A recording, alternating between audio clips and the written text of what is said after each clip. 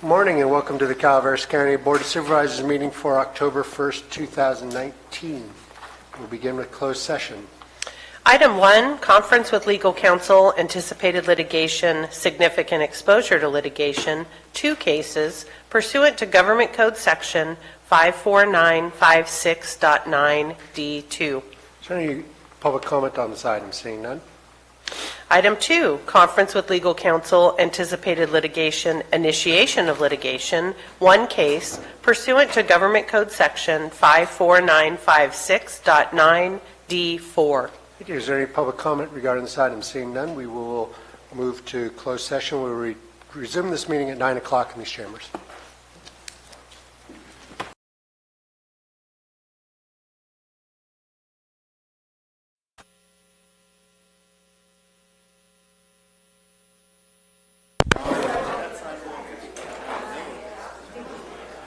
Good morning.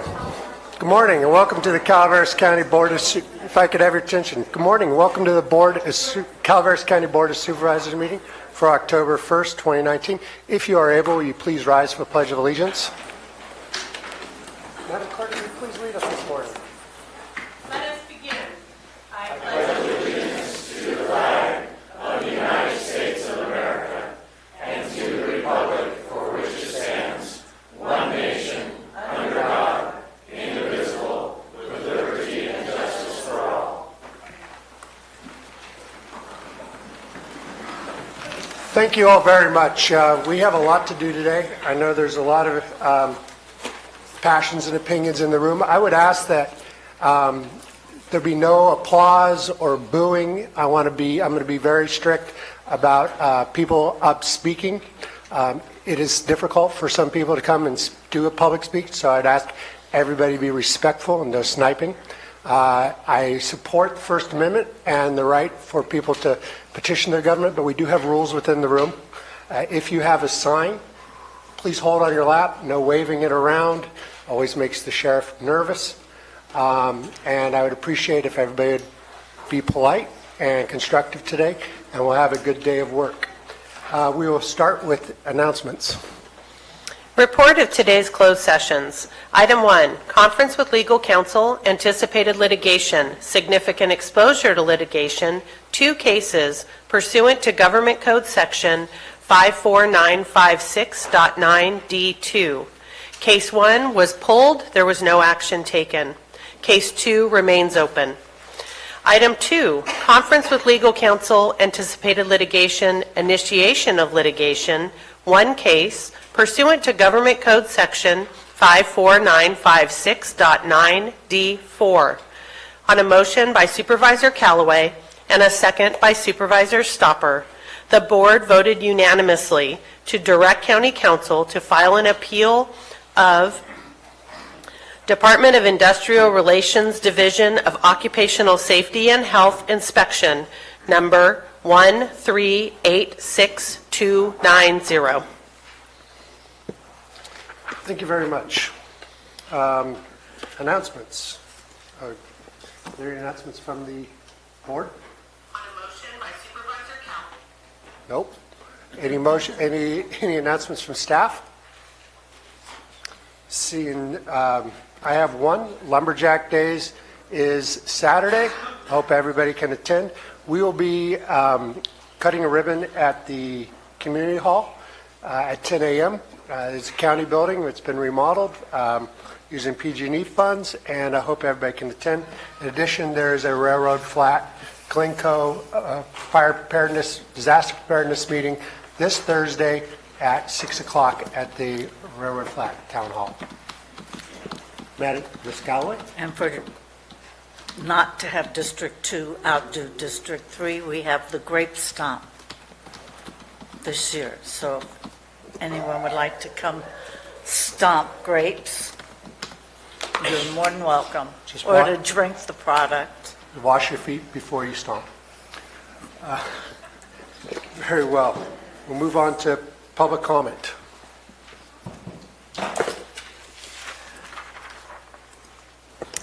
Public comment Any item of interest to the public that is within the subject matter jurisdiction of the board and is not posted on the consent or regular agendas may be addressed during the public comment period.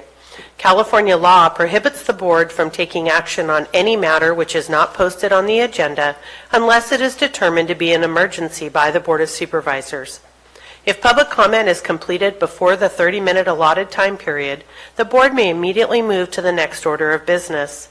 If public comment is not completed during the allotted time period, it will be continued as the last item of business in order to provide an opportunity for the remainder of comments to be heard. Thank you. Everybody allotted 3 minutes. This is for items not on the agenda. We pretty much cover any topic under cannabis in the agenda, so I don't expect there to be too many comments on cannabis to start. Any public comment?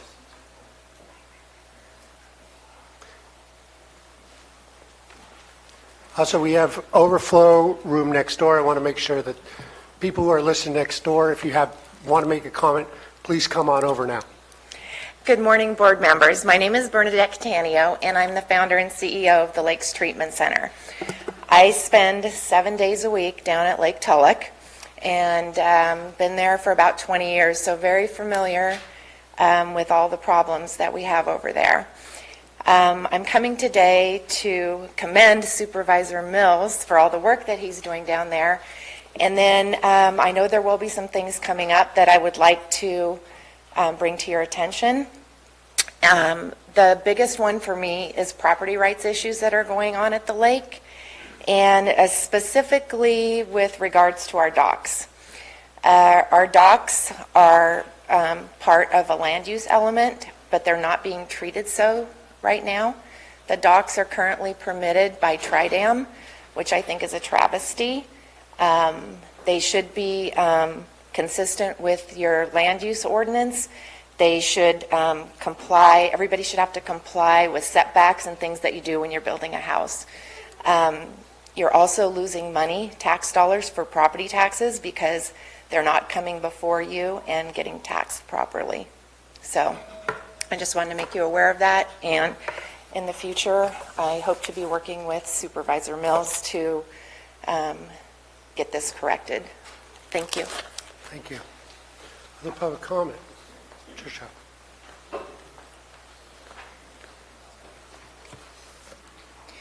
I guess you guys all saw the demonstration for forest health and forest trees.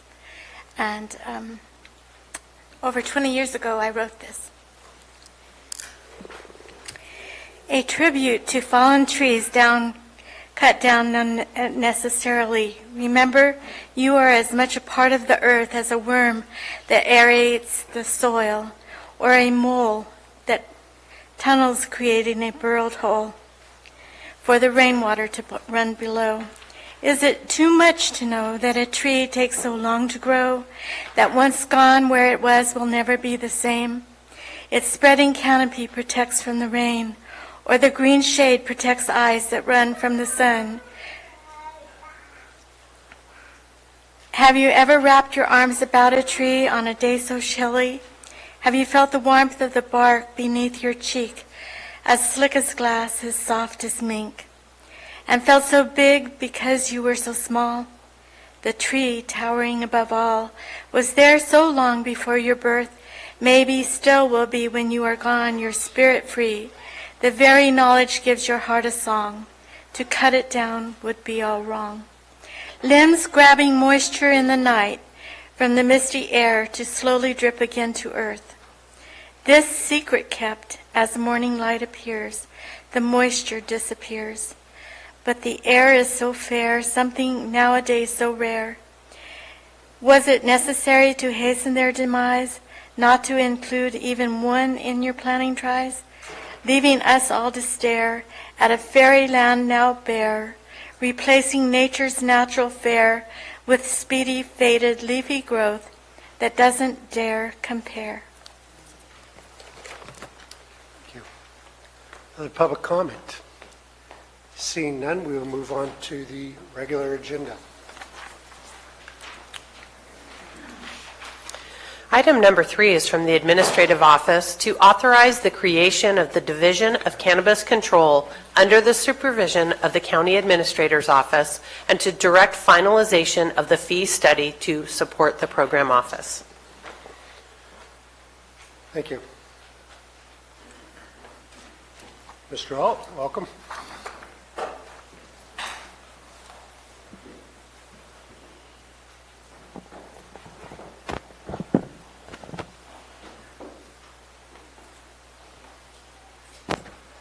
Good morning, Chair Garamendi, members of the board, and members of the public. My name is Al Alt. I am your County Administrative Officer, and today I have the opportunity to talk, at least in the first piece, about the notion of a Cannabis Regulation Program Office. Just quickly, I'll cover an introduction and how we got here today, how the recommendation for the Program Office was formed.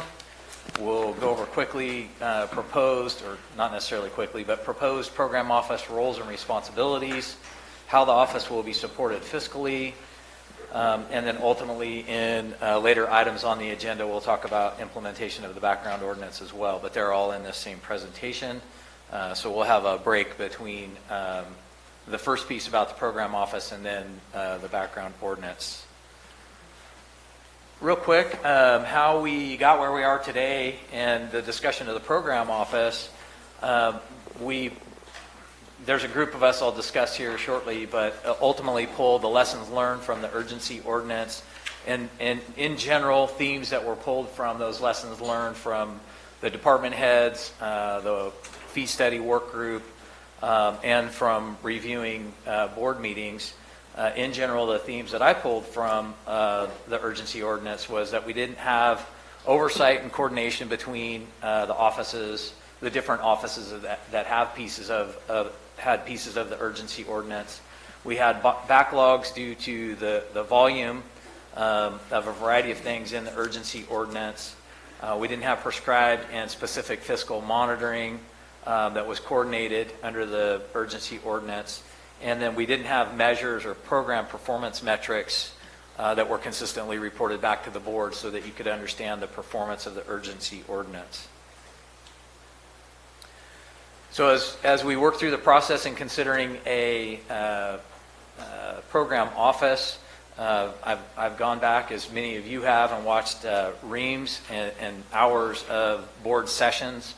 And in many of the discussions, a variety of board members have mentioned the need and the necessity of an oversight office, regardless of where the ordinance was.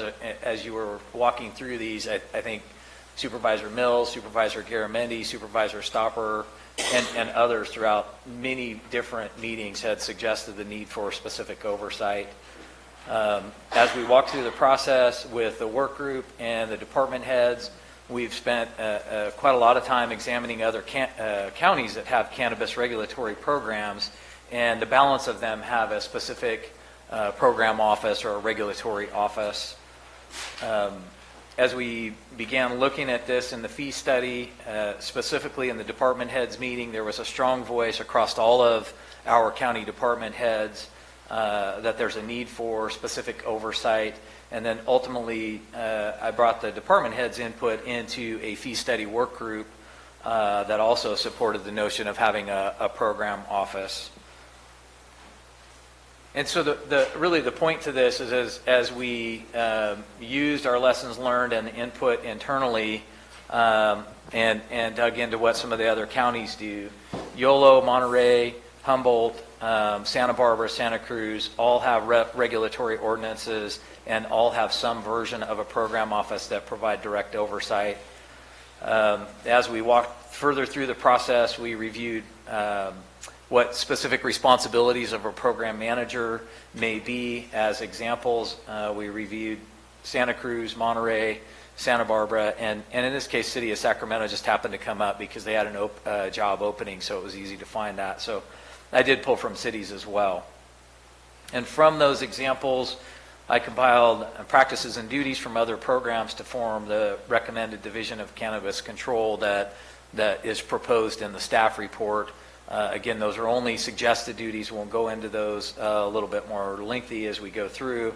But at the end of the day, the point I'm trying to make is that this isn't my concoction coming here after being in the county for 5 months and suggesting my singular recommendation, but this is lessons learned from discussion of the board, department head feedback, work group input, and practices that we see in other counties that have these types of regulatory ordinances. Some things that were important in the development of what's been referred in some of the documents as Division of Cannabis Control. Certainly there's no name decided at this point in time, but I'll try to stick with that, or program office, so we know what we're talking about. Key points that came out of examining other regulatory programs is the need for ensuring regulatory compliance and staying within what ultimately the board adopts, and ensuring that we have compliance programs around at least what's proposed in 17.95. Other counties, and what we've heard internally is strong fiscal oversight is a significant theme that we'll try to address. And I know some of these are repetitive, but I'm trying to build out the process of how we develop these themes. Effective and efficient process flow as we work through the UO.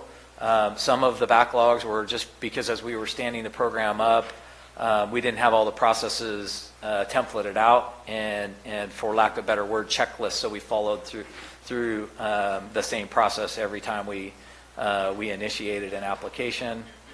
Certainly coordinating interdepartmental aspects is something that came up across all of the things, whether it's board discussion or other programs, as I talked to CAOs in other counties that have regulatory programs.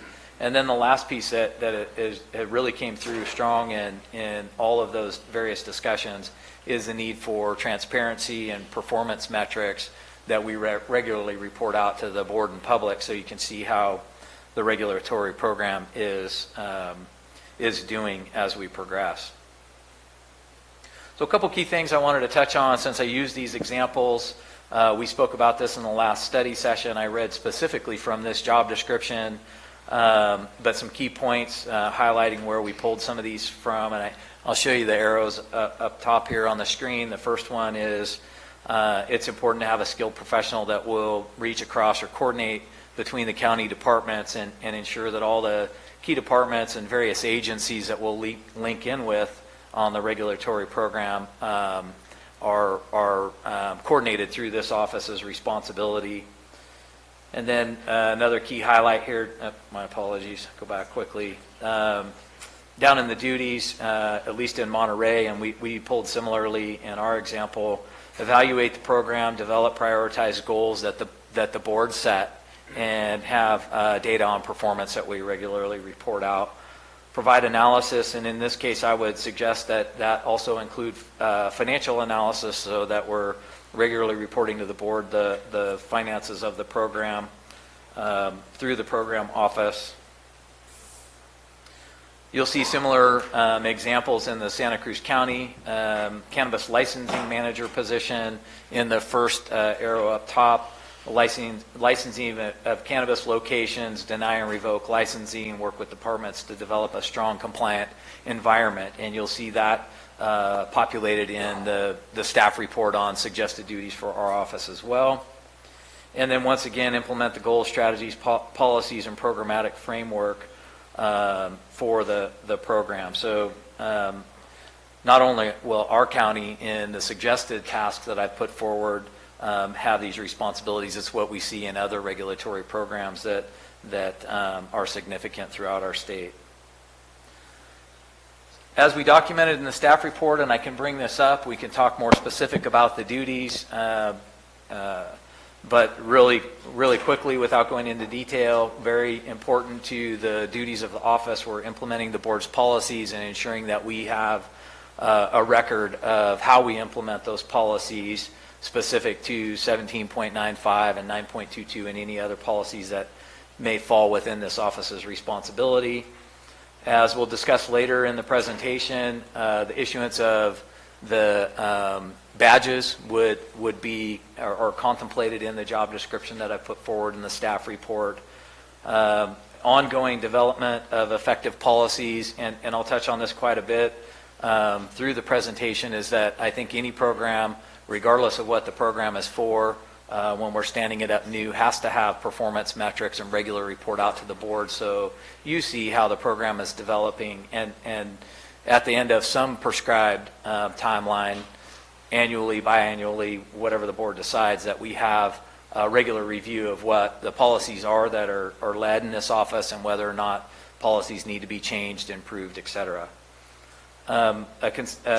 As contemplated in what I put forward in the staff report, we would also be responsible for the coordination of the taxation as well, and then regulation enforcement of the proposed ordinance. And then again, I come back to track progress and report to the board regularly on metrics for the program. And I'm going to pause there for a second and bring up the staff duties that are in the report, so I don't go through this too fast, and give the board an opportunity to, and the public for that matter, to have an opportunity to see each of these and discuss in detail any of the duties and functions that I have under those areas that I've listed. So I'll pause for a moment and give board opportunity to look at the staff report and the duties and see if there's any specific questions regarding the duties that would be under the office.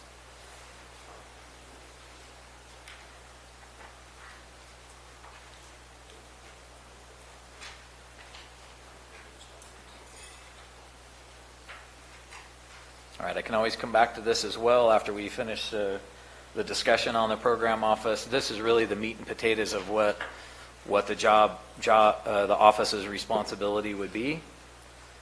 I touched on many of these points in the presentation to begin with. Some key points that I want to highlight is creating all the application forms and approval process, checklists, et cetera, so that we have a coordinated effort when permits come in. Coordination, a particular point of coordination for inspections that would be related to applications under 17.95. Coordination with the state to ensure that local authorization and the local authorization requirements are coordinated with the state's requirements. As was the case under the urgency ordinance, this office, the CAO's office, would continue to develop the appeal forms or processes and have conduct the organization of the appeal hearings through the Office of Administrative Hearings. We'll get into great detail on item number 2 here. I'll highlight on the board for the board, on the screen for the board. I don't want to dive too deep into 9.22 yet, but key responsibility as directed by the board in the last study session would be for this office to process the background checks and issue the badges. And I'll talk about that in more detail under 9.22.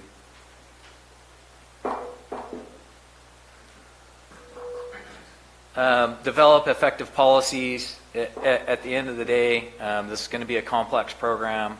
We all know that. That's why there's so much energy in the room and interest in the room about it, among other things. But this program office would ensure that our local regulatory program is reported to the board on what our particular goals are. I didn't set out any goals for the program. In the staff report, that's the prerogative of the board, but whatever the performance metrics that are set forth by the board, it would be this office's responsibility to bring those forward. And as we examine the effectiveness of the program, the office would be responsible for continued analysis of other jurisdictions and bringing best practices that we're seeing emerge throughout the state and other counties forward for consideration in our county.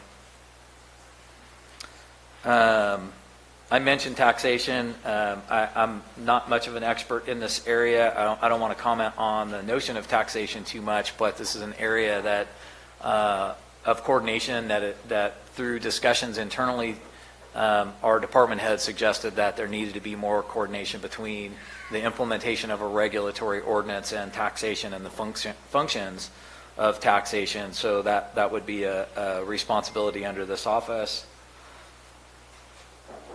And then think this is the last one, developing strategies for interdepartmental cooperation and enforcement and accountability of the regulatory ordinance. I'm sorry, there's one more that I touched on, and then the idea of some progress report and reporting on the metrics. Some examples here are the rate, the number of applications, the rate at which applications are processed, statistics, potentially statistics on abatement of legal commercial cannabis activities and fine collection relative to the ordinance. These are examples. Again, this is just a draft suggestion of what we pulled from other counties and what they do in their office. So those are certainly for debate. But what I tried to accomplish through the staff report is a pretty concise description of what this office would do, rather than come here and hash out each of the bullet points. I tried to provide a clear, concise picture of how this office may be implemented through the staff report. Sorry, I'll go back to the presentation. So as an example of tracking what the office would do, this is just a snapshot of a checklist, for lack of a better term, that would be tracking in the office of how the applicant travels through the process under 17.95, and how we ensure that the approval process, it matches that which the board has put into 17.95. This is just an example. It can be modified, but I wanted to try and give a flavor of the type of documentation and process flow that we would develop in the office. I wish I could take credit for having developed this. Ethan has put a lot of work in assisting with some of these types of concepts. This is a form that he started to develop in relation to 17.95, just to make sure that as we go into the application process, that we have a way of making sure all of our different components required under regulation are tracked for each application. And then an example quickly of fiscal oversight.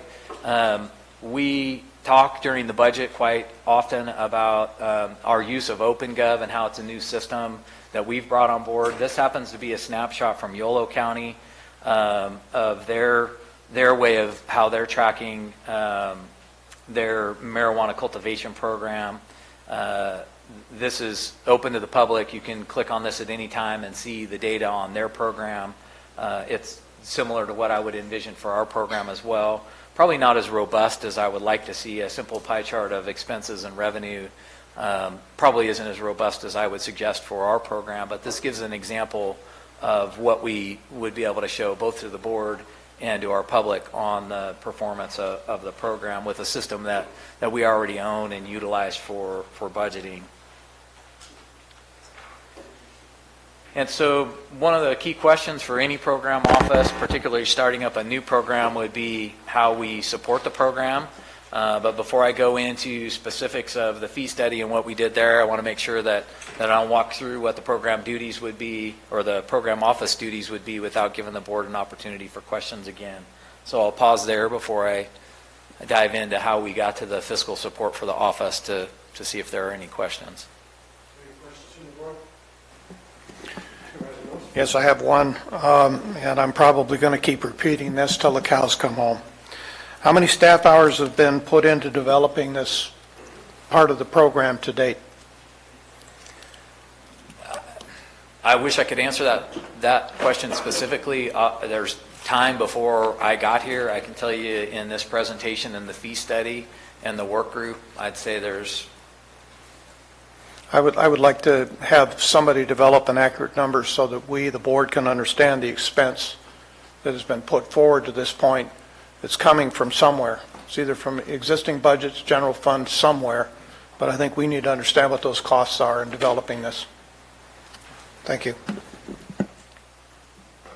Any questions specific to the program office duties?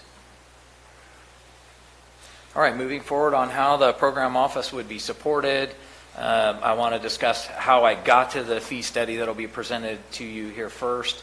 As the board is aware, and probably the public as well, under the urgency ordinance, or during that process, there was a fee study conducted by EPS That was completed in September of 2018.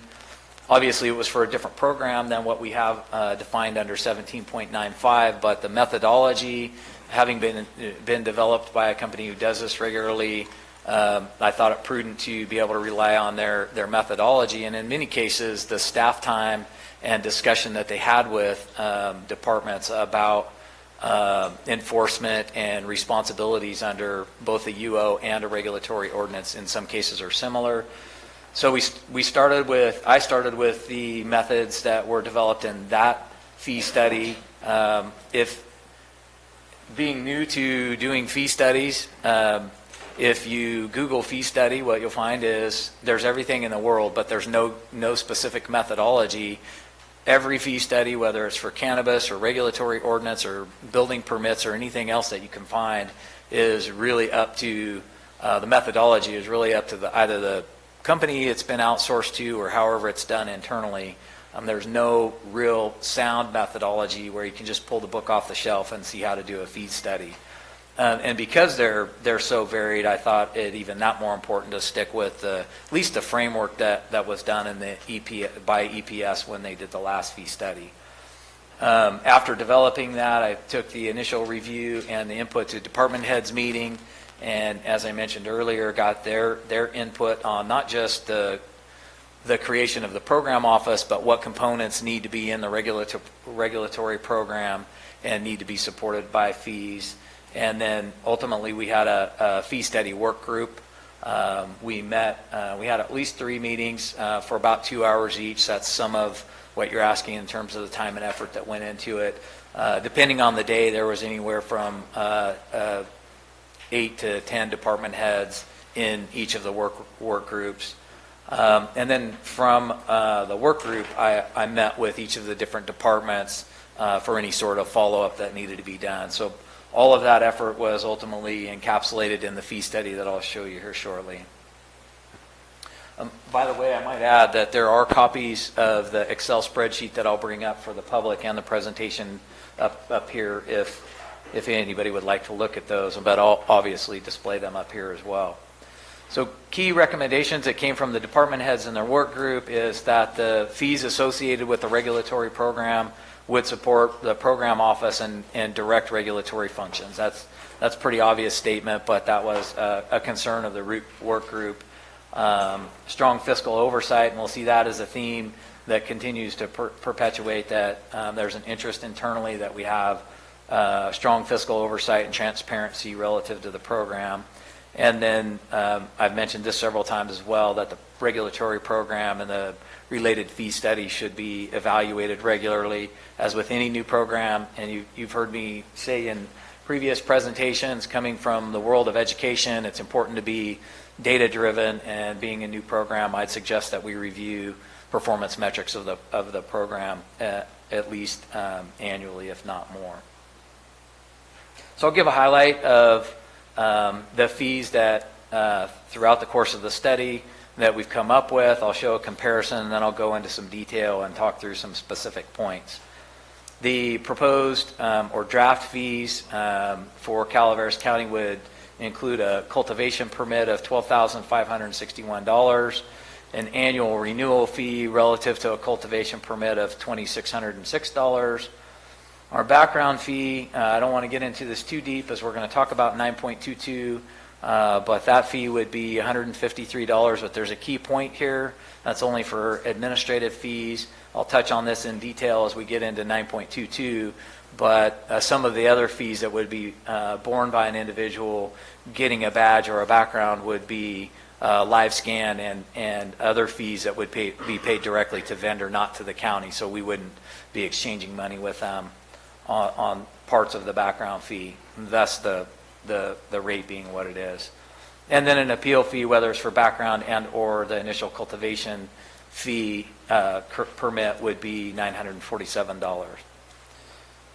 How this compares to some of the other counties I've already mentioned, I tried to, as best I could, theme out not only duties that would be in a program office, but responsibilities of programs that have regulatory ordinances, And much like the fee studies, I found that there really is no right way to do this. The fees are all over the board, depending on which county you look at.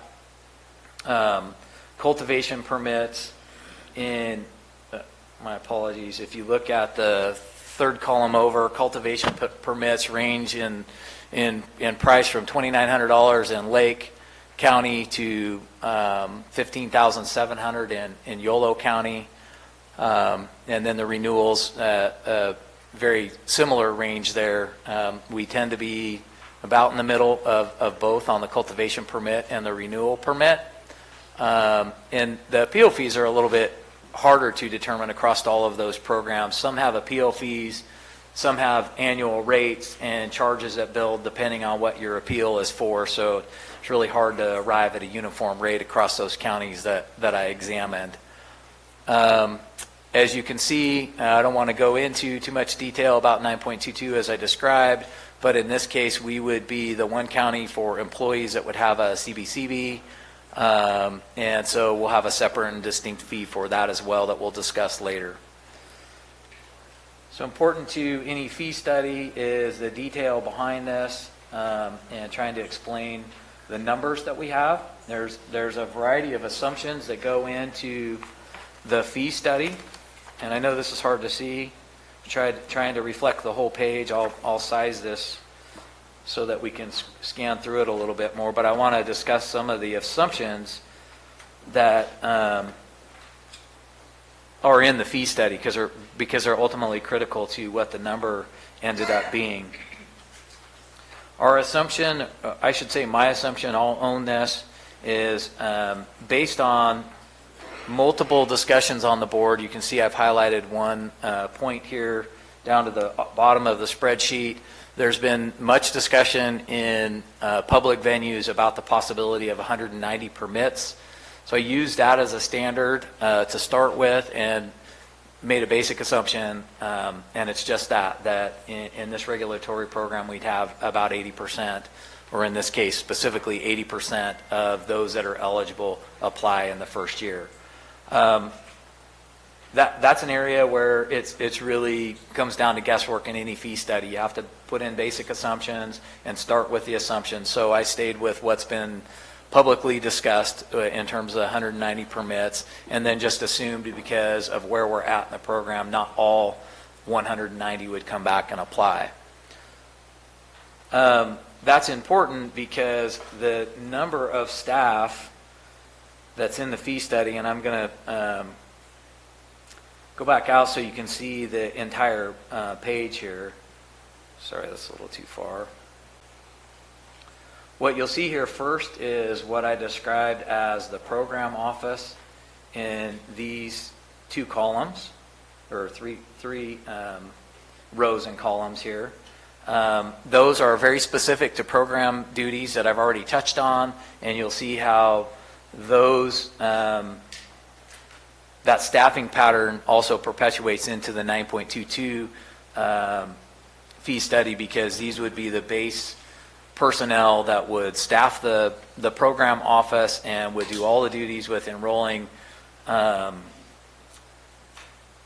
employers in the regulatory program, and then ultimately the employees and employers in the background program as well. The rest of the staffing is staffing that would be necessary for either enforcement and or permitting, and this is all based on not only the discussions that we had in the EPS fee study, but then in the work group and department head meetings to connect the staffing level necessary to 17.95 as it's currently proposed. So the EPS study worked from a FTE base, and so you'll see in here by sticking with the EPS methodology, we stayed based on FTE and how we would need to scale in based on the number of permits. So some of the other fee studies focus more on hourly effort that would go into a regulatory program or a permit. Others stick with the FTE based model. So I used FTE in this fee study, and then you'll see how I transition it in the background study to focus particularly on an hourly rate, so we can show you an hourly rate for the background badges. So in this case, it's the FTE multiplied by the salary of the position, which also then includes the a general cost for the health benefits and mandatory fringe, A87 overhead charge, and then a total cost for that particular position. And then ultimately the net cost is the total cost of the position multiplied by the FTE necessary to perform the regulatory program as I presented it. And so that methodology goes throughout all of these positions that you can see listed here, and then ultimately are rolled up into the total annual FTE cost of this, what our work represents, the staff necessary to have the regulatory program under 17.95. That's the personnel costs. You'll see there's also a line here for non-staff expenses. And so unfortunately all of that wouldn't fit on one page, so we also have non-staff expenses. These are examples of what would be necessary for, in the case of the new program office, as an example, this is an office and employees that don't exist today, so desk, chair, phone is what I refer to the care and feeding of an employee. These are the kinds of things that they need to be able to do their job if we start an office. And moving through the rest of the non-staff charges, everything from capital equipment, particularly computers, cameras, mailings, radios, and things of that nature that comprise physical equipment that are needed for the program as we start it up. And then ultimately those two, the cost for non-staff expenses here, compiled, then gets included with all of the staff expenses on this page for a total amount of $1.9 million divided by the number of permits possible, and that's how we arrive at the total cost of a permit under 17.95. At the end of the day, with the duties that have been outlined in the staff report, developing a regulatory or an enforcement, permitting, and administration program under 17.95, department heads, the work group, and ultimately some of what other counties do influence the fee study, but this is our opinion on what it would take to have a regulatory program supported by fees directly related to 17.95. I won't go into 9.22. I keep saying that, but you'll see in a couple places where staffing is divided between 9.22 and other portions of the office. So where you see some FTE in the program administration, I ended up splitting them up between their duties of in the office and the regulatory program, and then ultimately split up across their duties in 9.22 and issuing the badges as well. I don't want to leave this in case there's questions on this, but that's the balance of what I have to speak to specific to the fee study. This is an Excel spreadsheet. It can be manipulated at the end of the day based on board direction and what we need to do to change to meet.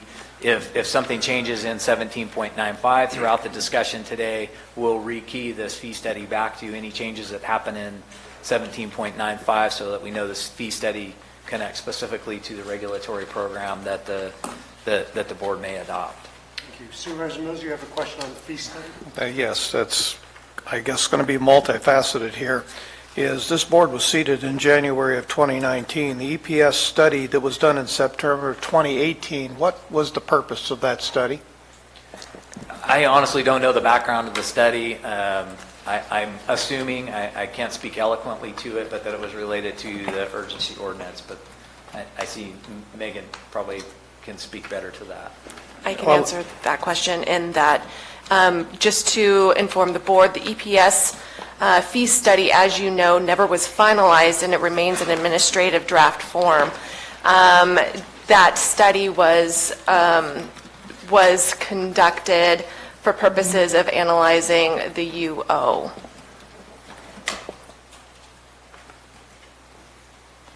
Thank you. And just for a point relative to the EPS study, I didn't pull the data directly from it. I just relied on, since we had that administrative draft, I relied on the methodology of that study to stay somewhat consistent and use as much work that had already been done and invested in that for what I did here. And there was a lot of fuss that was going on during that time regarding Prop 26. Hopefully, we've resolved that issue in this fee study, and we don't have to revisit that issue. This study has been designed specifically to only that which would be relative to the regulatory program. Thank you. Quite frankly, I should say that as we started this process, it was much broader than it is now, and we spent most of our time taking the recommendations from department heads and the work groups and winnowing it down to what is specific to the regulatory ordinance and what might be outside the ordinance. And just using as an example, we know that grading permits could be something that is a necessary function of a cultivator interested in having a permit under 17.95. There's already an existing fee structure for grading permits. There's already an existing fee structure for accessory buildings, et cetera. So anything that's not very specific to 17.95 is not included in this fee study and would be contained outside of the regulatory program in fees that already exist in other departments. I'm estimating your total FTEs that you are projecting here is what? I mean, I'm adding it up in my head. I just want to have it on record as to how many, what your staffing number is There's proposed. 20 FTE, 20.7 FTE. 20.7? Yes. Go ahead. And of the I probably should have- 20.7, how many are new employees? I didn't make a distinction whether they're new or not. This is the staffing related to 17.95, whether they come from an existing position or not. This is just the staffing pattern relative to it. How it actually gets staffed, I didn't include in the fee study. So at the end of the day, even if it's an existing position and it's pulled from general fund or another program, the FTE responsible for the administration of 17.95 would be charged back to the program. I have one other question, and that regards A87. So how would Circular A87 apply, as that is federal, and how are we going to be able to support that claim to the federal government? Well, my answer to that question is almost every other fee study I saw included that, including our EPS study, the Yolo County study, the Monterey study. So it's a very specific component that's in many other fee studies. And so I'd have to investigate further your question specifically, but I do know it's reflected very commonly in other fee studies, regardless of whether it's a cannabis program or other program. It's a delayed payment, I understand that, but it also could be a delayed payment that might be rejected at some point in the future, or be asked for it to be returned in the future because of the way the federal government is processing. So I'm just a little bit cautious about wanting to include an A87 cost in here, knowing full well what the federal government thinks of the whole idea. If there's concern and we don't have an appropriate answer for that with some legal scaffolding, it's a column that can be deleted easily. This is a draft study, and there's not only any particular position can be modified. It's all formulaic, so we can make changes to this based on the board's direction. It's a draft at this point. Thank you, Chair. Yeah. I need to know how many new employees we're creating, how many positions we are creating in this department, not only on this page, the front page, but as you go back to your renewal staff or your CBCB cost staffing. How many actually are we increasing our numbers by? Not what existing employees we already have on the payroll in the general fund, but what positions that we're adding are going to be new. I need to know that information. If you see the highlighted portion, those are new positions relative to the program office. Those are very specifically new positions relative to the program office. There are other positions, as an example. So, okay, so the CAO is a new staff position? You have it highlighted at the top? That's a portion of my time for oversight of the office. Okay, so that's not a new employee, though. You're already here, you're already on the payroll. So the other three, a CAO manager, a CAO department analysis, and a CAO admin assistant too, those are all new positions? Yes.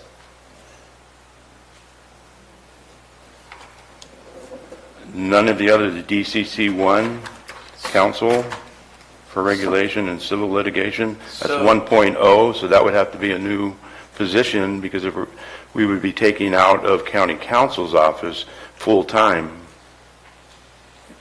That So- remains to be seen yet. There's some examples in here, and if you could give me a moment to answer the question, I'll give you some specific examples. Okay. Council, as an example, this may or may not be an existing position. Regardless of whether it is, if it's specific to the regulatory program, whether it's a person who lives here today or not, they would be charged back to 17.95, at least in this fee study. There's some, and code's a good example in this case as well. So we may have an attorney that's in that position now, but if they come over and they're in the regulatory program or doing work in the regulatory program, it gets charged back to the program. Trying to find in the case of the sheriff's office where they may be involved, these may or may not be existing positions. A deputy sheriff, if we need 0.5 for permitting and going out and doing site inspections, that may be an FTE that they need new or can assign out of their existing, but it still would be charged back to the program.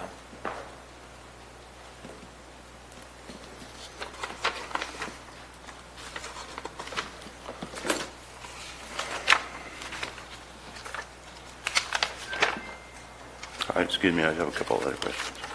And so one more question you asked, as this flows through from the program office to the other fee studies, like the background fee, for example, these FTE also do those things in terms of, as mentioned in the staff report for the duties of the office, they'd have responsibility for the appeals and for 9.22 and processing the backgrounds.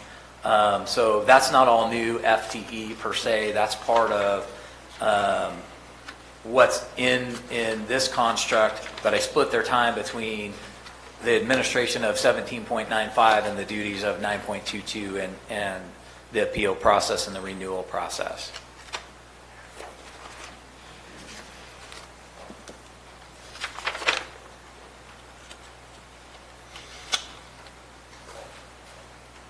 On your fiscal oversight and transparency slide, the one with the pie chart,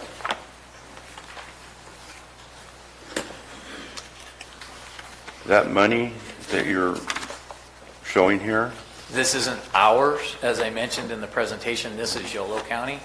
This is a Yolo snapshot County. from This is Yolo not ours. County's transparency portal on all of their budget, but they specifically, as do some other regulatory programs, have a page for, in their case, they call it marijuana cultivation, a regulatory program.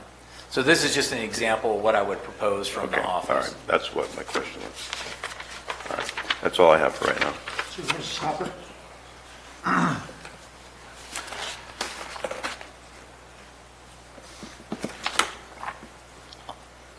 You know, everything's been addressed that I had questions for, so I'm, right now, I'm good with it mostly because of the financial analysis and tracking.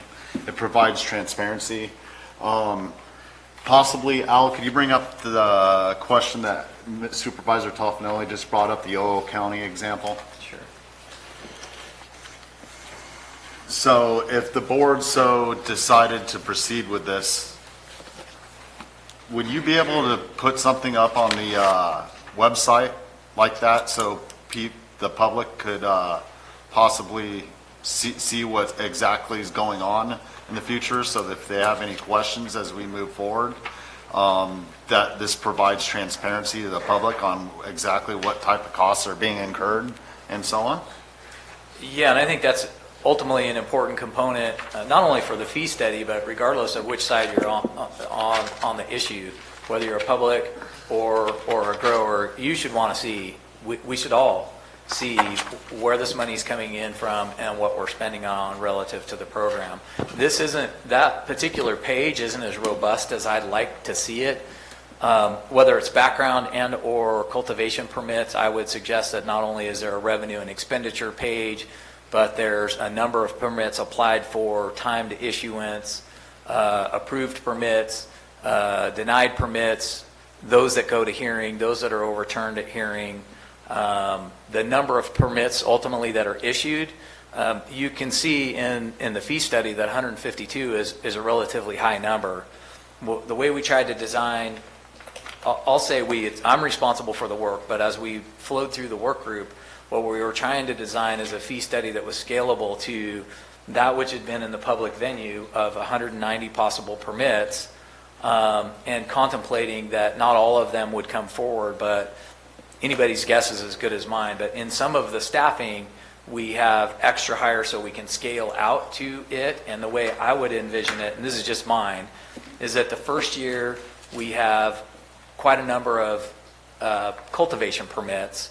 We certainly aren't going to have any renewals in year one, so it's primarily going to be the first issuance of the permit, and then in year two we phase more into renewals and a few, that 20% of the balance of the 190 start flowing through in year 2 and 3. So the program office would, at least in my thinking, would scale up for the program and scale down as we get the permits and the renewals and those things flowed through. And that can all be tracked on OpenGov like Yolo County is doing. So an issue we had with the urgency ordinance when we did quite a few new hires was it lasted more than a year. At the point of those hires being more than a year, once we closed the program, we had to find a new place for them. And in this structure, you're providing for a scale up initially and then a scale down for in the future as the work regresses, because the total have been through the application process. On renewal process, the work is not incurred as much. So what you're doing in this model, you're saying, is you're planning for the future, and some of these new hires, because I also would like to know how many supposedly would be new hires if this project goes forward. At the same time, those may be temps brought in and won't necessarily have, they won't be continual jobs in their entirety. I highlighted a couple of positions here on the fee study where you can see, for example, planner and office technicians. Wherever I coded them against EH, that's an extra hire position. And our notion was we need a base amount of staff that is not extra hire to run the program, to have a program office and to manage the regulatory program. But because of the initial program startup, we would scale up with extra hires and scale back down to staffing. These aren't all permanent positions. The unfortunate piece of that is extra hires, would move in and potentially move out of the county unless there was other employment. We recognize that's not ideal, but that's not dissimilar to what we do with any other extra hire positions and cyclical work that ramps up. Understood. Thank you. Yeah, it just led to another question is, so have you taken the time to review the comparables with other counties in terms of the staffing levels they had in relation to the number of permits that they're working with? Yeah, I mentioned that the fee studies aren't that easy to get, but I have YOLOs and I have Monterey's, and obviously the staffing level is what drives the price of their permit. But I do have them, and in many cases, we're in line with what they're doing and the types of positions that we have in. What can be different, for example, in this case where some of the staffing flows through into the background ordinance as well, we're the only county that's doing, at least proposing doing the backgrounds for employees. So that affects some of our staffing pattern in this. But by and large, we're well in phase with what YOLO is doing and what Monterey County is doing, and I actually have City of Sacramento's as well. Their program's a little bit different than ours, but this is not dissimilar to what I see in the other counties and their fee studies. Yeah, and they're different in their challenges because what you're mentioning with Sacramento's indoor. So Right, it's a different situation. Monterey or Santa Barbara County is different in that they have different permits depending on where you're going to grow, whether you're in a coastal area or not. So there's no one way to do this. I tried to be as artful as possible in using efforts to triangulate from different fee studies and different programs, but it's just not as consistent. Frankly, we would find that in just about any department if we looked at how planning and building is done, whether it's a consolidated office. In some counties, as you know, it is, and others it's not. And so at the end of the day, it's really organic to the county on how they decide to do things. I just did a quick calculation, seven customers per employee. That's the number. When we talk about the background permit, the background influences that because of the number of permits. So what we're trying to do is balance the work between the two departments. But if you look at the stand-up of the office, developing the forms, interacting with people who come to the counters, in this case would be cultivators, working with them on the regulatory programs and making sure that they're consistent with the regulations, coordinating between the different departments. If, for example, a grower who's working through the permit process needs to go to building, coordinating that effort with what building has to do so that the program office is taking the brunt of that work and it's supported by the fees, as opposed to creating an increased demand on the other departments in planning and building and whatnot. Thank you, Chair. Thank you. Supervisor Toffenelli? Yeah, I'm just going back to this slide. Do you know how many permits that entails? I don't recall. I could find out, but I don't recall. Okay. All right, thank you. Thank you. Mr. Earl, would you like to continue, or does 922 come up? 9.22 is actually after 17.95, so for the most part, I'm Just looking at your deck. It's, if you want to take them out of order, we can certainly do that, but actually Why don't we stay in order? 17.95 is. Thank you. If there's no, so does that conclude that presentation? We're going to move to public comment. Now, there are a lot of new faces in this room, so a lot of you haven't been in a meeting that I've chaired. If you are supportive of something, you can do this happy hands thing, I guess, is go ahead and express your support. If you don't like it, thumbs down. But what I will not tolerate is shouting, cheering, or otherwise. I want to be respectful of everybody's First Amendment right to petition your government, but I want to make also clear to everybody that it's very difficult for people oftentimes to come up to public and give a presentation, especially around emotionally charged issues like this. So I will ask, in fact, I will insist that there's no sniping from the audience. If there's any disruptions, I will take a break in this meeting, and if it continues, I will clear the room. We are going to have a positive conversation, a lot of emotions, but I want it to be done respectfully, and I want everybody to have the opportunity to share their thoughts, and we're going to try to do this in a respectful way that makes Calaveras proud. Everybody agree? And the clerk has asked me to take a 10-minute break before I start this process, but I want to make sure that everybody agrees. We're going to try to do this in a respectful manner. All right, we're going to start in 10 minutes. Thank you.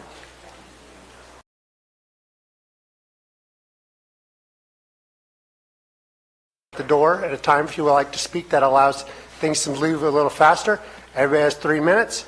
This is specifically public comment regarding the authorization and the creation of the Division of Cannabis Control and the direction of the fee study to support said office. Sir, lead us off. Okay. And you will have for those of you who haven't been here before, there'll be a yellow light at 30 seconds, and then I'll cut you off when you get the red light at 3 minutes. Thank you, sir. I just wanted to ask the board if you've really looked at the numbers. I heard at one time that cannabis was a $3 billion industry in Northern California. 2 6-foot plants will get you $12,000. That's cheap. I think if you're really wanting to raise money, you better look at those numbers. I would think it would be important. Now, I, as an accountant, when I would not be wanting to go out into the field. These guys are not watermelon growers. And you know, they had shotguns in those days. You need policemen, somebody out there to really enforce the law, not guys in ties. It won't work. The other thing is you're going to need choppers. You're going to need equipment. And if you don't get enough money to do that, you're going to be dipping into our tax funds. And I don't think that's fair at all, because we were ostensibly told this thing was about raising money for the county, and there'd be plenty of money to take care of all the operations of cleanup, enforcement, all these things. And this is pittance compared to what people make on that stuff. I'm a little nervous now because I don't do this very often. This is like the first time I've done it. But it's important that we don't get stuck with a bill. These folks have got pictures of where, after this last fiasco, where they supposedly cleaned up all the material, and it's still out there. Where are you going to put it? That stuff is poisonous. It's a big problem, and I don't think that everybody's looked at it that way. This small amount of money is not going to cover it. You're going to need some more equipment. You're going to need choppers. This man's got to have enough people with him to enforce the law, and if he's not going to do it, who is? I've been up in Humboldt County. I've heard a manager of a Denny's come and sit down with his family behind me and say, I'm afraid to go out in the country anymore. And they were saying the same thing. These folks didn't go out into the trees anymore. They were afraid he wouldn't come back. And that's part of the problem you still have here now. They got illegal growers up there, and people don't go up in that part of the county, the east side of the county, because they're afraid they might get shot. And I think with reason. It's a big headache, and you better get ready for it, because you ain't going to get out of this small amount of money that you're asking, you're not going to get what you need. That's all I got to say. Thank you. Speaker?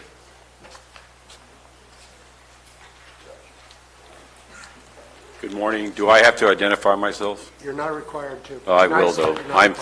My name is Steve DeFew. I'm from Angels Camp. I would like to ask you, Mr. Garamendi, to define this gentleman's name and his position, please. It's Mr. Al Alt, the county CAO. Okay. Well, a word that was used a lot today was transparency, and I found a lack of transparency in a lot of your answers and your proposals. I want to compliment Mr. Tofinelli to asking you how many new staff people would be hired. And you correct me if I'm wrong, but I think you answered them by saying 3. Is that correct? Sir, generally, Madam Clerk, can you pause? Address your comments to the board, and then if there's a rebuttal, it'll be at the end. Well, but thank you. You could start. Mr. Tofinelli, can I address Mr. Tofinelli? You may address, but there's not a back and forth in public comment. Okay, so in other words, I can't get an answer to that? I said there's not a back and forth. You could certainly, if the board would like to address your comments at the end of public Mr. comment. Tofinelli, did you understand the answer to your question was that there was going to be 3 new staff positions, and that was all?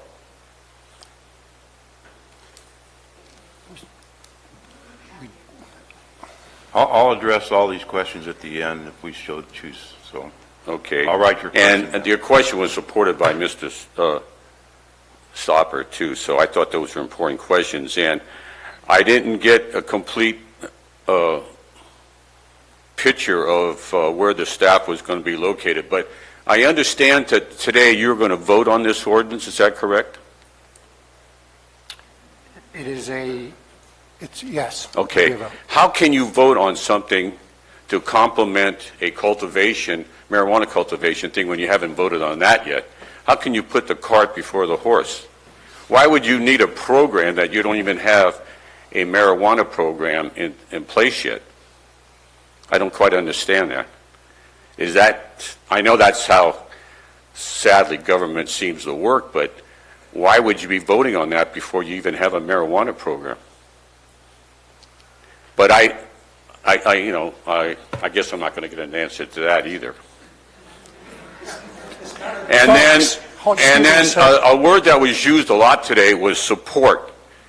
The word support, fees we're going to support the physical part. There's two definitions of support: complete support or partial support.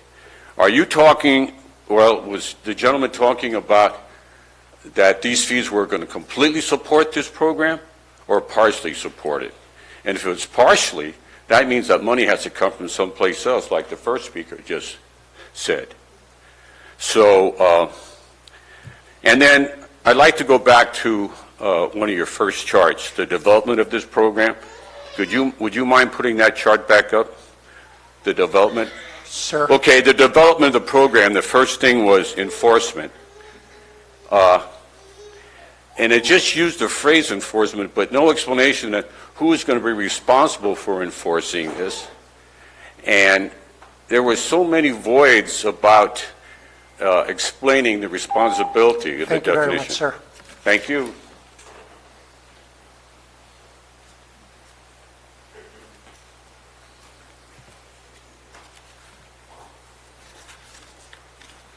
My name is Carl Eschen. I'm resident of San Andreas, have been since in this county since 1975. But going back much before that,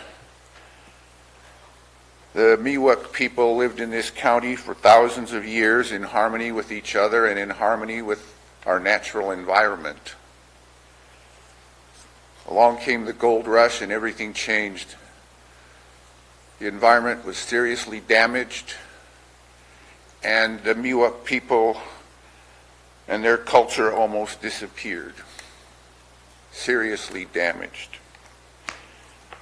Not too many people seem to care. After that, people lived here working hard as ranchers, loggers, farmers. We had a stable and desirable place to live and work. When the gold rush happened, a lot of greedy, even desperate people came here, and most of them left.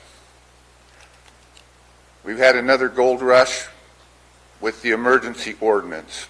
A lot of people came here, greedy and desperate, and most of them left. But they left a huge mess, just as the gold rush left a huge damaging mess. Today, we're considering 3 ordinances to implement a new and much huger disaster than the gold rush and a huger disaster than the emergency ordinance.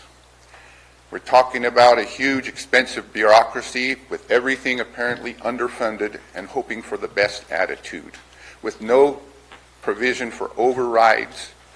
The 2 gentlemen who spoke before me were eloquent on the financial disaster that this represents, just from an administrative point of view. If this was to prevent the horrible thing like the fire that we had, and we're talking about creating a huge fire department or something to address that, something that happened, that's a known need, I could see hiring 22 people and spending millions of dollars. But we're talking about welcoming disaster, something that the people don't want. I cannot understand how there's even a single member of the Board of Supervisors that supports this project. Thank you. Thank you. Speaker?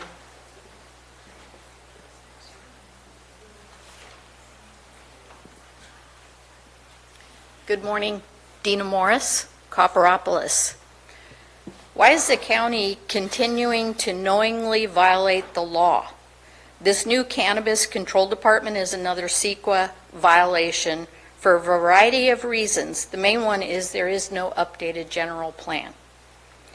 No new industry can be introduced into a city or county unless a general plan is voted upon, adopted, and enacted. Our current general plan was developed in 1996 and is very much outdated. Eliminating our law enforcement involvement and handing it off to this new department will not keep the public safe. They are not law enforcement officials, they are administrative staff.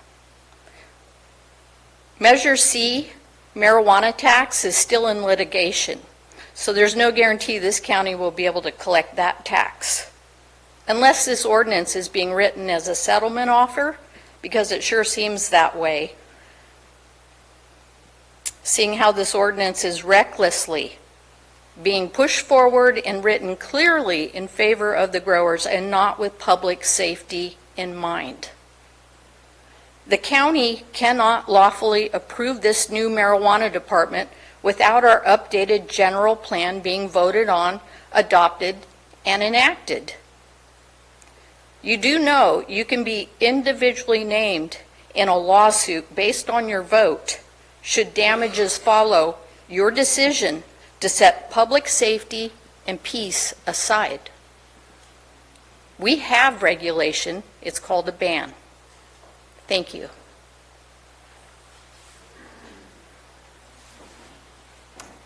Next speaker, please.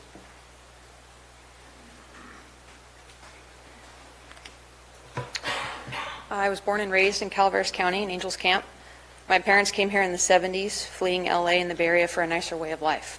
I graduated from Bret Harte in 2000. I went to college and grad school in Southern California. Met my husband and we saved like crazy for a down payment on a house with a little bit of land. That was our dream. After 10 long years in LA, we found a way to bring our 2 jobs up here.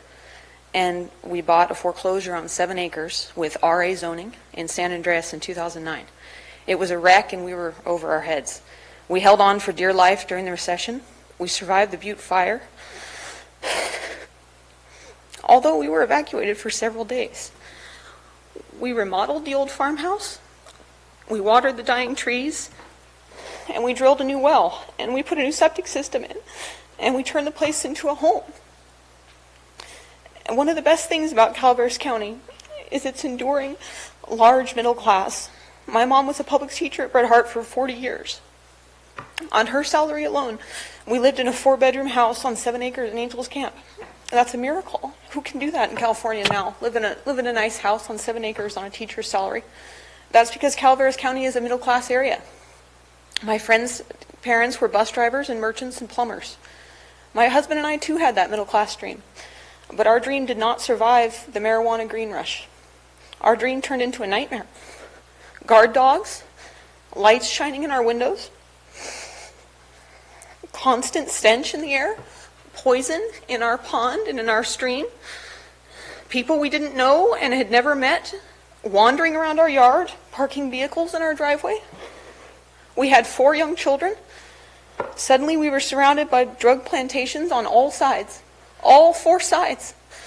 In RA zoning on a tiny little plot in the middle of town. This is not up in the mountains. It was the middle of town, 2 minutes from here on Highway 49. We had to get away from it. So we sold our home and we moved to Angels Camp. Angels Camp is much more expensive than San Andreas and really anywhere else in the county. And there's a reason that all the young families want to be there, because they can't have young children around this. It's clear that this green rush was great for government workers. It was great for tax collection and fee collection. And my mom was a public school teacher. I don't have anything against public workers, but let's call a spade a spade. The marijuana industry ensures that Calaveras County will be spending large amounts of money, public funds, on government and law enforcement workers to handle all of it. A brand new department to handle all of it. It's job security for government workers, and maybe even for politicians. And I don't blame them for supporting it. That's their interest. But let's not talk about it like it isn't against the interest of other people who live in this county. It isn't great for our way of life. Thank you very much, ma'am.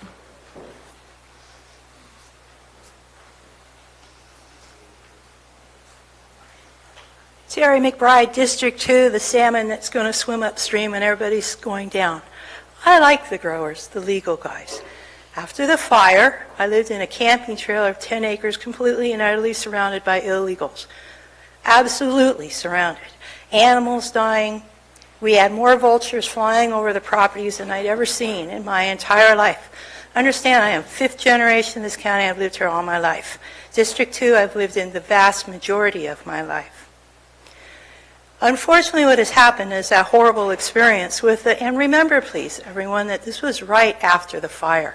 This county was in chaos. Oh my God, what we went through.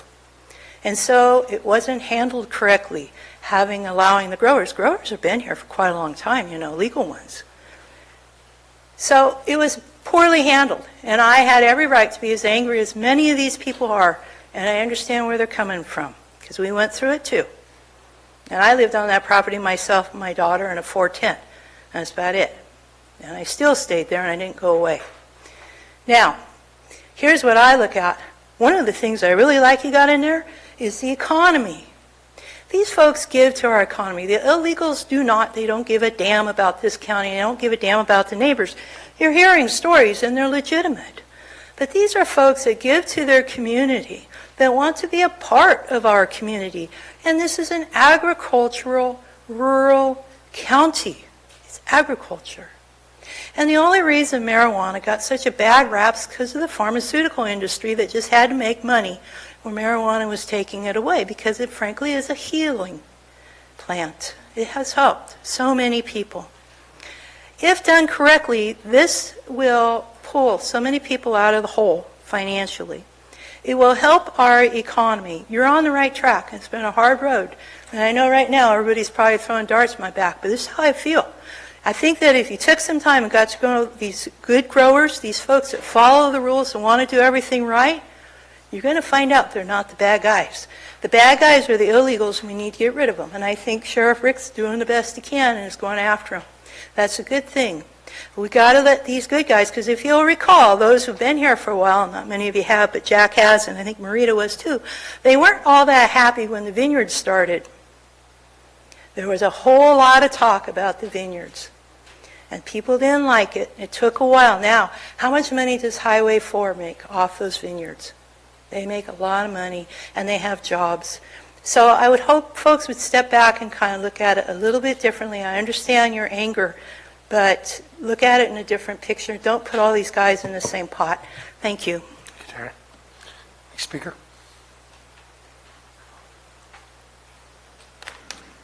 Good morning, ladies and gentlemen. My name's Dick Tanner, and I'm from Murphy's. I'm a fourth generation. My daughter's fifth, and my granddaughter's sixth. We've lived here and raised our families all our lives. It's a great place to make a living, to make a family. Great place to raise kids, but it's been traditionally a tough place to make a living. So in that regard, we've our county's avoided a lot of big box stores and big industry to maintain our small atmosphere and our clean, safe country lifestyle. Commercial marijuana has changed our environment dramatically. We have gangs shooting and trash and garbage strewn throughout our counties. If you've gone on any of the remote back roads, it's mind-boggling to see all the deserted habitation and garbage strewn everywhere. It's just a mess. I really can't see how our county could look at those sorts of things and embrace this commercial marijuana issue. We have pollution in our streams, rivers, and groundwater. You know, dangerous chemicals. Every time a place is deserted, everything's left there, and there's chemicals and over-fertilization residue that still remains. Some people think our county stands to profit dramatically from these marijuana taxes, but it's been proven in Colorado that it leaves. We never recoup what we think we're going to. Same way with the level of government. Have you ever seen a layer of government gets smaller. Our sheriff has already said that we don't have the infrastructure and we aren't going to be able to afford to enforce the laws that will come with all this new layer of agriculture in our county. Do we want to compromise our great lifestyle that we have here now? And in closing, I find it totally irresponsible from this board to ignore the general voting population that has already voted against commercial cultivation. Thank you. Al?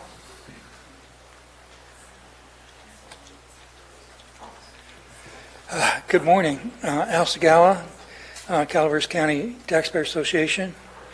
When the urgency ordinance, prior to its being adopted, our group invited the best experts we could get on both sides. On the cannabis side, we had Barton Steveno address our board directors, and then also Dr. Smith. And we were able to get a pretty good grip as to what the nature of the new ordinance ought to be. And so I'd like to share that, which might be helpful. The first thing, I'd like to say that we got a great CAO. He's sharp, and no matter what is being done, it'll be done pretty efficiently. The most important thing in considering regulating the industry is to get feedback from that industry. Whoever thought of that? Actually come up with ideas and then share it with leaders in that industry and find out if that'll work or not work and what the objections could be and what things could work. That makes sense. I don't think that's being done. The only purpose for any kind of regulation is public safety. In any free society, including America, the purpose of regulation is never to control people, regardless if you control them by race or color, creed, or anything else. In a free society, the only purpose of regulation is public safety. And so there does seem to be a need for regulation, particularly in this industry. We have a history in this industry of a black market. That's an unregulated black market. And those people are sloppy. They don't care about anything, really, except for making money. And then if they are in danger, they just flee and leave a mess. That's the nature of the black market. If you want black market, ban. If you want black market, over-regulate. It'll be the same thing as a ban. You'll have your black market. You'll have your mess. Because your sheriff is going to be busy. And the bottom line is we won't have a safer community. You'll hurt the industry. It will survive. But another thing is tax on income, not volume. It's important. Thank you. Thank you. Speaker?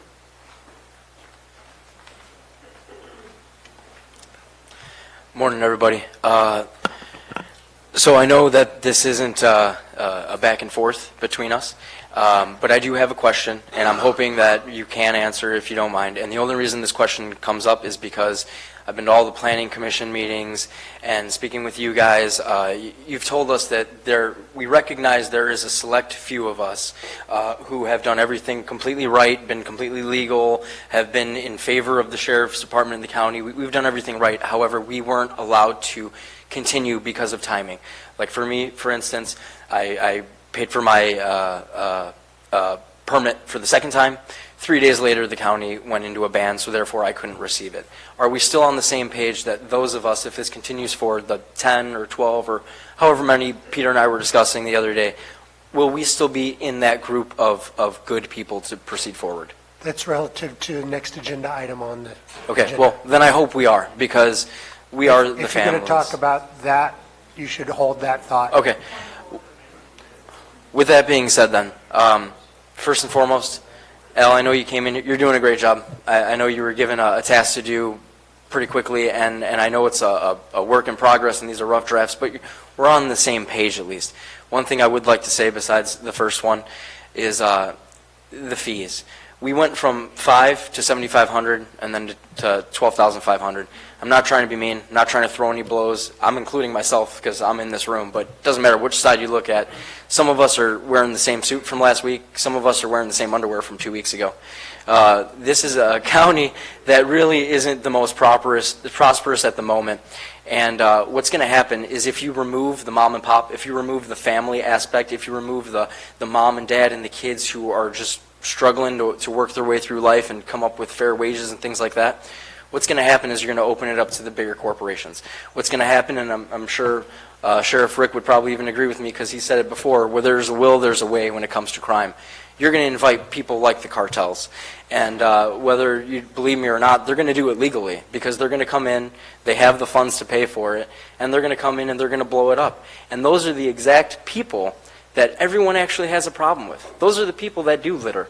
Those are the people that don't care about you guys. Those are the people that move on the minute they don't hear what they want to hear. We are the people that have stayed. We are the people that have continued to pay. We are the people that continue to invest into this county. And we are the people that do not have God's money behind us. We don't have plantations of this, that, and the other and say, you know what, screw it, go ahead, here's an extra $50K. We don't have that. We're families. If you want the right people in, all I'm saying is as we go forward, keep that in mind. I don't understand the stigma where you grow a little bit of cannabis, all of a sudden you're a billionaire. That's not the case. Don't invite the wrong people in when you have the right people willing to pay already here. Thank you.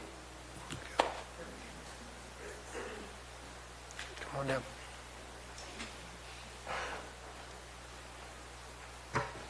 Judy Robertson, Murphy's.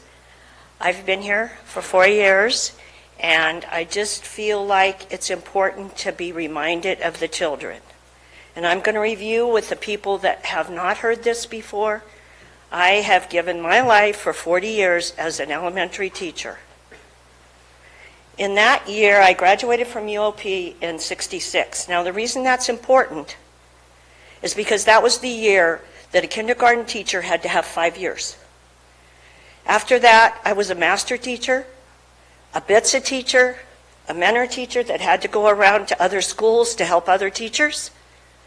All this effort in our lives of the responsible people have been for the children.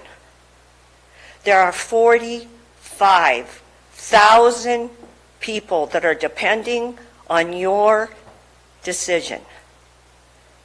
I am again here for those that cannot speak up for their future. Their future. What I see here for the last 4 years is swatting at little gnats and swallowing gigantic camels. When this has all been said and done, what will your is that the bell? Oh, what will your life represent? What was your motive? Greed? Power? Being famous? What was your motive? Or being responsible and caring about others and truly representing us as a democracy?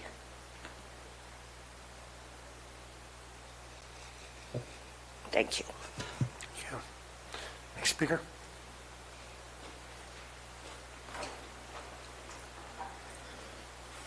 Hello, Board.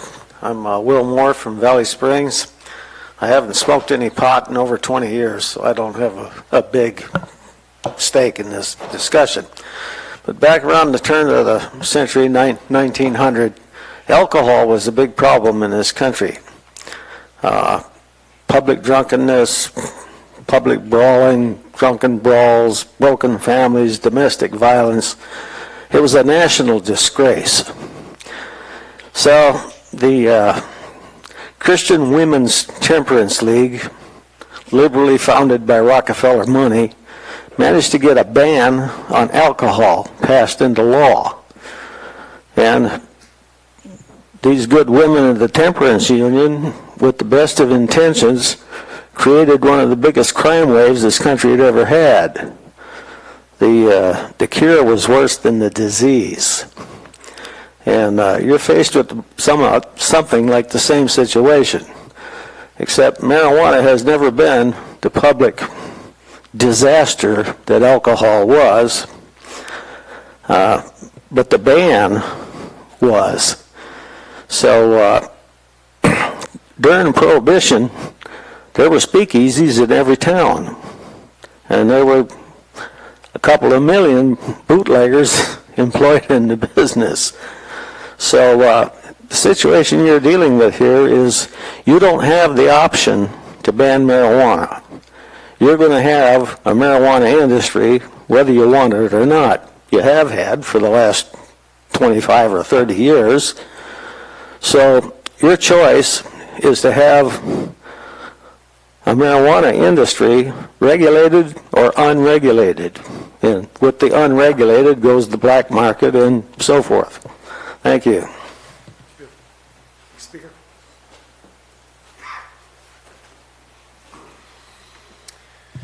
I'm Brock Estes of Valley Springs. The gentleman before me referenced the repeal of Prohibition. I'll come back to that. But first, let me ask everyone on this side and this side of the dividing line.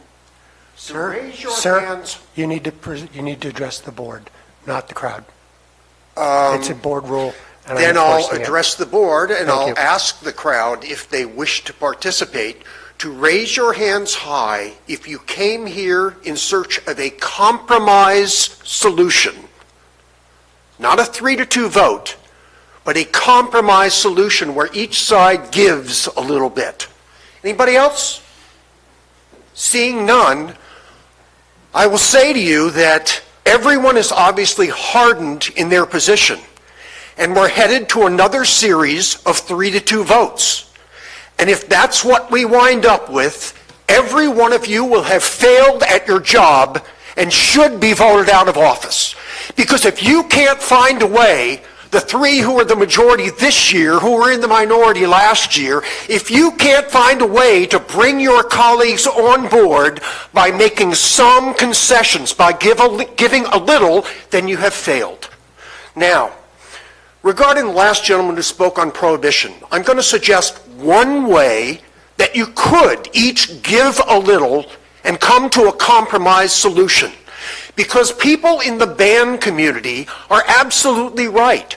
It's unsafe to live in their neighborhoods when people are hiring armed guards, and those people who are hiring armed guards are doing so to protect a large and valuable crop.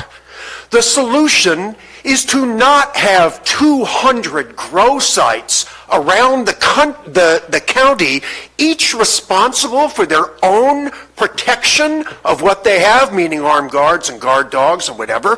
The simple solution is to grow in 2 or 3 large places, away from anybody who is going to come into contact with it, much as we move the proposed plan for the asphalt plant from a neighborhood out to Carson Rock, which is largely deserted. Now, the way to do this would be to create a cannabis authority in Calaveras and issue 1 permit to that authority. Hire the people, like the smaller gentleman who spoke here before, who want to work in the industry, initially as independent contractors, but to have everything run by the county, not 200 individual peoples, some who may cheat and some who may not. Now, the people on the ban side will have to say, okay, we're going to have marijuana. The people on the grow side will have to say, okay, we can't get up and walk into our backyards to tend our patch. We got to commute like other people. That's the only way that I see, and it was done in Montgomery County, Maryland, after Prohibition. You can look it up. It still exists there today. Thank you very much, sir. Speaker?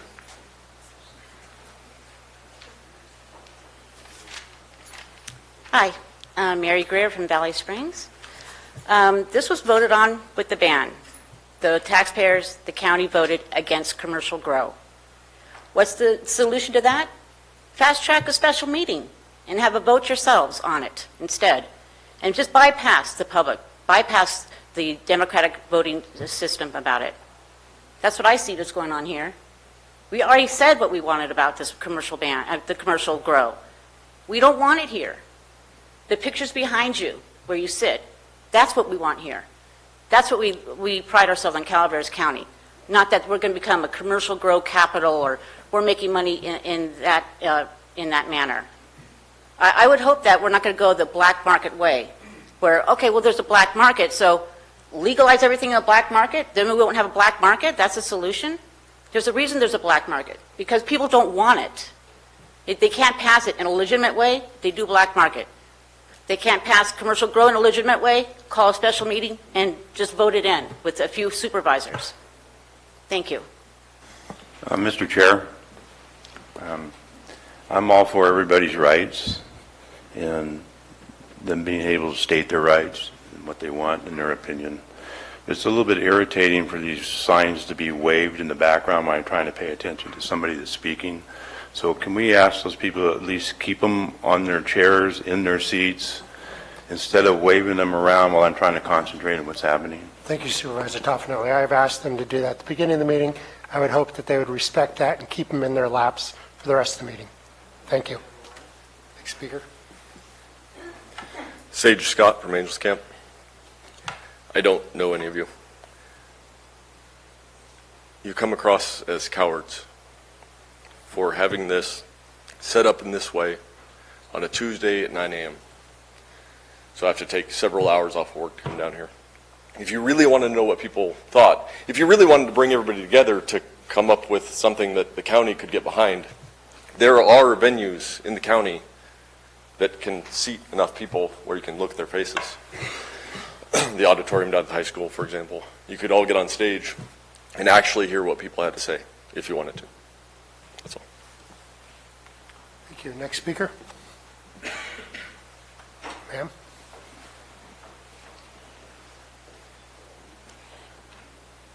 Good morning. My name is Brenda Hicks, and I'm from Copperopolis.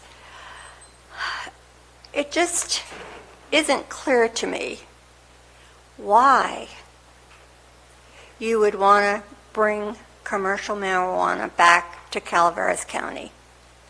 I would truly like to hear from Marita as to why this is such a good idea.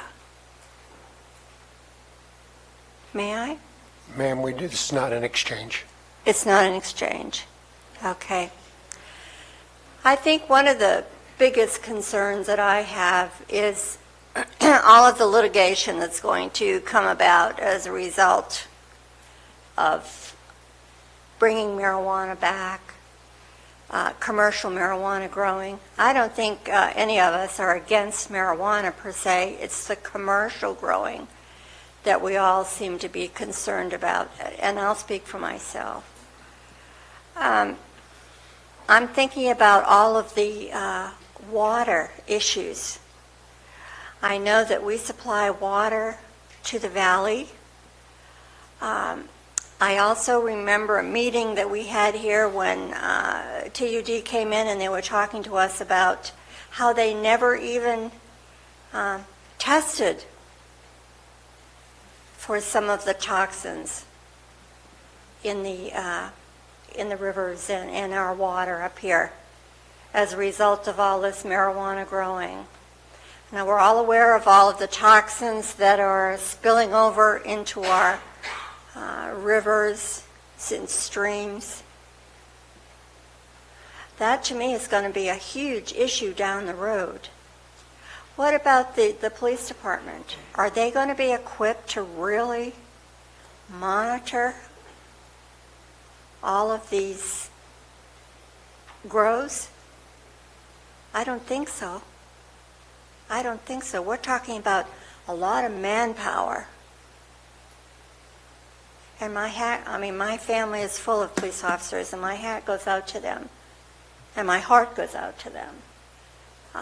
They do a tremendous job up here, but I just don't see how they're ever going to be able to monitor it like it should be, and like we elected them to do. I mean, this whole thing is just, I don't think it's been thought through, other than the fact that there's money. There seems to be dollar signs in everybody's mind here that's asking to bring this back. There's not going to be any money.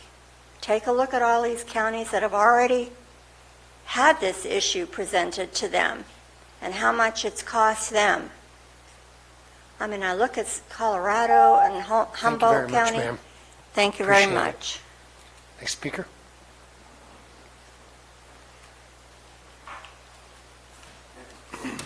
Good morning, Board of Supervisors, staff, and other members. My name is Mike Gonsman. I live in Wallace, California here, and I've been here for 30 years. One thing I'd like to correct right away is there seems to be an opinion that commercial or illegal growing of marijuana is something that's happened in just the last 2 or 3 decades. But as a horse person and living here as long as we have, I've got news for you. It's been going on a lot longer than that, probably close to 100 years. And this was done by cartels, or whatever you want to call them, doesn't matter, illegally on top of mountains, big mountains. And we've come across them, and we faced the same problems then. People with guns shooting at us or near us to get us off their property.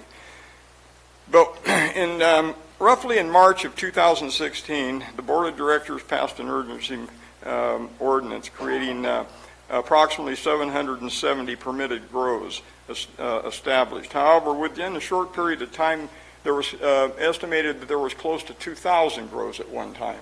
So that's a pretty high percentage more than what we allowed to happen. So that should give you an idea. And I think that's what's happening now. Even though there's a ban right now, we're still having people coming in. Repeated eradications of properties. And as long as it's legal now, even, like I said, it's not legal right now and it's still going on. Can you imagine what's going to happen when it becomes legal? Okay, so you guys say 190, 200 people are going to have grows. I'll bet it's 10 times more than that. How are you going to watch them all? Are you going to put an armed guard or a person, a tax collector on every property? Because you're going to need to. Right now, taxes are due. The last time I heard, we haven't collected just a small percentage of the taxes that are due right now. I don't think it's going to change, folks. And one of the most critical issues is the continued use and dumping of illegal chemicals on our environment. It has been estimated that currently it would cost close to $100 million to clean it up properly.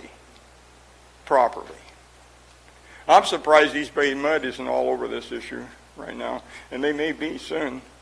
In fact, one of the things I think we as a county, and I'm concerned. I'm not just telling you guys that this is what I'm worried.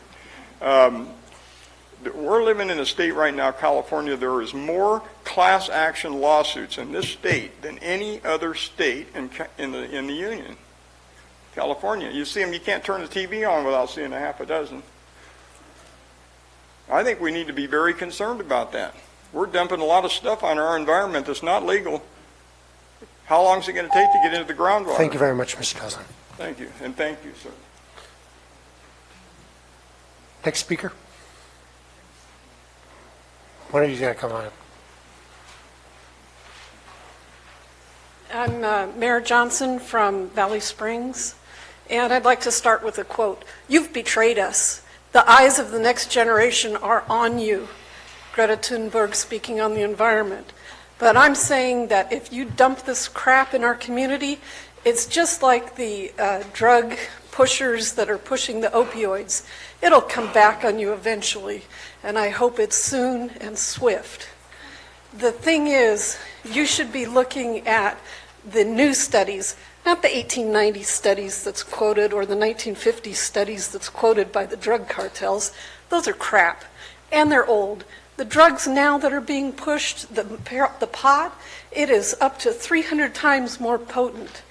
It's been implicated in murders, but they've suppressed it in Colorado because they don't want to see it go on trial. They don't want another Twinkie defense, the pot brownie defense. But I'd like to know how many of the suicides of our young boys up here are pot related, because I can think of 3.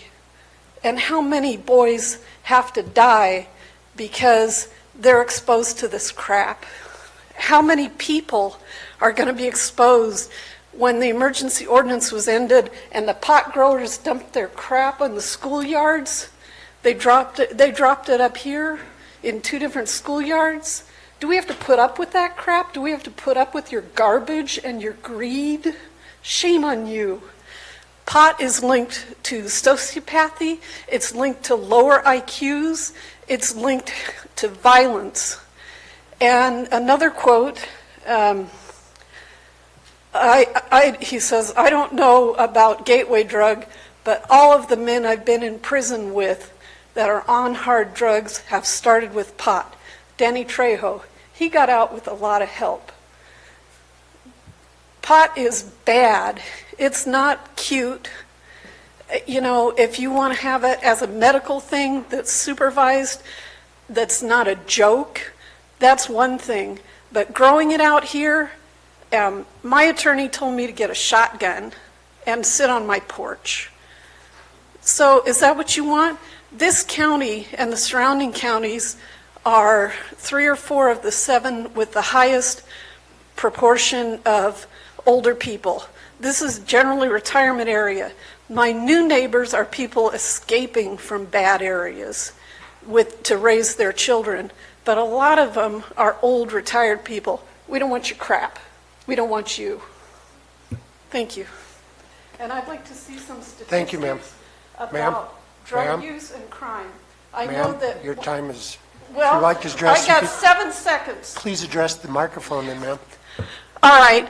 When the emergency ordinance was in, Thank you. then we That's had a your time. higher crime rate and That's we your time, had ma'am. record Ma'am, auto accidents. your time is up. Thank you. Next speaker.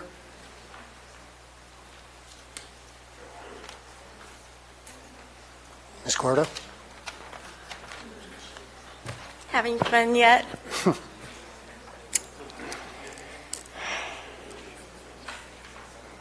Recently, there were some trees. Ms. Gordo, if we could all be respectful of the speakers, please begin. Sorry. Recently, there was a demonstration for forest trees and to save the forest.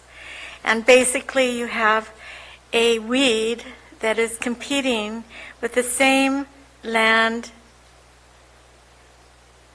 that needled trees grow on. A 100-foot needled tree gives off 6,000 pounds of oxygen per year, and it takes in 8,000 pounds of carbon dioxide. And if anyone listens to the news, it's all about getting us to quit driving here and no more machinery, blah, blah, blah, blah, blah. And it's just too much to contemplate planting trillions of trees, but that's what our world needs. OSHA, in their document for policing marijuana growing, one of the things in it is armed robbery, insurance for armed robbery. And of course, we don't know anything about that because, there's a medical crop a couple of years ago, and 3 people were shot by the owner because they were trying to steal his pot. And so it goes on,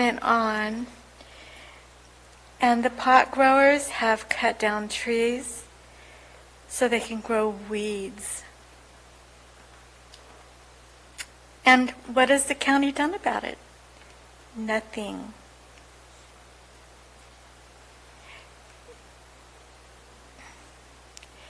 Weeds are taking up prime timber growing land with pot instead of replanting trees. They're taking priority over trees.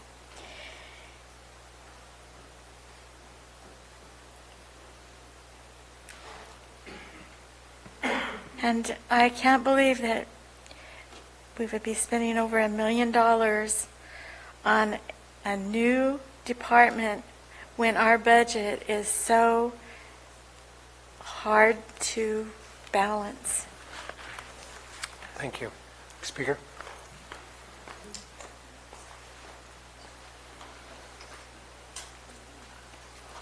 My name is Ellen Acosta. I'm from District 2. I live on 10 acres at the end of a red dirt road that needs help. I had a grow next to me last year, and I was not happy. They left. They lost their permit, apparently. I'm not really sure. They collected their marijuana. They took it all out. I saw them leaving. I don't know. Maybe you do, Jack, if you ever got the tax money from them, because I don't think you did. And we had to call the sheriff once because my sons were out practicing with their guns, and the people on the marijuana grow started shooting back. When the sheriff came, which was not you, he said it's legal for people to have guns and shoot. So he never investigated the grow. He just left. We weren't home at the time, so we didn't really know what was going on. But that was very scary. And one time I went up to walk on the edge of my property, and here comes this guy who couldn't speak English in his shorts. And the reason he came down the hill was so he could get a cell service. And they also stole some of our water from our tank. We had to put a padlock on it. And the chemicals are still there. And they also bulldozed a mountain. And I called Cliff, which is the old supervisor, and told him what was happening. He said the police would come out. They never did, because they couldn't get a sheriff escort. So I appreciate all you say and all your little things. We couldn't see it back there. I hope you make it public so we can see. Because I hope that you are putting into there that a budget for all the chemicals that have to be taken out, because nobody's done that at our property. And you should charge them for the roads they use, because they used our roads daily and they never fixed them. And the county won't fix them because we have to make it so wide before they'll take over. So you need to think about that, because they are using our roads, very definitely. And I don't know why you want to bring marijuana in when you could be helping our farmers and our ranchers and helping them build up their industry, and maybe even bring in new industry or a college. Why are we spending all this money on marijuana when we already know that it didn't work? It didn't work. It brought in cartel. You can't tell me that a BMW with an Asian driver coming down my road, when my friends don't even like coming down my road, is local. And most of the stuff that came down my road was not local. They did not buy locally. They weren't local. They were from San Francisco. And the only thing they bought was water. The water truck was the only thing that was local. So maybe up in Mountain Ranch they buy local, but Alan, thank they you very didn't much, here. Alan. Next speaker. Yes, Gary Rose here. I'm a rancher. And I want to tell you, first of all, that I don't care about medical marijuana. That's fine. But I take offense when I've been threatened to be killed twice by drug people. And so when then, therefore on my ranch, when I have to gear up and tack up, that the dopers called the sheriffs on me because I'm walking around on my own property with a weapon. It's documented. But this is the kind of thing I've had cattle stolen. I've had calves stolen. They'll steal newborn calves. I was told they were eating them. Fences cut. Every stock tank that I've had has been tampered with, either with the hoses sliced. Cows don't have knives to put into hoses. Okay? I've had stuff poured in the stock tanks that's oil-based. I've tested the water that comes down from the neighboring pot place, and it had a large amount of petroleum products in it. That's coming right into my place. The cows drink, and everybody downstream of me is getting also. This is what I've been dealing with. I got people roaming around at 3 and 4 in the morning. Well, I have to go out there with a spotlight and spot them, and then you can hear them running through the leaves. And they're not four-legged predators. They're two-legged predators. I've had stuff stolen you wouldn't believe. I just had a welding mask stolen.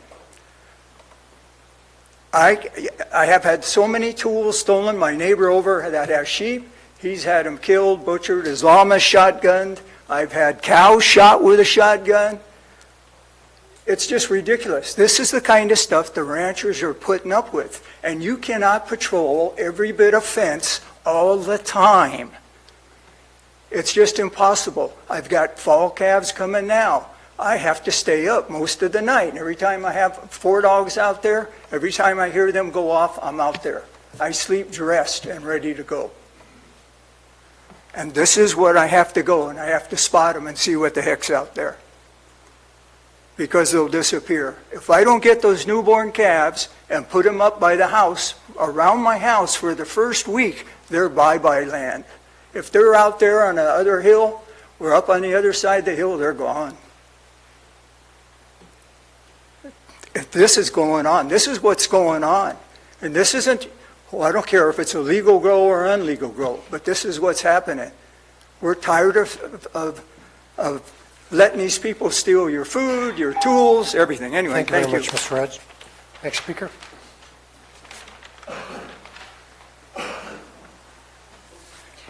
Good afternoon, Board of Supervisors. I've given you all a binder to look at. It's a lot of information, mostly regarding mental health issues that come from using marijuana, be it legal or not. The potency is now about 10 times more than it was back in the day. And if you want to use medical marijuana, what's really the effective part of it is the CBD portion of it, not the THC, which comes in what's grown.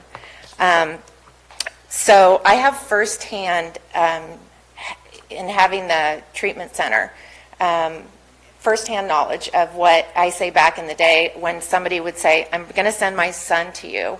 He has just marijuana. He's just for marijuana. Well, in the middle of the opioid crisis and everything, I was like, gosh, you know, just this marijuana is really not going to be something that we're probably going to be able to deal with and help. Like, what could truly be wrong with this person? But over the last 4 years, I have found out that those are the hardest to treat. They have come in with no predisposition with family mental health issues, and they end up from smoking the marijuana in the adolescent age, and especially for young boys, up to, you know, their early 20s and late 20s, and they end up with full-blown schizophrenia and schizoaffective disorders. Okay, these are also the people that I think that the demographic, if you'll see, is that they will be. If you looked at all the mass shootings that are coming, it's from mental health, and if you were to take, which I know we don't get the information, but if you were going to get a toxicology from all these mass shootings from these young men, I guarantee you there is going to be THC in most of them. Okay? So I respect all of you. You almost have a thankless job.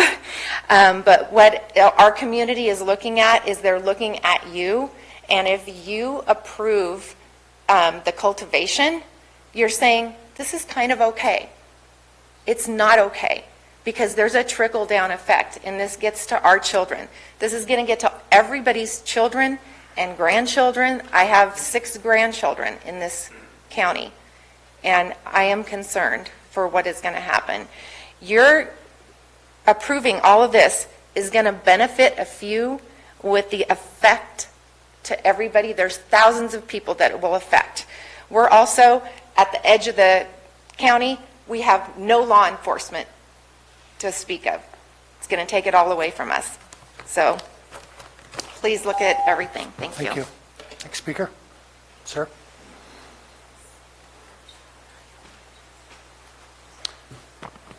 Hi, my name is Kevin McAllister, and I'm in District 5. You know, we have a lot of veterans in District 5, a lot of former LEOs, a lot of people that were police officers. But I stand here today and I look at this. I look at this right here. That is sedition. And you can look it up if you want. And the attorney should know this. It is sedition against the federal government of the United States of America. Now, you guys think you can do this and get away with it, but you're not. There's feds crawling all over this county now. It is not only sedition, but it's nullification of federal law and federal authority. I mean, all these veterans I talk to, they're shaking their heads. They're upset.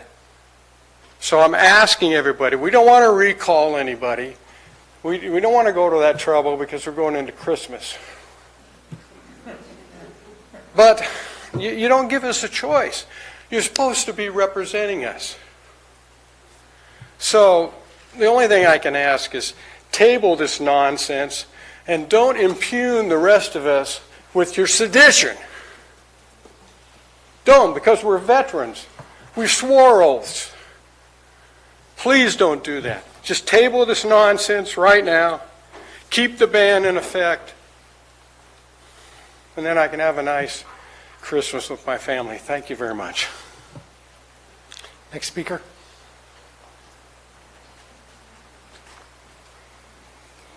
I'm Gordon Walker from District 5, and I've seen your studies of Monterey County, Humboldt County, the one down south down there, Santa Cruz County, and I actually grew up down there. Lived there till I was about 20 years old in Monterey County, close to the Santa Cruz County line. And now, it was a great place to live, Monterey County. If you went to Pebble Beach or Carmel or something, very nice place. You go down there now to Salinas, the county seat, you don't get out of your car at night, most anywhere in Monterey County. Santa Cruz County is the same thing. Take your kids, grandkids down the beach and boardwalk. Looks like the Walking Dead down there. And it's all for drugs, and legalizing these drugs doesn't help a thing. But let me talk about locally here. When the grow was legal down in Valley Springs, you had more trimmers down at Marvell Market. That was Dispatch Central. They were down there harassing people. They were down there. Burger King had to take their outside chairs out. They harassed everybody in the parking lot. There was a big hobo camp about a mile out of town. And funny, it all disappeared when the ban happened. Are we looking for that again? If we're going to have that again, if we're going to make things legal, let's get ready with a great big homeless shelter, because that's what we're going to need. We're going to have to take care of all the riprap that comes with the drugs. It's all going to be here. And is that what we're asking for? I don't think so. Not where I live. Maybe up here, I don't know. Maybe somebody wants it in their backyard, but I don't think so. Oh, and let me just say, the signs in the back row, they aren't impeding anybody's view. The only people that can see it are you. You get paid to take a little bit of abuse, and if you can't take it, maybe that's not the job for you. Next speaker. Ho, ho. Morning again. Happy hands only. I know, it's a new thing. This is what we're all doing. Hi, good morning. Ann Hill from District 2. I was watching the presentation, as most everyone was, and I took notes. This strong fiscal oversight monitoring, there's nothing that shows what that's going to be. The state and federal agencies, hey, you lift the ban, and there won't be a single Fed here. They will not come. They will not help us.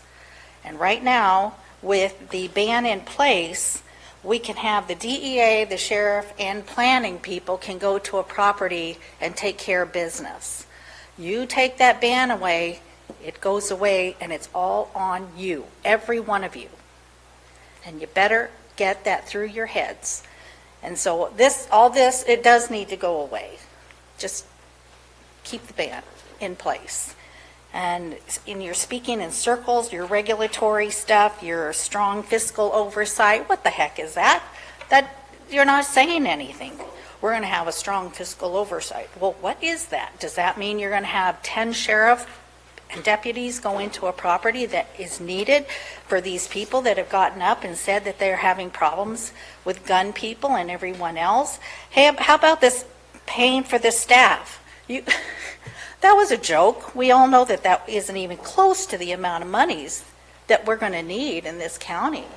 And we don't have money in this county. I can tell you that by paying attention. So where's this money going to appear from? It's not going to be from taxation from this wonderful pot stuff. That's not going to happen. With the ban, the sheriff department, they can take care of business. And if you lift the ban, there's not going to be anybody here to take care of the people that live here and want to be here. Thank you. Thank you, Ms. Hill. Next speaker. Hi, my name's Rich Smith, and I came up here 18 years ago to build my dream home, my shop, and my rental house. Actually, the rental house was planned to pay my property taxes and my insurance, which is getting pretty tough. And I can't believe that you people have spent so much time on this pot thing when we have other issues in this county. All this money, my tax money, went for all this smoke and mirrors that you put together to try to cram down our throat that we're going to continue to pay for. It's ridiculous. I don't get it. You want to do, if you do this pot thing, you want to do like 150 plus permits? Hayward has like maybe 15. Why so many? This gentleman back here in that hat made the most sense. When you travel around in the beer industry, you can go to Ohio, there's a plant. We don't need all these pot houses all spread out all over our county. That's nuts. You're not going to make a whole bunch of money from that. My brother has a shop in Hayward, and out of all of the buildings that are being sold to pot growers, one has a permit. One has a permit in 20. The rest of them are illegal. I just don't get it. Like I say, this is all smoke and mirrors, wasting our money. All these people are here appealing to you. What's wrong? I'm just I don't know what else to say. I can move. I mean, at this point, that's going through my head. I can afford to move and take a loss. I don't want to, but the way I see it anymore, I just got to get the hell out of here. So I hope you will come to your senses and do something else and start thinking about other issues here. Please. Thank you. Next speaker.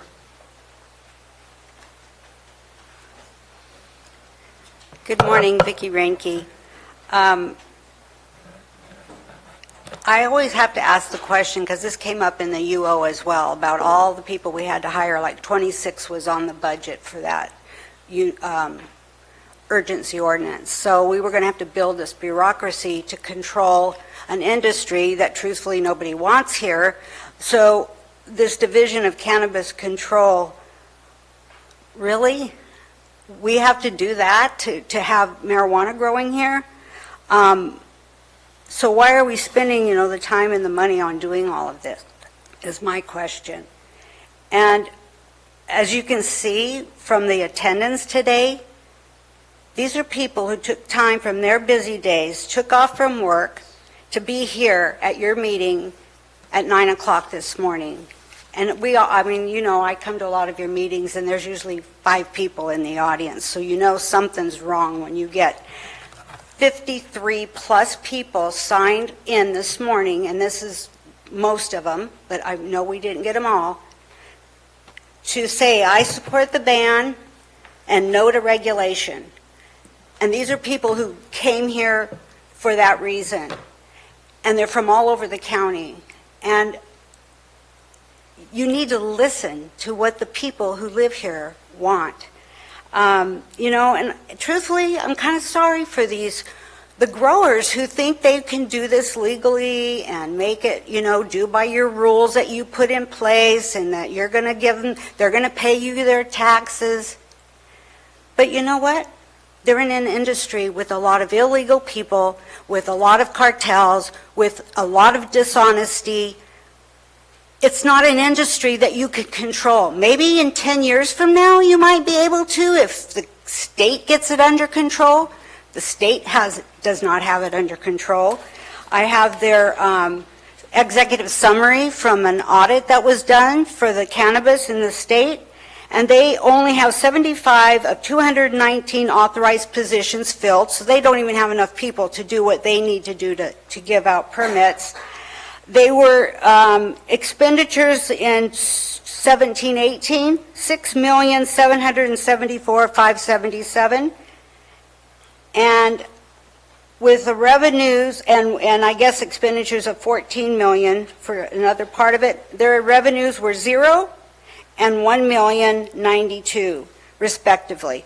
They're not getting the money because the people aren't going to come into compliance because this industry is known for being underground and cartels. And Calaveras County is 45,000 people. Beautiful county. We don't want it here. Thank you. Thank you very much. Next speaker.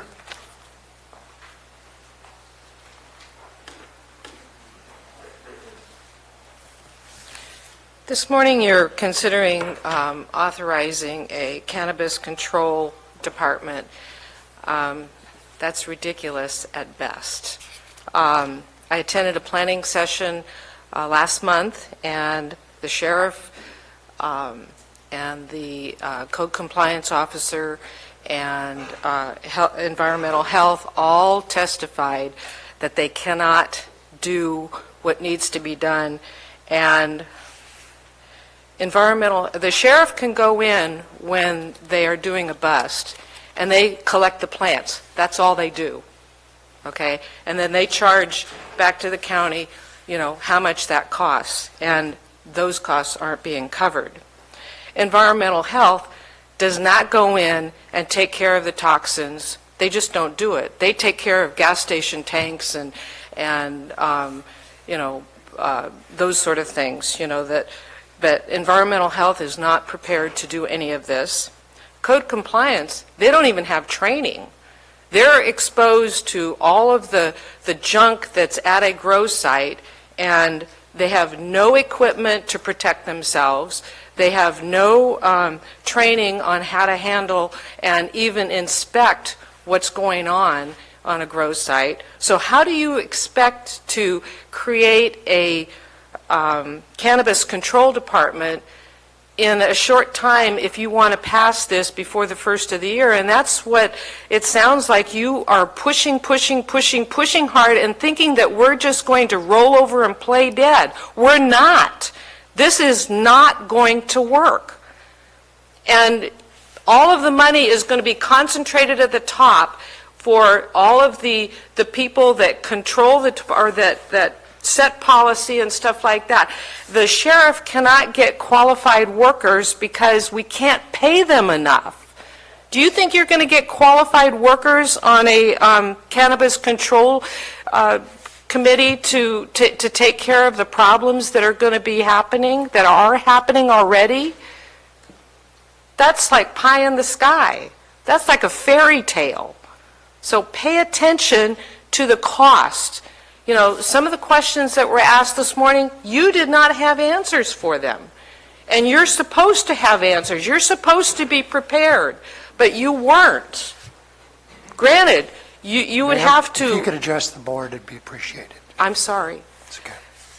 But the CAO would have to work 24/7 for years and years and years to get a handle on any of this. This isn't going to happen overnight. And the urgency ordinance is just going to happen all over again and only worse because... Thank you very much. Sir? Hello. Hi, everybody. Thank you. You're all doing a great job, and I'm extremely nervous, so you have to excuse me. And I just wanted to say I didn't bring my BMW today, but his favorite color is Mercedes. you know, all these landowners around here, it's all very generational land. It was all handed down to most people around here. It may be handed down to me. My family owns 1,000 acres. My grandfather asks me how we can do more to make money because he's struggling. He's 88 years old and he can't, you know, run the ranch very good anymore. So, sorry my voice, it's just I'm nervous.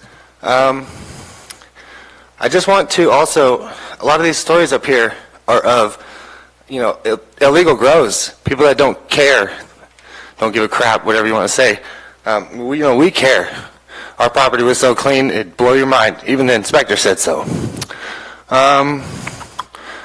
You know, my dad went to high school here. His dad went to high school here. His dad went to high school here. Been here for generations. But the last generation all got screwed up from heroin. I remember seeing burnt foil when I was a kid all over the place. And my dad passed away from that stuff in this county. It hasn't gone away. It's still here. Pot actually helps these heroin addicts.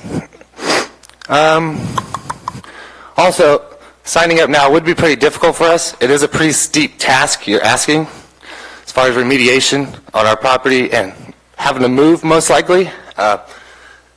And also, all that Measure C money was promised back, so everyone keeps bringing up Measure C, Measure C.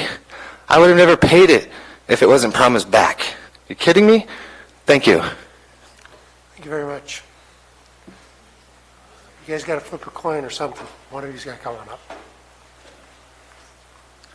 Terry Henderson, Valley Springs, California. I'd like to address you and remind you that we are America. We have federal laws, and all these little local laws seem to come in and want to make laws and overstep the bounds on the federal government. And the state of California is doing a tremendous job of overstepping the federal government with all their lawsuits. I don't really believe that lifting the ban is the right thing for Calaveras County. I've lived here since birth, and I've seen a lot of changes in our county. I've seen a lot of growth. I've seen a lot of people move in. Valley Springs was like 500 people back in the day.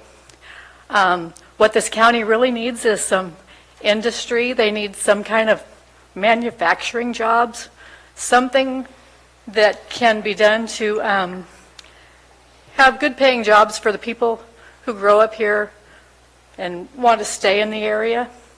Because like some have said, it's become more of a retirement area. We have a lot of youth. I don't think marijuana is a very good thing to glamorize and make, you know, show people, to the young people that, oh, it's okay, it's legal now, it's okay. It's not okay. So anyway, I just wanted to voice my opinion. Thank you. Thank you for listening. Mr. McManus?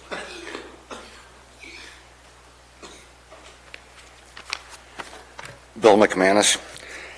As usual, we have one speaker after another talking about the tragedies in their life, how their lifestyle has been changed, how their communities have been ruined. These were people from the urgency ordinance. Those same people then turned around and were telling stories about how nice their neighborhoods were. That was under the ban. Now we're going to go back to another urgency ordinance type regulation. The first one was a huge disaster. Those disasters still exist in our county. Not one abandoned or abated grow has been remediated with any scientific look at it. So I'm not going to repeat what's been said here today. You've heard it over and over again. You choose to ignore it. But if you start moving ahead, the process is what bothers me. I think the fix is in. I see collusion. I see a gang of three in a frenzy to get this done. And it's such a frenzy that they put the pieces together where it doesn't even match up. We're talking about a cannabis czar, and you don't even have an ordinance yet. Part of the cannabis czar is a badge. That comes later. We're going to talk about that. When we get to the badge, we talk about trading the A team, which is our sheriff's department, for F troop, which is a bunch of bureaucrats and clerks trying to determine if someone is dangerous in our community. You've got to be kidding me. All of this is all out of sync, but you're in a hurry. You got to do it. Your masters are telling you to do this, and you're going to do it regardless of what anyone in here says or whether it's good for the county or anything else. You've got your 3 votes. Yeah, you do. And 3 votes is going to tear this county apart again. It happened before under the urgency ordinance. The people suffered. People left. People were killed. People were imprisoned. People were kidnapped. You want all that again? You think you're going to eliminate the illegal underground market? No. You haven't cleaned up the mess you made before. And now you're ready to start where you left off, with chaos, contamination, and crime in the county. You know, the state of California was able to collect 1% of the fees they anticipated under Prop 64 in the first 6 months of this year. But we have the brain trust. All of Sacramento was stupid. They couldn't do it. But the gang of 3 here is going to. You're going to charge all this money and collect it, and we're all going to be rich. Good luck. I'll see you in a couple of years. That's how long it takes. It's going to be a disaster. It's on your head. The gang of 3, you do not speak for me. Next speaker, Ms. Morris.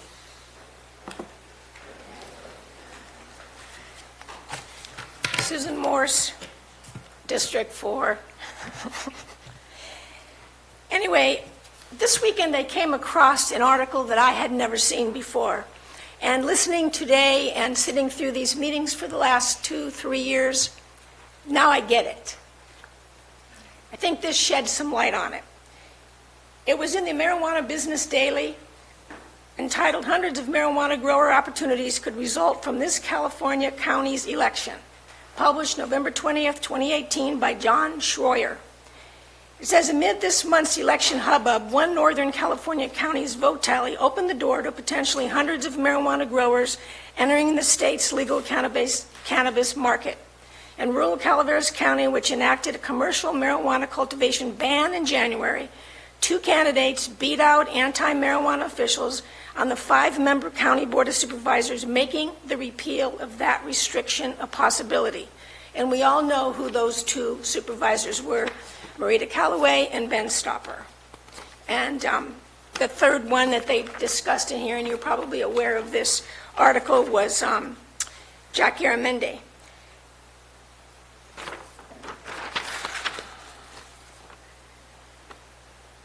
The other person that was written about in this was a lady named Crystal Kesey, and she is with Golden State Herb Company, she's a plaintiff in the Greer case against the county.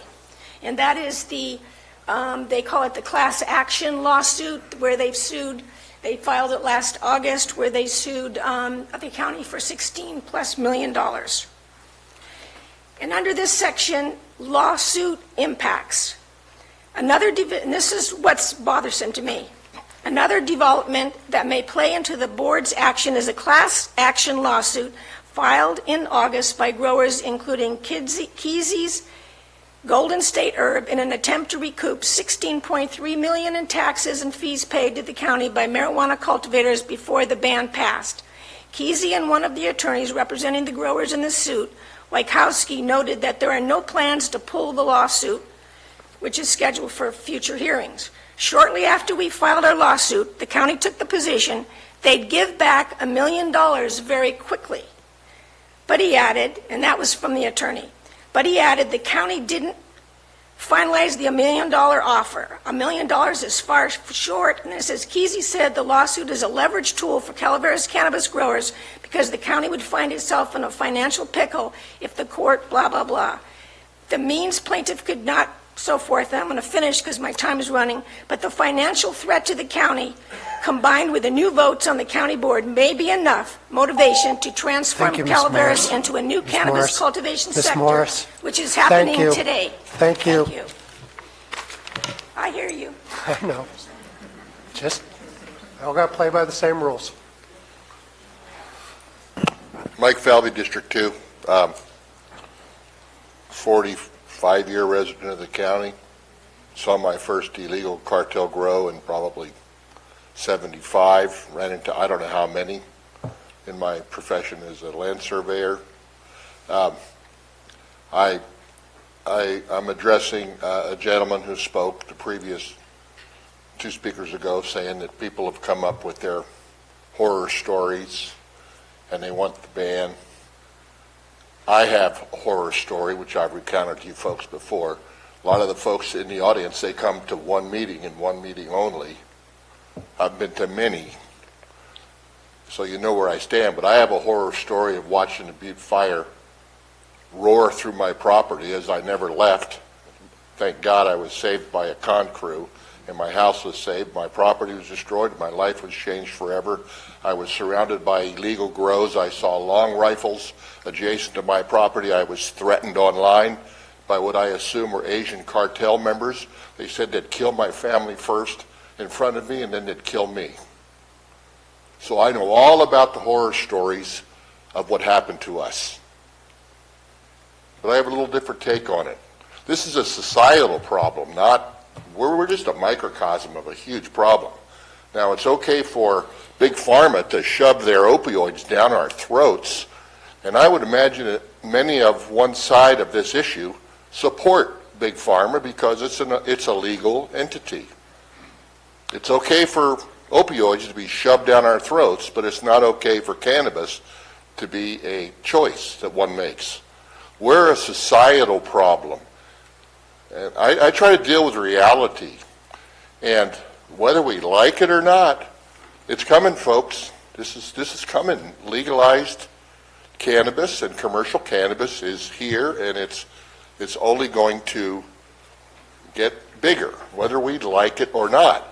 So I would just as soon be out in front of the game as behind, because we're behind right now with the ban. You read about the 2 busts in the Enterprise every week, a bust here, a bust there. You don't read about the ones that aren't busted. And they are out there and they are proliferating. What I want to see is heavy regulation, heavy taxation, and heavy enforcement.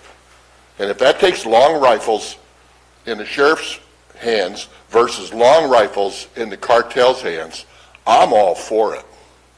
My life was, I'm not going to say ruined, because my life is very happy right now. But you know what? My life was turned upside down by illegal grows. I'd rather have a legal entrepreneur next to me. Thank you very much, Mike. Sir? Craig Robinson, Angels Camp.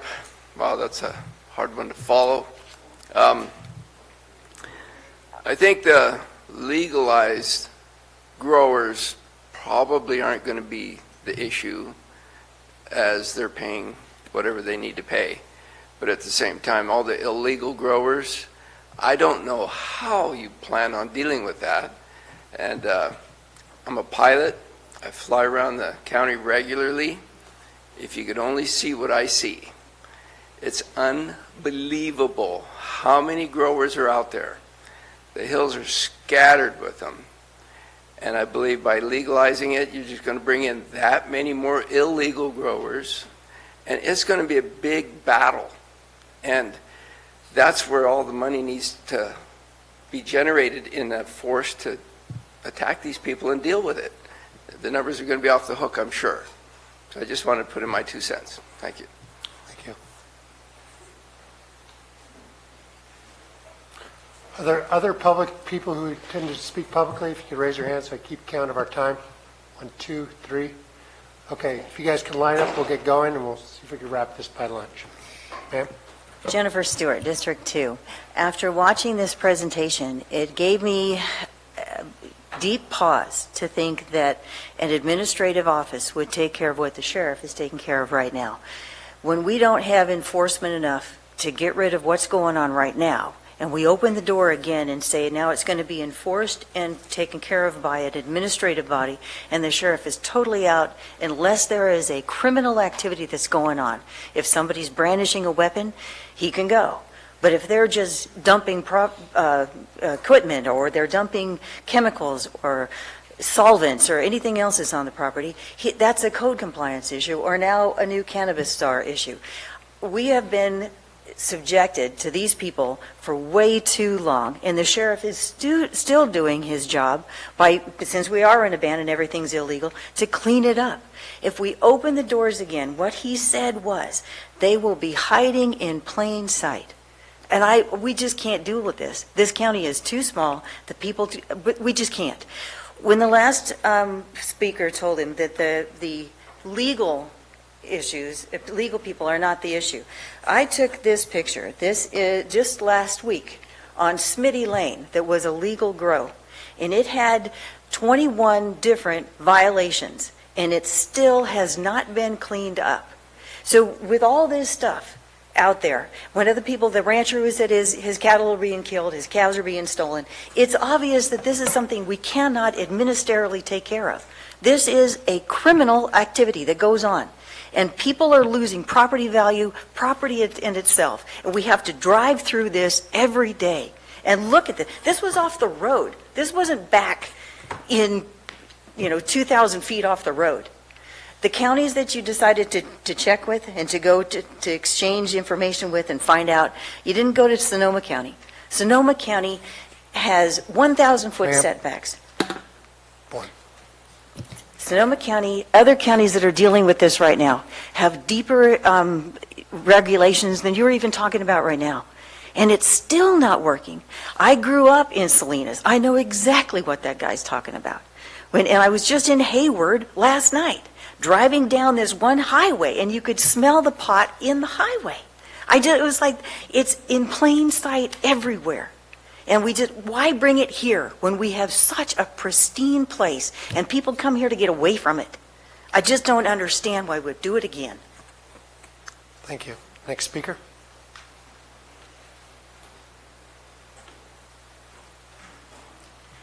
Larry Garza, District 2. I live in a rural residential area. I have a little bit of land.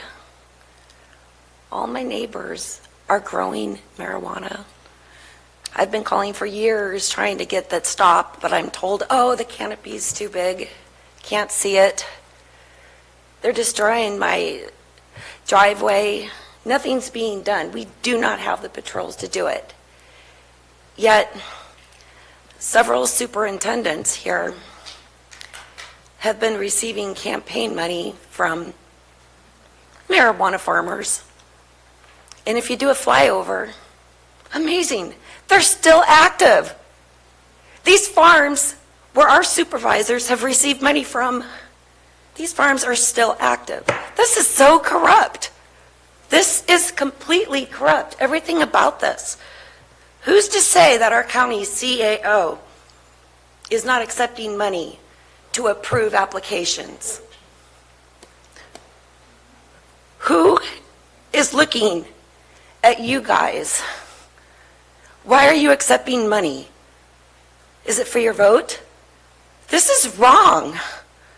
Shame on you, all of you, for doing this.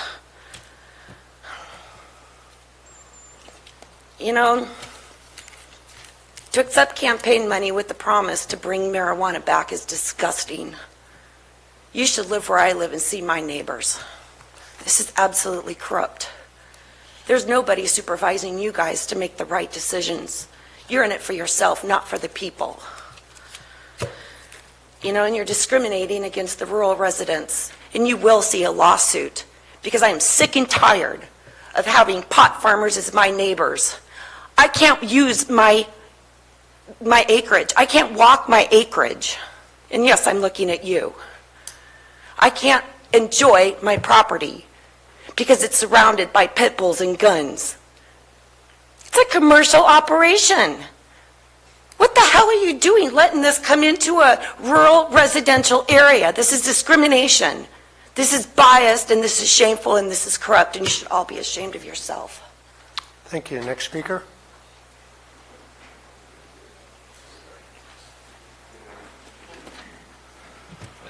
Jim Latch, I live in Burson.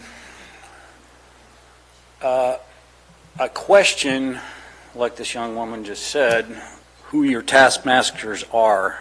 Excuse me one second, Mr. Letch. Is there a light, or is that just reflected off the walls? I'd like to know who you're working for, because you're not working for me.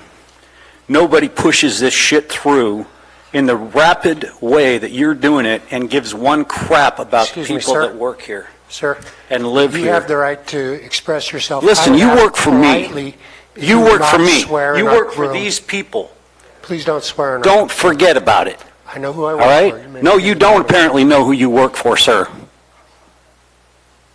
Like the other gentleman said earlier, you will be replaced unless you can figure out how to fake the votes, because that's what's coming next.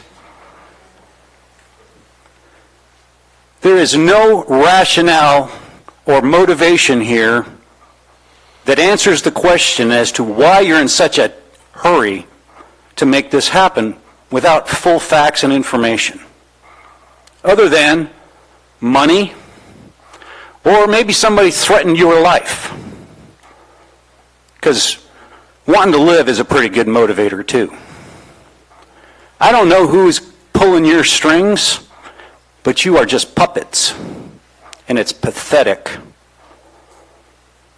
Some of us actually live in this county because it was a nice place to live. Now I can't go outside in the summertime. I have 60 acres. I can't go outside in the summertime because it stinks so freaking bad of that marijuana shit. I have to close my windows.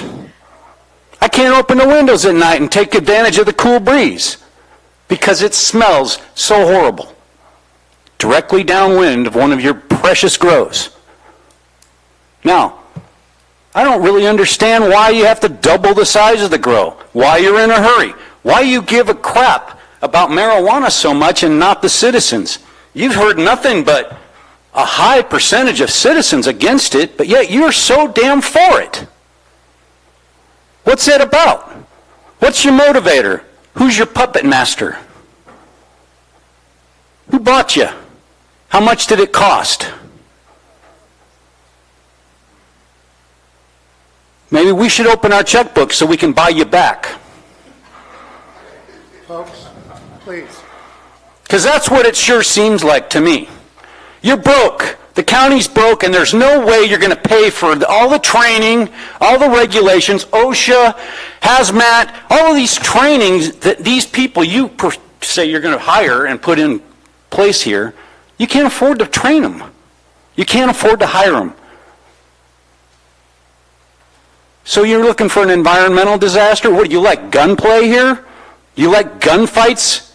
You want to turn it into the Wild West? Thank you very much. Next speaker.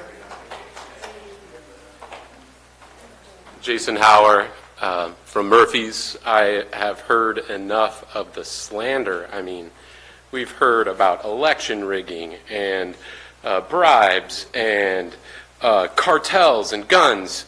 Person after person has come up here up to the microphone. What they are talking about is not what we are discussing. They are talking about illegal cannabis grows. It has nothing to do with my business. Nothing. I have a Springer Spaniel, not a pit bull. I don't have a gun. We have insurance to protect our goods. We have locks on doors. Really, if you take away the foundation of their argument, their examples are of illegal grows. And they are using those examples to slander our industry, who want to do it right, who have mountains of environmental standards to follow to protect our environment and protect our community. That's all. Thank you. We had 3 speakers. How many people still want to speak? Is there anybody in the other room? All right, thank you very much. Hello, Prapana Randall Smith, District 4. First of all, I really wish the public can be on task. We are not discussing the ordinance that will be looked at in the afternoon, presumably. We're looking at the fee schedule and the proposal for a new department. As a school teacher, I'd be darn frustrated if the morning sessions for math and all my students wanted to deal with English instead. Now, first of all, I just wanted to say, CAO Alt, in my opinion, as a doctorate in educational leadership, I think you make those of us who hold doctorates proud today. The analysis looks very thorough, far in excess of anything that I thought I would see today. The proposal for the department, I believe, looks like it's been well thought out. I believe it's a good idea, and just in the introduction to his presentation, he pointed out to the lessons learned from the urgency ordinance, lessons that have been largely ignored by many people in this room. He talked about no oversight or coordination between offices, a backlog due to volume, fiscal monitoring not coordinated, and program performance metrics not were lacking. We need all those things. We need a central authority. I also would like to point out that the fee schedule that he's looking at, personally, I think it might be a little high, but this is money being paid by the industry. The comments that we've heard about this being taxpayer money, that's not what's in this moment on the agenda. We're talking about a fee schedule paid for by an industry for the purposes of its own regulation. This is not a new tax. People need to be very, very aware of that. We'll get to the details of the ordinance, I presume, later, and I'll save my comments because I'd like to keep us on task and keep this process going. But I believe that the direction I see here looks like it's a good direction, and I'd like to see it proceed. By the way, I just wanted one last comment.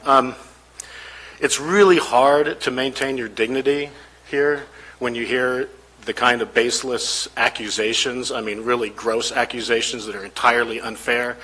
I'd like the public who's watching this to just note the kind of language and falsehoods that we see being slinged at our public officials, at our CAO, at our planning director, at everybody. It's just not acceptable to my mind. We are a democracy. We shouldn't be telling lies about each other. Thank you. Thank you. All right, 1, 2, 3, and then we're going to lunch.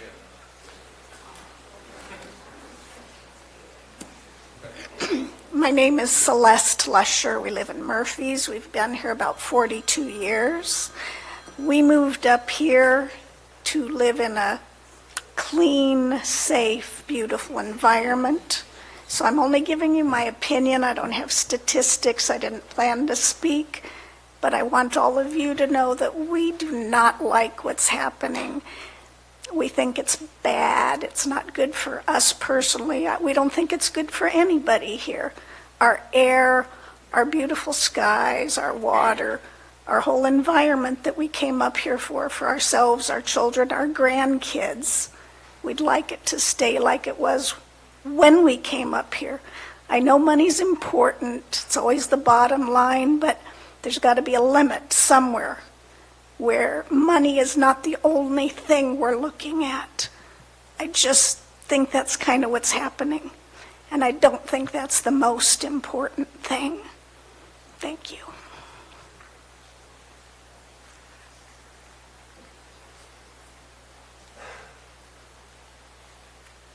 Hello, my name is Kimberly. I'm from Burson.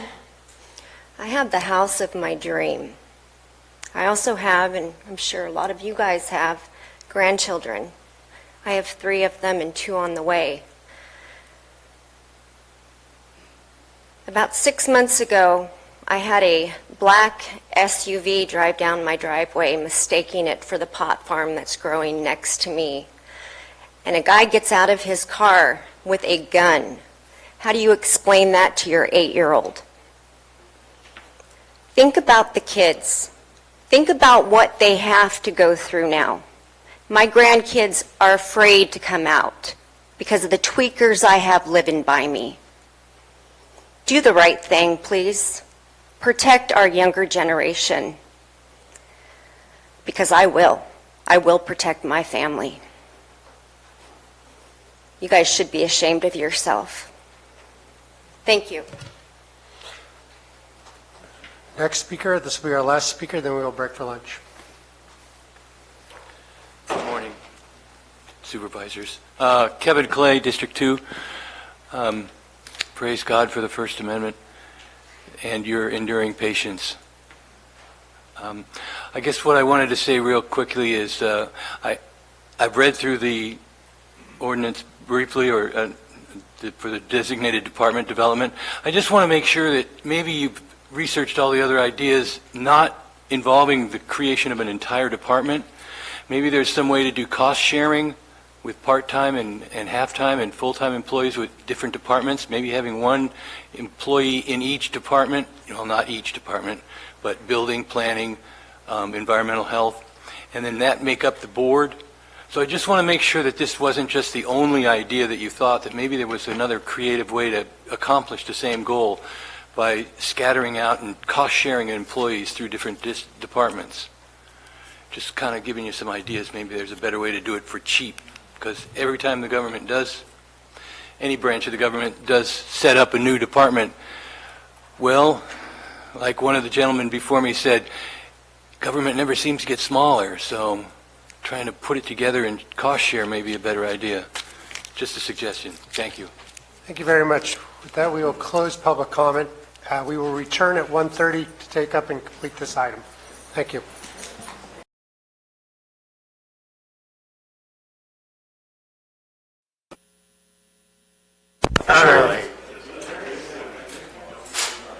Good afternoon and welcome back to the October 1st, 2019 Calaveras County Board of Supervisors meeting. I hope everybody had a good lunch.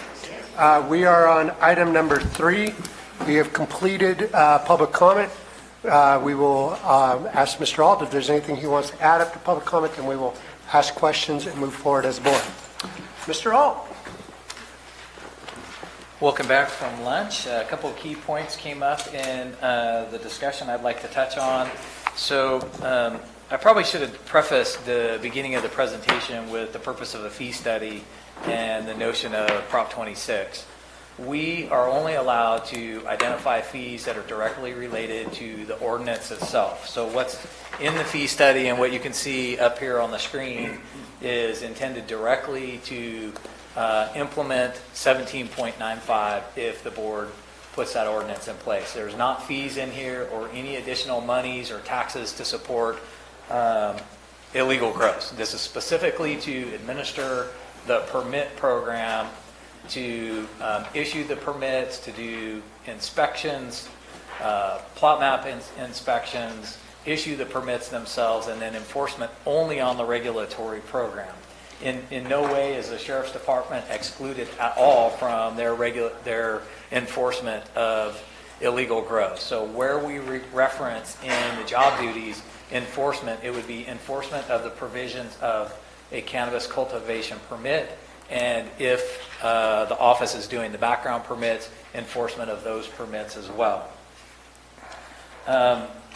The program office itself, I wanted to make clear that the program office itself would consist, as recommended, would consist of, I call it here a CAO manager, program manager. We haven't settled on a name, but this would be the person with oversight of the Cannabis Control Office. There's also a fiscal person and an admin person that would handle all of the duties that were put forward in the staff report of the office. And that's coordinating with growers and employees, issuing the background permits, coordinating the review of a cultivation permit. These positions are new positions, but all of the rest that you see here below the highlighted area are existing responsibilities. For example, code compliance, planning, environmental health specialist, county ag commissioner. These are all roles that would be involved in the issuance of permits and the administration of the permits only for 17.95 and cultivation under that regulation. These are not all positions that would be housed in the cannabis office. They're already housed in other departments. Some, to the question, they may be new people. In some cases, some of these may be new positions to scale up for the review of the permits, but these are not all positions that would exist in the Cannabis Control Office. There are positions in particular departments that would be responsible for reviewing proposed permits. So for example, I know Peter's here, I don't want to speak for his department, but in his case, in planning where they do the paper review and examine the setbacks and all the other provisions in 17.95, that would be done in the planning department with the staff, not in the Cannabis Control Office. The Cannabis Control Office would simply coordinate the logistics of that review, along with all of the other positions below those and their involvement in the permit process that are below those three mentioned in the program office. I want to make a very specific distinction between the regulatory program and reiterate this. And the regulatory program, if the board approves 17.95, that's the regulatory ordinance. This office, these positions would only have responsibility for maintaining 17.95. Anything else on the illicit side would still obviously be the sheriff's department. But I think I created some confusion in the discussion and the presentation that somehow this office would take over the enforcement activities that the sheriff's office already does. That's not our intention. We don't want to do that. We believe in Sheriff Rick and the work that they do, and wholeheartedly want that work to stay in their office. This fee study is the first view of the board getting to see an administrative draft.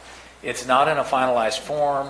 Part of the purpose of this presentation here today is to hear the feedback and the discussion about how we may improve it, what the board needs to see as we bring it back in further iterations.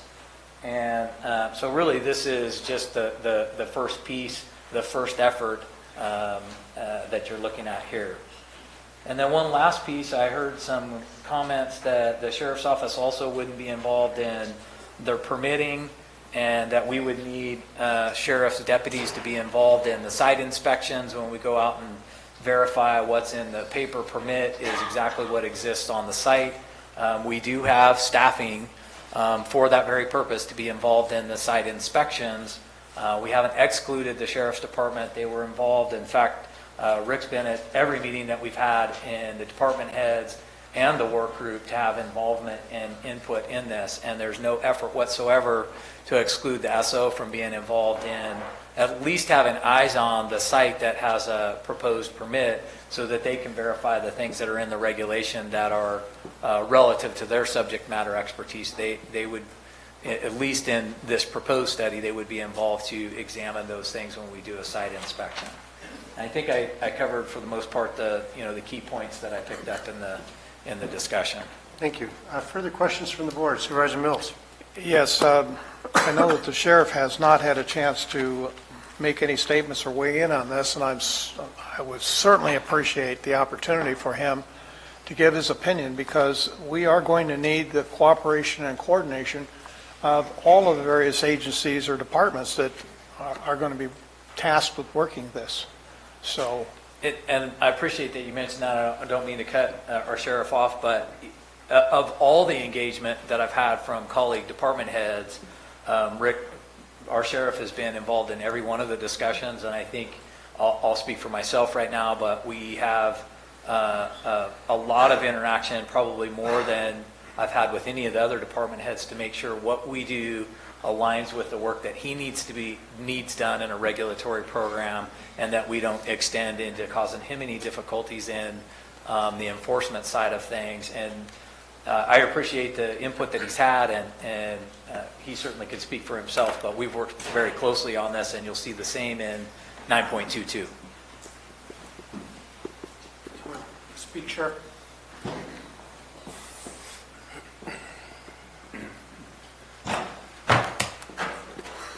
Good afternoon, Board. We did speak quite a bit. I have been at all the meetings with Al to resolve some of the issues. I apologize for not being here at last week's 9.22 meeting, or 2 weeks ago. We had a family issue I had to deal with. And I was very specific when I talked to Captain Macedo, or Under Sheriff Macedo. See, I still make that mistake too. In regards to, if you folks did not want the 922 to be implemented as myself and my staff and the DA wanted, that we were going to back away from it and let the CAO's office have it, or you folks decide what you want to do with it. You asked for my recommendations. I gave you my recommendations, and if you want to change that, you made it a very solid point that you guys put the laws in place and we enforce the laws. So that's the way we stand on that. One point I want to make sure that you're clear that because I watched pretty much the whole thing on my phone. The one thing that I don't think was relayed to staff was that the sheriff's office is not doing the backgrounds. I think there was, from what I saw at the very end of that meeting the other day, that there was still the perception that the sheriff's office was doing the backgrounds, and we are not at this point. To me, it was pretty clear. Mr. Garamendi made that very clear, but I don't think everybody understood that. Right, and we're going to take up 9.22 as the final item on the agenda today. Right. So I just want to be clear. So I'm here to answer any questions y'all might have. Well, that's basically why I asked you to stand there for a moment, but how is your office going to be able to assist us in fully controlling the final result? If the intent is to get this level of regulation in place, there are very few cities and counties that are going in this direction of having any kind of a cannabis control office. Very few. So I'm just trying to understand how you would fit into this process and whether you feel that there might be some alternatives. Well, as CAO all talked, we are on the table to work with code compliance and planning and whoever else we need to go out to the field and to do our part in making sure that their perimeter fences are up, their security cameras are up, and whatever falls under the realm of the sheriff's office's view as important to us to make sure that those regulatory sites are where they need to be in that capacity. I think that, and Mr. Ault made a good point, that this issue is so controversial that a lot of people don't understand that there is a big difference between regulatory and illicit. And my office at this point in time, and I will go back, even during the urgency ordinance, 98% of what the sheriff's office did was illicit. We didn't have the personnel nor the time to deal with the regulatory side, and code compliance did that most of the time to the best of their abilities. We were there to help them, and if you remember, the county had a contract with CHP to go out and do standbys with them, with code compliance, to deal with the registered growers to make sure that everything was in order, because the sheriff's office didn't have the time and the ability to do that because we were dealing with illegal grows. So I just want to make sure that everybody's very clear. We will, no matter what happens here today or tomorrow when this comes around, we will not, until you folks tell me, don't go after any illegal grows anymore, we will continue to do that to the best of our abilities. So you remember when we were in the meeting with Tabitha, she was very clear, and I know our code enforcement team also was very clear. There was a lot of hand-holding, a lot of educational processing going on during the urgency ordinance. And Tabitha was very clear that we got to stop doing that. You know, they either get it or they don't. Who's Tabitha? Tabitha's with the Bureau of Cannabis Control. Yeah, she's with CDFA, the California Division of Food and Agriculture, who oversees one portion of cannabis. Right. So I guess the point is that with what she was telling us about go slow, take our time, but don't be babysitting. She used that term, babysitting. Yeah. Are we going to really be able to accomplish that? Based upon the idea of a cannabis czar, are we going to be able to accomplish it? Well, in the conversations that I have had with Tabitha at that meeting up at Ironstone and the 3 or 4 times I've met with her after that, she recommends that we have something to this effect. And you had mentioned this a couple of years ago, I think, about having, I don't want to call it a one-stop shop, but someplace that everybody knows that they have a person in charge of cannabis. And what I took from our conversations was that you need to go slow and you need to start small, and you need to make sure that you are charging for everything you do so that you're not pulling any funds out of the general fund so that the taxpayers aren't paying for that and is being paid for by the growers. So that was my take from what she said. And again, it was all in how many we started with. And again, I will go back to, that was a comment that we've had in the past, start with 25. And I understand that there's concern about that, but it wasn't that, you're only going to have 25 and then 2 years down the road you're going to get another 25. It's especially when it came to the backgrounds and doing the registrations for the owners of the properties. You start with 25, and as we get them done, then you bring the next one in. So you always have 25 going. Don't slam us with 200, because there is no department, you're not going to be able to stand up, this is my opinion now, you are not going to be able to stand up a department anywhere that is going to be able to handle that. And there was talk of hiring part-time people. You're not going to find part-time people and get them trained in a timely fashion to put this together. It's not going to happen. We have to be realistic about this. And Jack and I have talked about this, and we've talked about starting slow. Our opinion, and when I say our, I will talk myself, and I think Peter was in the meetings, Barbara Yook was in the meetings. Start small, and let's work our way up. If you have to pull a rabbit out of a hat, I said, I'll bring my cowboy hat in, you pick names out of the cowboy hat, if you're going to start that way. But is it doable? Yes. It is doable in what Al has put together. I think it is doable as long as it is started the right way.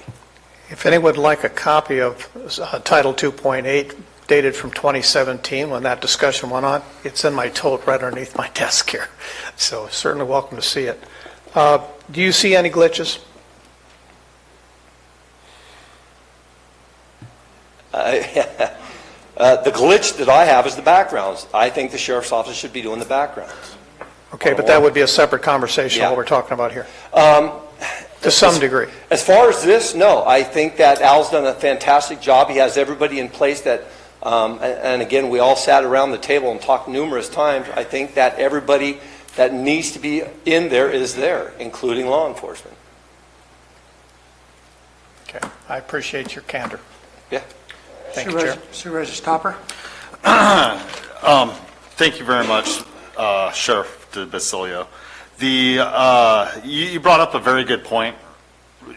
Most of your work goes into illicit and very, very little into regulatory. Typically, you would not be involved into a regulatory scheme, except for in this industry, there's quite a few people that have been crossing over from illicit to regulatory, and you've been there for such things as safety for other employees, correct?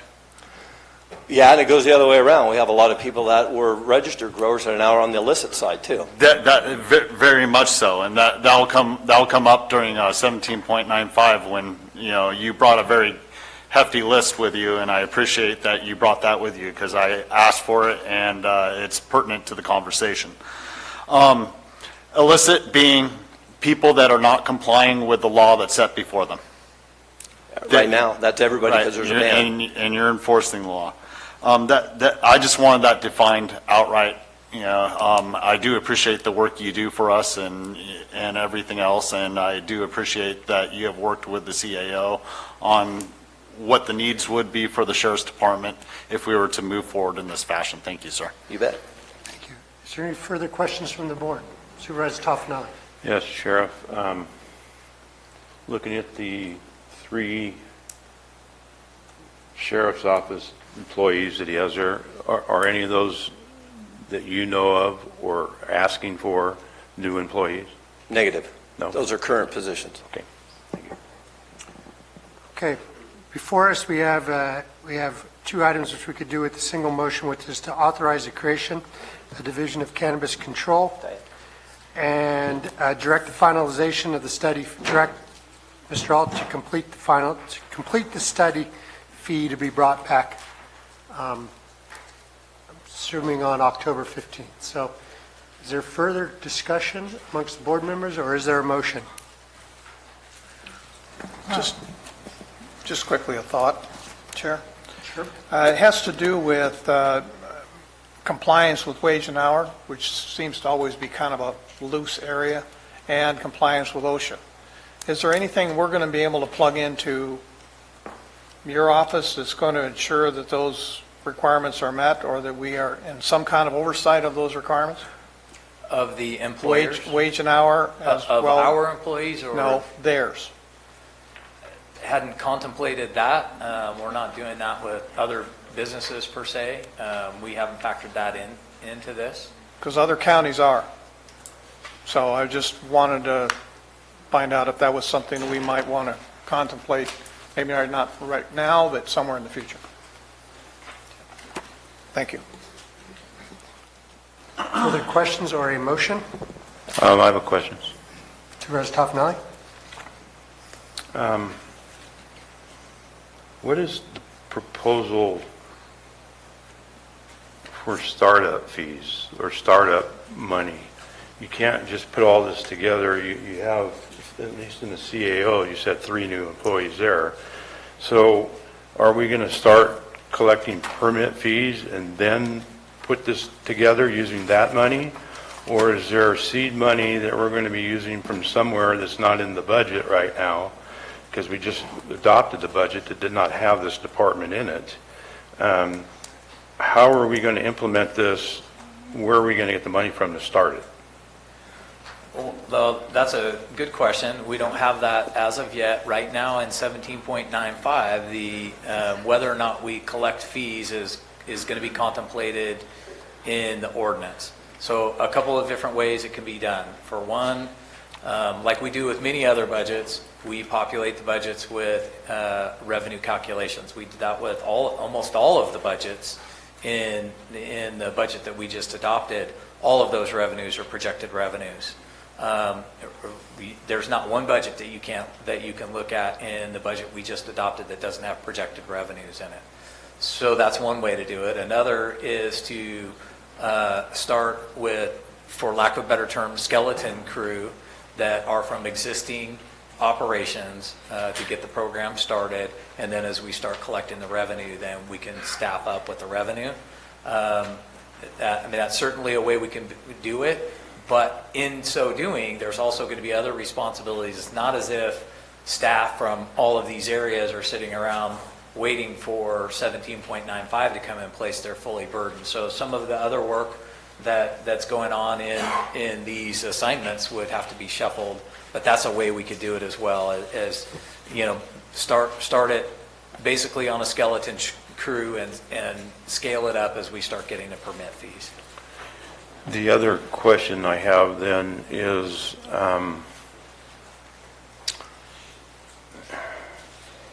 being a new department and being under the CAO, there would have to be a new line items created in your budget to oversee the funds coming in and going out and being spent. So when we visit this, when you come back, apparently you're going to come back, or if you take all these suggestions, we'll have to deal with that, creating new line items under your budget, displaying the new departments, and we're going to have a new control list for the CAO created, and Judy coming to us with those employees. And you plan on doing that when you bring this back? Depending on the board's direction, that would be what I anticipate. There has been for several years a cannabis budget, for lack of a better term. There is a budget. It was in this budget, in fact, and it has been. There's no money in it, but there's a budget string, for lack of a better word, already created that was used previously. Again, there's no revenue in it. You didn't adopt that in any other way other than that existing marijuana budget is what it's called. So we could use the existing budget string, bring back a proposal either with revenue projections and or position and staffing along with the fee study. And that frankly would need to include at least one job description, because there's not an existing job as CAO manager, cannabis control manager, so the board would have to adopt that as well, so that would have to come back. The others are existing job titles within We already have the job titles. We bring them back in a position control list, as you've mentioned. Okay, I saw in the preliminary budget that page under the CAO with no money in it, you're correct, but when final budget came, in the preliminary, there was no MCCR, which had to do with the regulatory program before and the refunds. But when the final budget came, that page was missing in my book. I don't know about, I can't speak for everybody else, but that page was missing. It was mysteriously gone from preliminary to final budget, and then an MCCR page was put in there. So I'm not sure what we passed had that in it that you're speaking of, because I specifically looked for it when I went through your budget, and it wasn't there. I could be mistaken. I believe it was in final. There was no money in it. It was simply the budget string that was there from previous years. If it's not in final, it's still the same budget string that we would use to populate and come back. It didn't have any money in it anyways. We'd have to bring it back with revenue projections, specific allocations consistent with the fee study on personnel, equipment, and some other things that are in the fee study, like we do with the other budgets. Supervisor Stopper? Well, he already addressed some of it. The MCCR line was the item. It was always the permitting funds that are restricted under Prop 26 to facilitate registration. And I've been familiar with that one for quite a few years.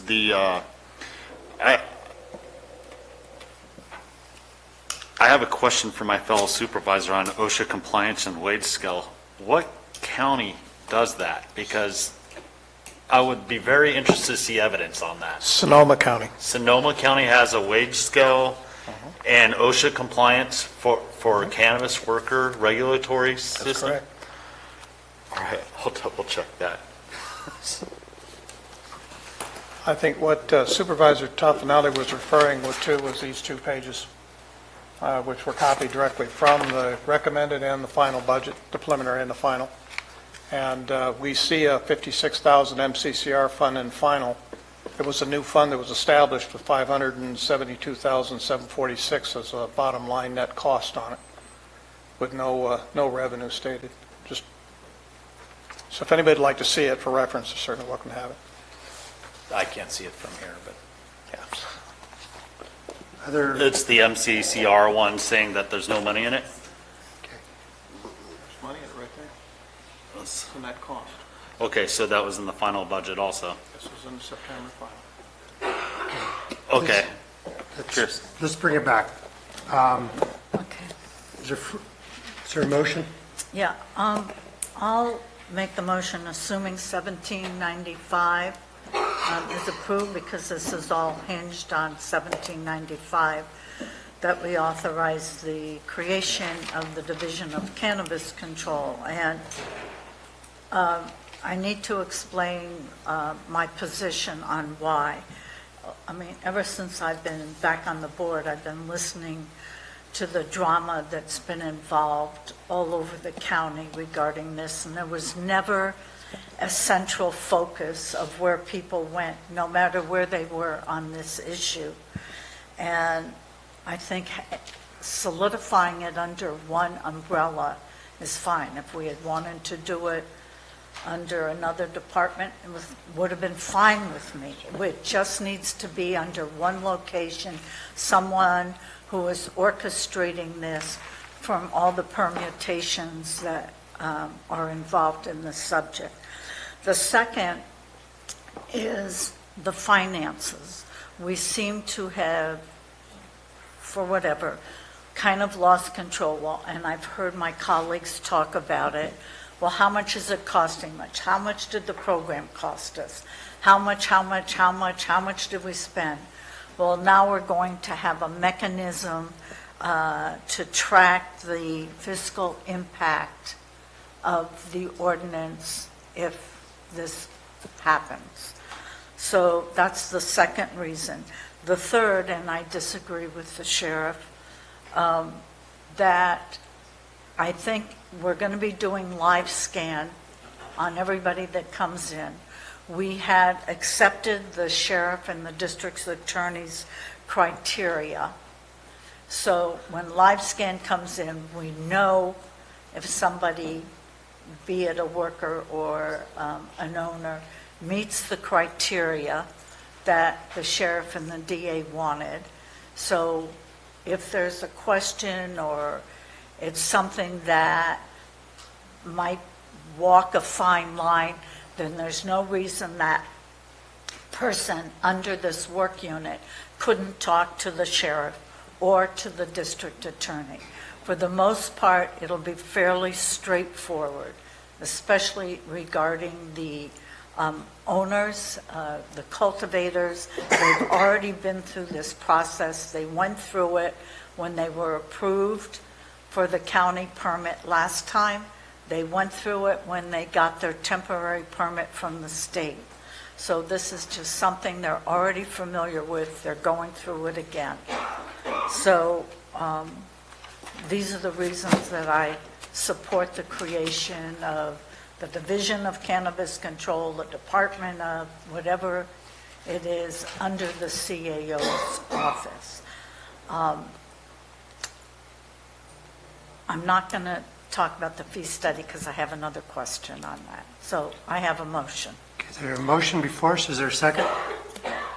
I have a question. Sir, we are not doing public comment now. You brought you brought this gentleman with more information. Sir, you may return to your seat. We're supposed to be able to question his new information. We are on break now. You told me this morning that you would give me an answer to my questions.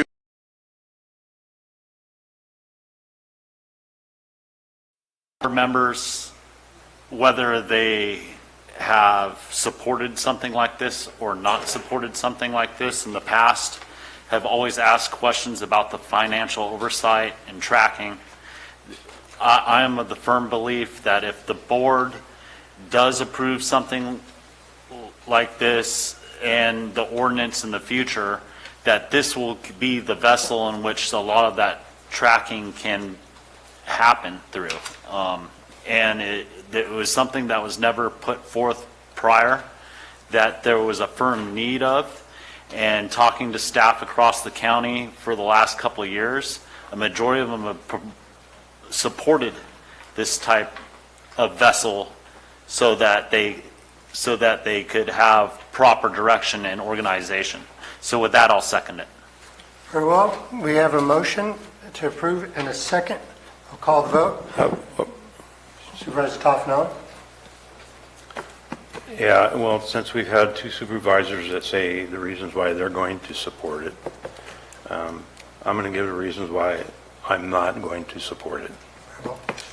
And at this time, and I appreciate, Al, all of what you've done here and what you've put together and the effort that you put into it, especially in what we have here.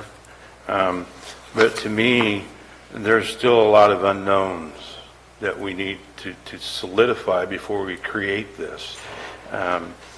We have all of this here in front of us, and we have extra hires, and we don't know if we have how many people we're going to actually hire that are new to positions that we put in.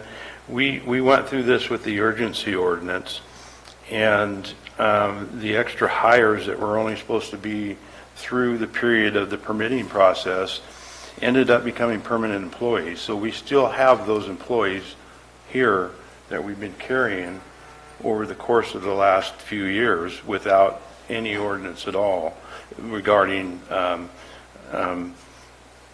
regulation of this industry.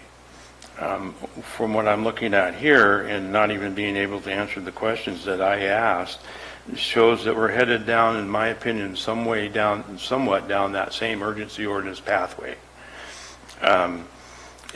Maybe a little bit more organized, but not quite is the necessity for me to feel comfortable doing this at this time. I did not, when this was brought up before, I did not support it. And I understand what Supervisor Stopper is saying, because I've heard it all along also from department heads, most of them saying they don't want anything to do with it.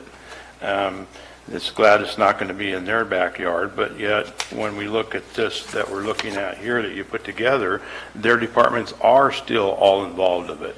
You have not just a department that's dedicated solely to the cannabis industry, but you've engulfed all the other departments involved in it too. So if this one department is in charge, then what about the department heads that you're using from code and planning and environmental? What do those department heads have to say when somebody's given directed to go do something by this czar that's in your office? To me, it's not clear. It's not defined the way a certain department is. What other departments do we have that we've created that has utilized, can and will be utilizing all these other departments from the sheriff on up, and I without dedicated employees. I'm not saying that these aren't needed. I'm saying they need to be dedicated employees if you're going to go down that path. So to me, it's not really clear on what we're doing. We're still going to come back and redo some of this and keep coming back to redo some of this. I may be able to, after we get past 17.95 and we come back with some of the things that you said you're going to do and it's more organized, I may be able to support it at that time, but this time I just can't. It just doesn't seem to be organized enough for me to believe, to buy into it this time. So. Supervisor Mills, would you like to make a comment? Yes. Again, I'm also in that same mode. When Supervisor Tofinelli was talking about budget, I had already had that in my file and had been spending some time with it, is how is it going to be in the budget and what machination would that occur? I am definitely considering the majority of those cities and counties in California that regulate are not using a central office. It leads me to wonder why we have this ultimate desire to build a new bureaucracy. And, we can build ivory towers all day long, but whether or not they're of any value is the next question. So, although I also appreciate Mr. Alt's forethought and the amount of effort that you put into this, I've also got to be thinking about, for the benefit of how much, when we have 44,000 plus other individuals in Calaveras County, do we spend the same amount of time with them and their needs as we're doing on this? Absolutely not. So I'm just really concerned that we're putting the cart in front of the horse here, as somebody had said, and that is, I think, a critical statement is that if we're not going to be able to get a good ordinance together, it's just going to lead to additional misery for whoever is in charge of this program. Next, coming from my background, I don't see enough check and balance here.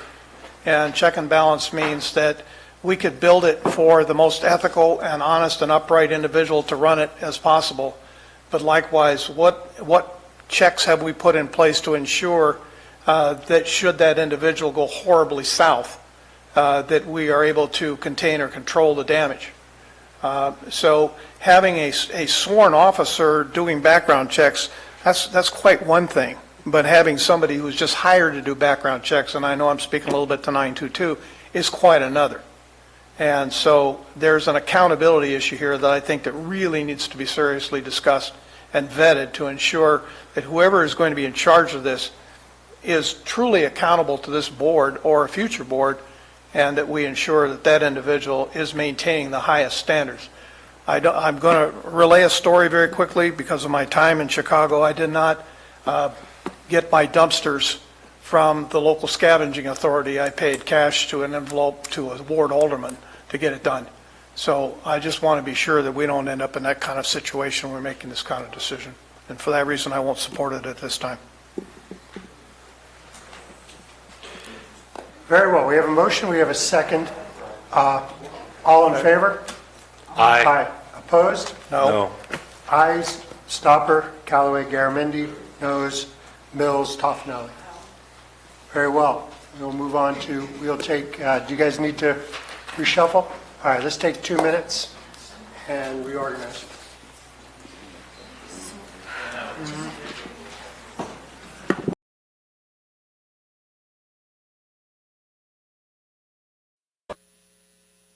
Back to order. We are moving on to item number 4. Supervisor Mills has informed me that statute of limitations in Illinois is expired for that. Mr. Maurer. Excuse me, Madam Clerk. Item 4 is from the Planning Department to conduct a public hearing and accept the addendum to the Environmental Impact Report for the Medical Cannabis Cultivation and Commerce Ordinance Project, make appropriate findings, adopt an ordinance amendment rescinding Chapter 17.95 of the County Code and replacing it with a new Chapter 17.95 regulating commercial and non-commercial cannabis cultivation, and direct staff to publish a summary of the ordinance. Okay, let me start off for how I want to do this. Obviously, you'll do your presentation. We will ask questions. Then what we'll do is we're going to have public comment. I would ask everybody to focus it on 7.95. We'll then have a discussion amongst the board, make edits, go through the whole process. At the conclusion of our discussion on 17.95, we will have another public comment section where people can talk about the technical changes that may have been made.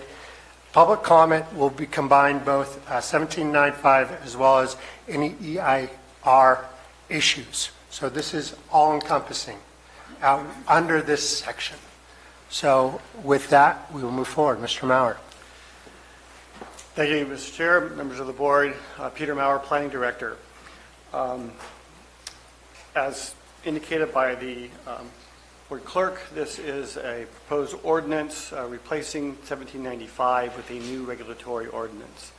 The draft ordinance was initially based on direction that we received from the board through 2 study sessions, one in February and another in April earlier this year, where we spent the better part of the day, and maybe the whole day, talking about what, after the board had determined that the desire of the majority to reverse the ban and move forward with the regulatory program, what should be in that regulatory program.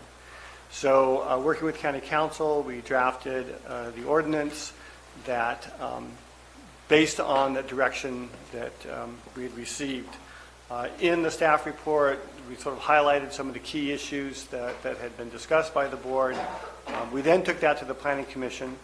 Over a period of 3 meetings, they went through essentially line by line. We made a number of modifications to the ordinance. I have highlighted in the staff report as well where they had made changes to the ordinance from some of the specifics that were addressed by the board back in April.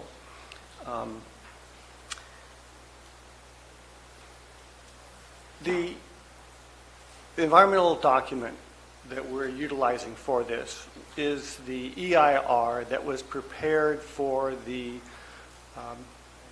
previously proposed regulatory ordinance. In the early 2016, the board had directed us to prepare a regulatory program. We began the process with a notice of preparation, and a draft ordinance had been prepared by staff that the board looked at and said, yes, this is essentially what we want. We know there will be changes, but this is essentially the program that we're looking forward to. That draft later was modified and became the urgency ordinance. The basis of the environmental analysis was that first draft of the ordinance. That draft allowed for cultivation on parcels as small as 2 acres. It included all of the commercial uses that the state law allowed, including manufacturing, testing, and distribution, and nurseries. It included personal cultivation, both indoor and outdoor.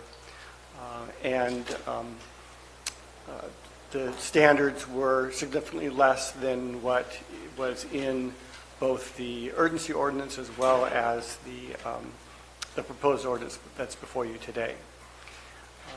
The board ended up selecting one of the alternatives from that EIR, which was the ban. So the EIR was certified, the ban became the preferred alternative, if you would. It's really not the term of art that I'd like to use, but it was the alternative that the board selected, and that was the decision at that time. CEQA allows us to utilize an EIR for a project and to modify that project as long as it does not raise new significant impacts or there's new information that would change the findings that were made. In the staff report and in the addendum is the specific language of CEQA, trying to paraphrase it very briefly so not spend a lot of time going over that. And so looking at the proposal that the board had directed us to prepare, we found that the overall impact would be less because of the restrictions on the numbers of potential registrants.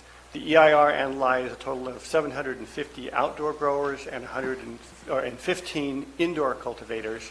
The proposal that's before you allows approximately 190, perhaps 200, based on a modification that the Planning Commission had made to the proposal, to the proposed ordinance.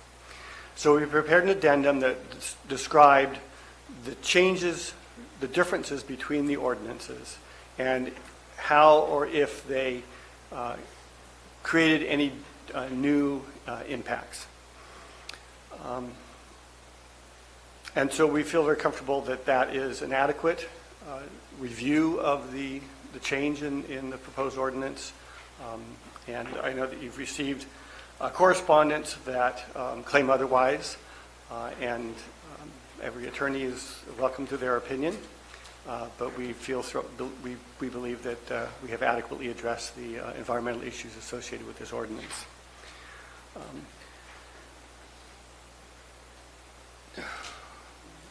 So as I said, that there were changes to the ordinance that reduced some of the impacts. Primarily among that is the change from a 2-acre minimum parcel size to a 20-acre minimum parcel size.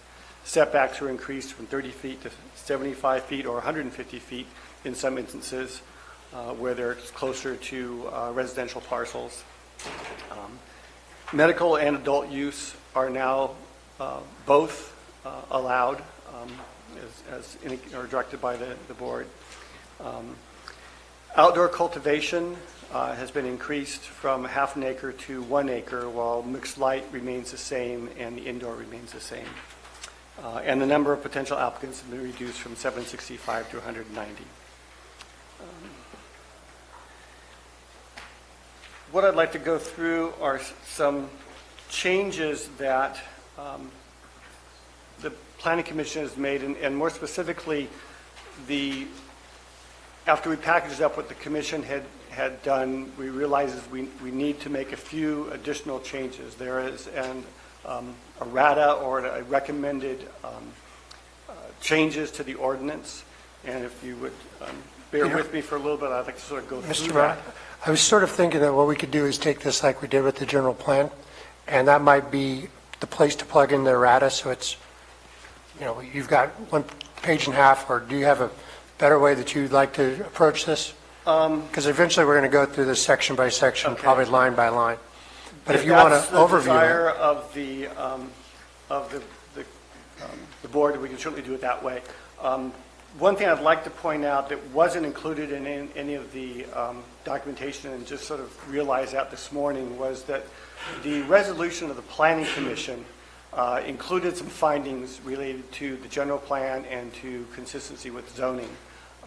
And those weren't carried over automatically into the ordinance. So there were two findings in the Planning Commission's recommendation and their resolution that they adopted that should be incorporated into the Section 3 findings portion of the ordinance. Are they part of the errata? They're not included as part of the errata because we just sort of realized that this morning that we had overlooked that somehow that didn't carry over. So we would, I don't even have printed copies of it. I have one printed copy of it, and we can either make copies during the break. I can get it so we can put it up on the screen. I suspect we probably won't finish today, and so we can have that ready for you tomorrow. I think that when we get to the findings section, we could insert that and discuss it at that moment. We've also made we made a few technical changes to the ordinance that we thought, we used the wrong term. And one of the things I'd like to show is just a little diagram here, so everyone's talking about the same thing. This is sort of my little sketch of some parcels that, down to the whole thing is there. So the blue lines are parcels. This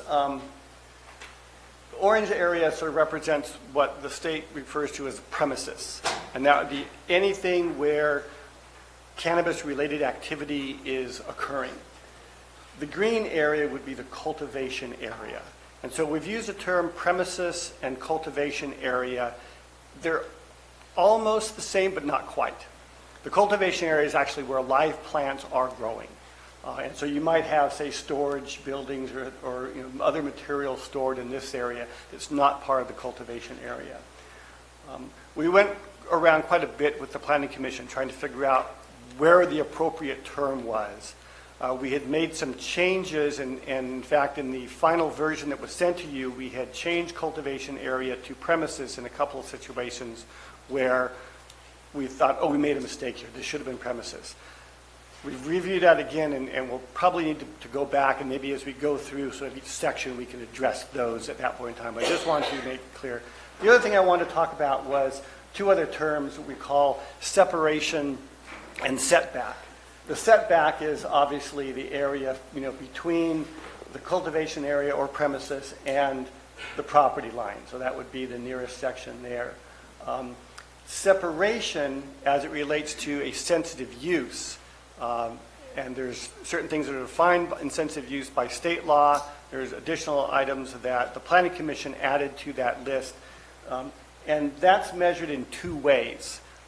It's measured 1,200 feet from the premises or cultivation area to the boundary of the sensitive use, or 600 feet from the boundary of the parcel that the cultivation area owned. And this is the minimum requirement by state law. And this was something in addition that the board had directed at 1,000 feet and the Planning Commission changed to 1,200 feet. So just as we talk about these things, I sort of want to keep this diagram in mind so that as you're looking at it, and we can always bring it back up if there's some confusion on that.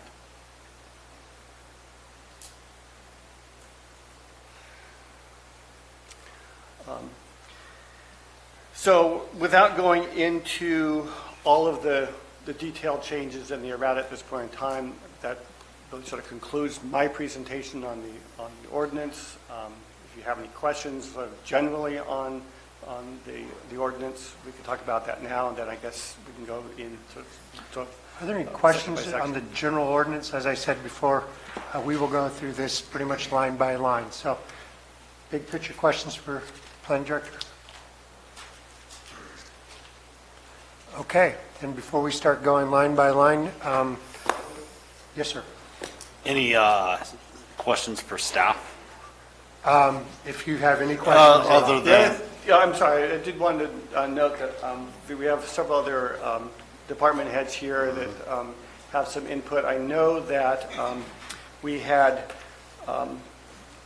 talked quite a bit with the Environmental Management Agency about the water monitoring requirements. There's been quite a bit of discussion on that issue. Brad Banner, the agency director, had suggested some additional language change to that specific condition. I know that he is trying to get to a conference for the agency directors, and now would be a good time to maybe ask him any specific questions about that. I can put his proposed edits up on the screen if you want to sort of maybe detour to that specific point so that Brad can then get on to where he needs to be. He's been sort of waiting around all morning to talk about this one specific issue. It's up to the chair and the board as how you want to handle it. I just know that Brad, and I'm sure there are other, Rick is here and others who may be in the audience that might be able to answer questions you have as well. I would really like to try to keep this in order. We have a big document and this thing could get jumbled up.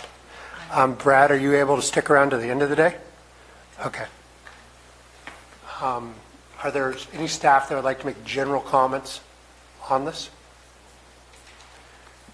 Seeing none, we'll move to public comment. We will take a break at 3:15. Everybody did real well this morning. Let's have another civil discourse on this. So, 3 minutes. Al? Al Segala, Taxpayer Association. This is very complicated.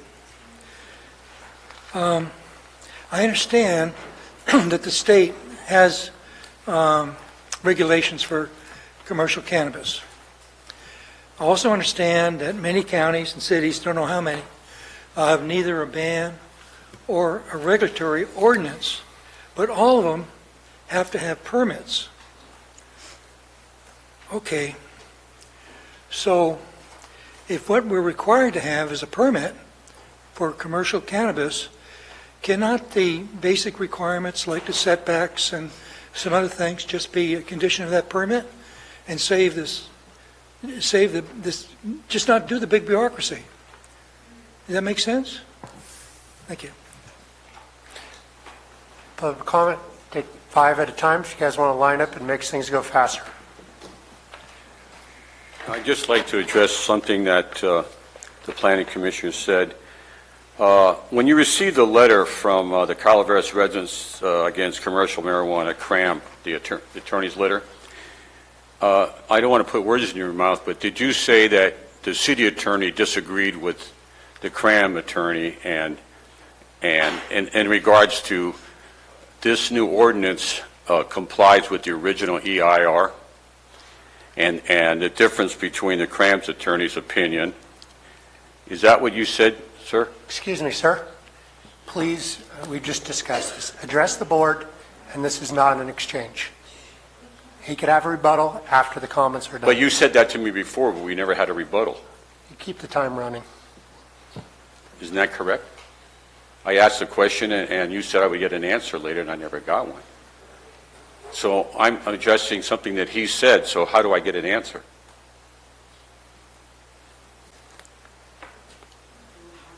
Is that the answer? No, nothing? Sir, we are going to do, there can be a rebuttal. One of the Board of Supervisors can ask that Okay, question. so what I'm going to afterwards. say again is the CRAM attorney said that there was many changes that affected the original EIR. And this gentleman said that the city attorney didn't agree with the Scram attorney. So that would lead me to think that there's a potential litigation in the future if the information that this guy duplicated with many precedents, legal precedents, about what you had to do with the new EIR when you guys made this changes in this new ordinance is not being recognized by the Planning Commission, and I don't know what else I can say because you're not going to respond. So that's it in a nutshell. Next speaker.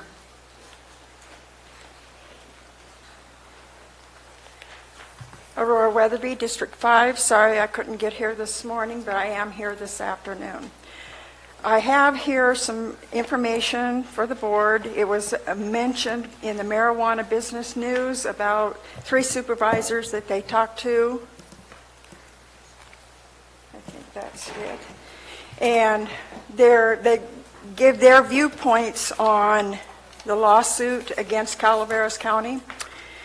And it says, Kesey said the lawsuit is a leverage tool for Calaveras cannabis growers because the county would find itself in a financial pickle. If the court rules the county must repay the $6.3 million. It says that means the plaintiffs could decide whether to pursue legal actions, but if this board could be part of a bargain between the county official, they might find it favorable to drop the suit. It says, the financial threat to the county continued with new votes on the county board. The response to that was written by John Schroyer. In the comments back to this article, one of them specifically says, while they're at it, they need to replace the entire planning commission. which has been done.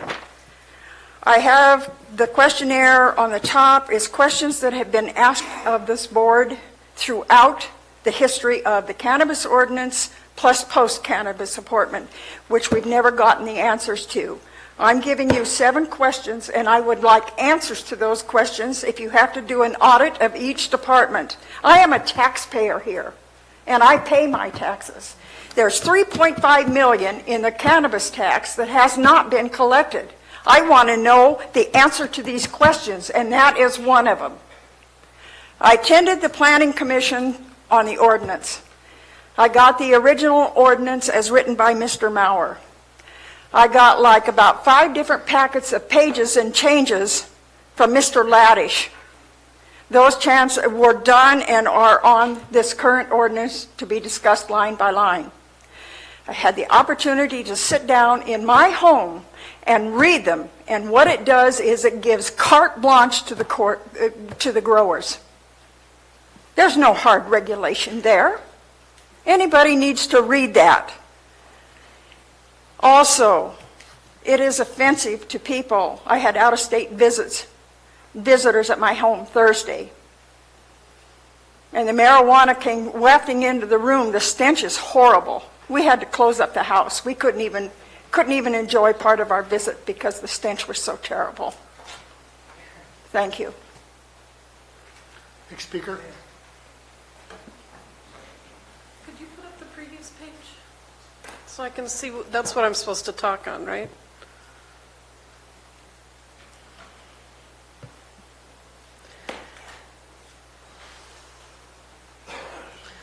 So, issuance of permits. It doesn't really talk about how you're going to make sure people are still in compliance and gain access to the properties once you've issued a permit. We've seen the destruction of homes around here. Apparently, they have an inspector go through and look at the properties when they buy the home, and then after the sheriff's department goes through, because they've had a grow in there, place is crap, and it isn't, fixed. Transfers of permits, well, that's just an open door to a bunch of, misuse. But the thing that's the most important here is remediation and restoration of former cannabis cultivation sites. Well, you got that in there because they're going to be dropping a bunch of crap on the property, a whole bunch of chemicals. I lived near a steel plant for 25, 30 years. It was a toxic waste site. It was never cleaned up. So we've already had these problems of dumping chemicals, and as the people said this morning, these places have not been cleaned up yet. So the homes that are not going to be able to go back on the market, the properties that are not going to be able to be sold, you want to plant your vegetable garden in the chemicals they're using? I don't think so. I have worked in the chemical industry, and when this stuff is dropped on the ground, it doesn't go away. It leaches into the ground. It goes downhill into the water supplies. We're going to be stuck with this. You're not going to be able to clear out a lot of this stuff. How far down are you going to dig, and what are you going to do with the toxic soil that's left behind? What are you going to do with the toxic debris from inside the homes that's left behind? We're going to have to open another waste dump and just keep opening dump sites. It's ridiculous, and I think this is poorly thought out. So my concern is how you're really going to police this and make sure that people are complying when it shouldn't even be allowed in the first place. Thank you. Next speaker.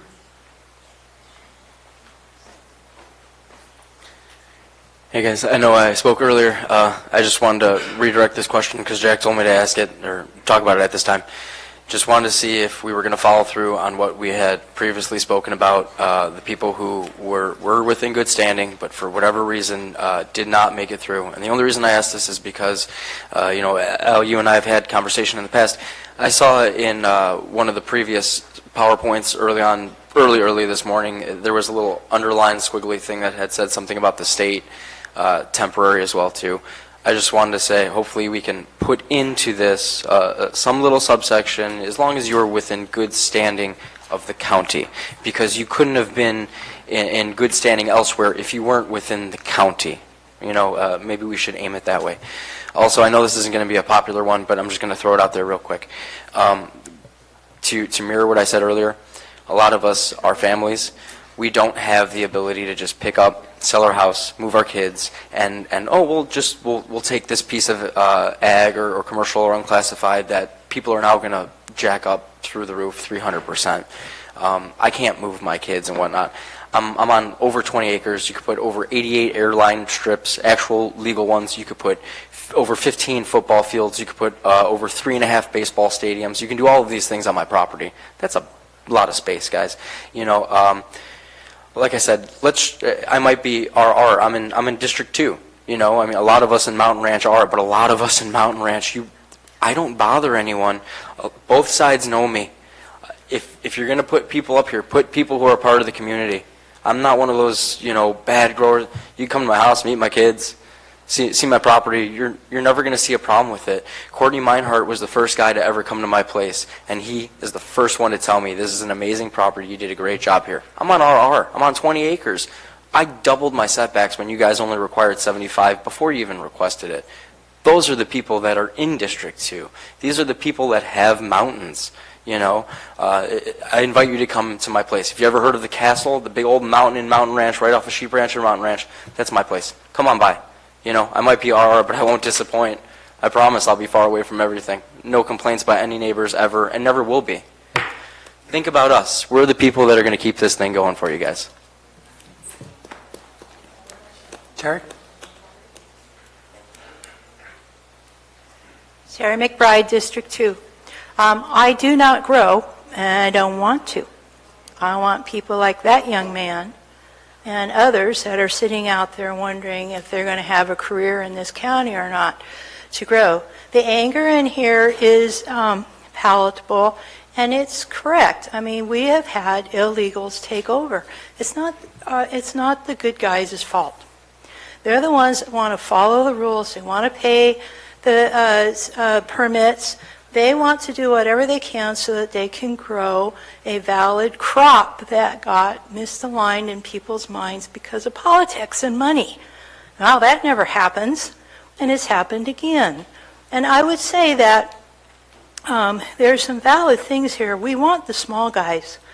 We don't want the illegals, and the illegals are pretty much who these folks are irritated at with good reason. They need to be gotten out. I don't know how you're going to do it, but it's got to be done. But I'm here to tell you the ban didn't work. It did not work because there are a lot of them still growing after the ban. So why even think about doing that again? Let's get this thing going right. Let's get the permit. Let's work with the good growers so that we can get the agriculture of this county. Let's keep it rural. That's wonderful. Folks lived in the city and retired up here. Well, I lived here. And I'm retired pretty much. Well, I'll never quit. But the reality is I don't want to have to change everything, make them happy. Why should we have to? It's an agriculture county. And as long as the folks are here that are trying to do the right thing, you see how many folks got little kids that grow? They don't want anything happening to their youngsters either. You can't treat them like they're dirt. These are good people. These are farmers. You ought to treat them like it. They want to follow the rules. They want to pay the taxes. For God's sakes, how many corporations or businesses want to pay taxes so that they can do a business in this county? Want to donate to the different organizations and participate and be a part of the community. These are the folks you want. It's a permit process and such. It's not perfect, but it's a beginning ground. It's a way to start. And then give Rick everything he needs so he can go after these illegals. None of us like them. I got some people around us again, and we've had them over and over and over. They're a pain. I hate them. But that's not these folks here that are speaking up on behalf of growing legally. These are the folks that are being hurt by that just as much as these folks here that feel so upset. Anyway, I hope that everyone would just take some time and breathe, meet the farmers. They're good folks. And let's make this work. Let it be good for the county. Thank you. Ms. Morris?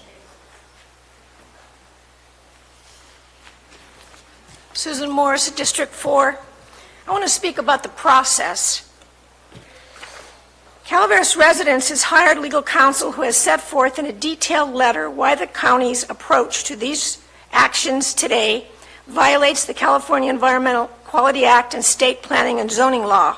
Each of you were served with a letter dated September 30th from Shute, Mahaley, and Weinberger yesterday, as well as a hard copy was personally delivered to the clerk of the board, Rebecca Burke-Turner. I recommend that the supervisors carefully review it if you have not. This is the document. Okay? Public? The county must prepare a new EIR for the proposed cultivation ordinance rather than an addendum or a subsequent EIR. The county's reliance on an EIR for a project that was never approved is an unlawful end run around CEQA. The county previously approved and adopted findings relating to the ban ordinance, not the prior cultivation ordinance.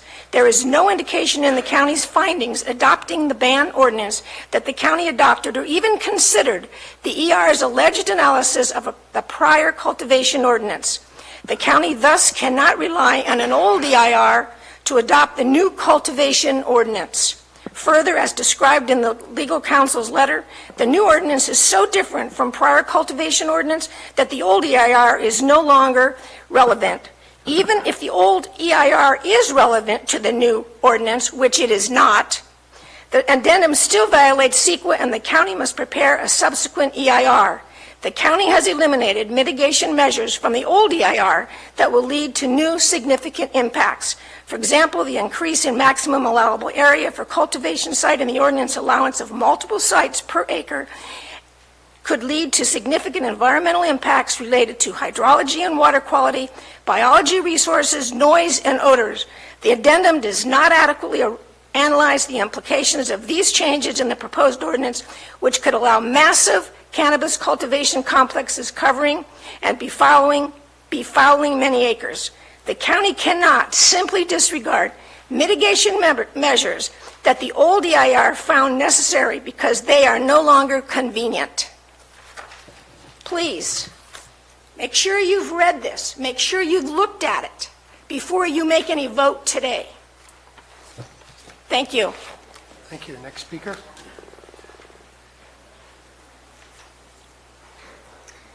Jennifer Stewart, District 2.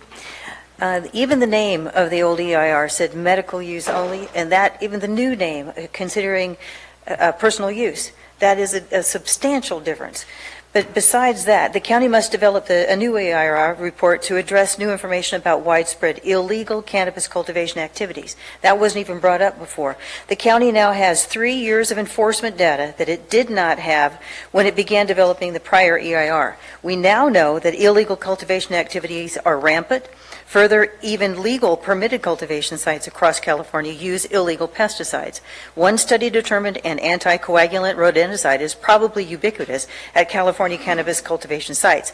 And carbofuran is a banned pesticide, has been found in Calaveras County. The sheriff brought that up. Changes to the ordinance may encourage additional illegal activity. For example, reducing violations from misdemeanors to infractions may reduce the ordinance deterrent effect and bring even more illegal activity into our county. Pesticides like carbofuran and anticoagulant rodenticides have devastating effects on wildlife. Pesticides at California grow sites have already killed bears, foxes, fishers, squirrels, deer, passerine birds, and likely northern spotted owls, threatened species. The county must study this new information in a subsequent EIR that fully addresses the devastating impacts that pesticides and other hazardous materials associated with cannabis cultivation can have on wildlife. In the meantime, the county must reject the proposed ordinance to protect wildlife. If you don't want to protect people, protect wildlife. Thank you. Next speaker. Good afternoon, Vicki Reinke. A lot has been said. I'm also with the Calaveras Residents Against Commercial Marijuana, and it was part of this letter that was sent.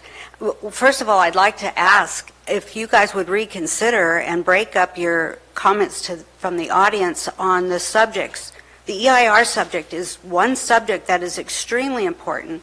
Since we've learned what cannabis growing has done in a lot of areas with the environment, you know me, I'm not the biggest environmentalist when it comes to the really far out things, but this isn't far out for cannabis because there's been studies, there's been research, and we know that this industry uses a lot of fertilizer, a lot of pesticides. We don't even know what a legal grow is supposed to be using. That's never come out, and this needs to be addressed, and it should be addressed through this EIR.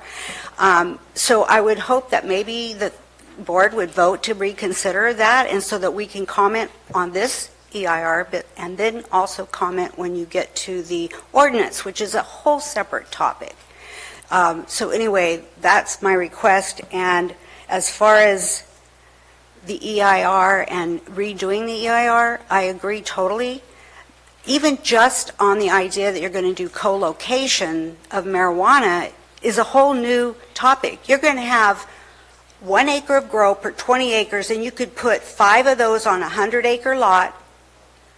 That means water is going to be sucked out of that little area for 1 acre, 5 acres of grows. That's different than when we had them all spread around the county. So that alone should make you realize that a new EIR should be done and protect our environment here. We're a watershed. It's extremely important that we don't damage that. I don't know why the Bay Area is not coming up here and protesting as well, because it's their water. So anyway, I hope you will reconsider. Thank you. Okay, next speaker. Ms. Cordo?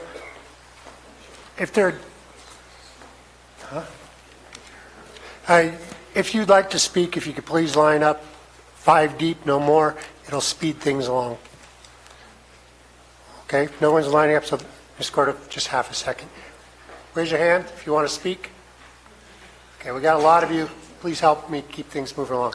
Ms. Cordo, thank you for your patience. What is the definition of neighborhood? I grew up where our neighbors lived 2 miles away. This is my definition of a neighbor. Back when I got involved with this issue, I went to a Democrat meeting so that I could say how I felt about pot, because they said they were making it available, and I hadn't gone to the Board of Supervisors at that time. And then I wrote a letter to the editor of the Calaveras Enterprise. Dianne Feinstein on the radio recently stated that she did not support the legalization of marijuana. She said there is a chemical, not THC, in it that is very bad for the user. She said traffic accidents caused by pot and prescription medicine cause the same or near the same amount of accidents as alcohol-related accidents.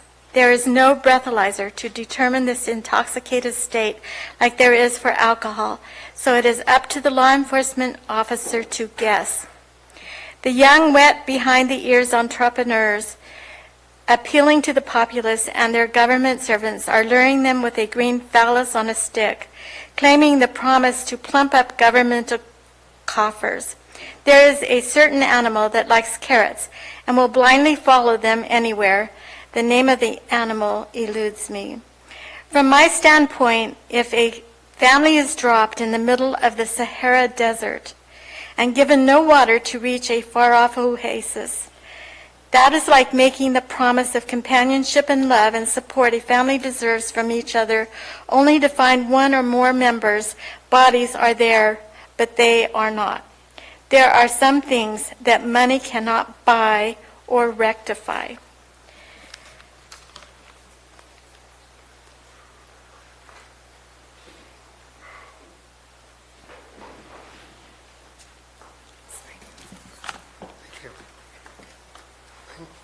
My name's Ellen Acosta. I'm just very saddened by, this county has 45,000 people in it. Is that what you guys said? And we've represented it. You can multiply my opinion times 20, okay, at least, that I know of, that do not want cannabis here.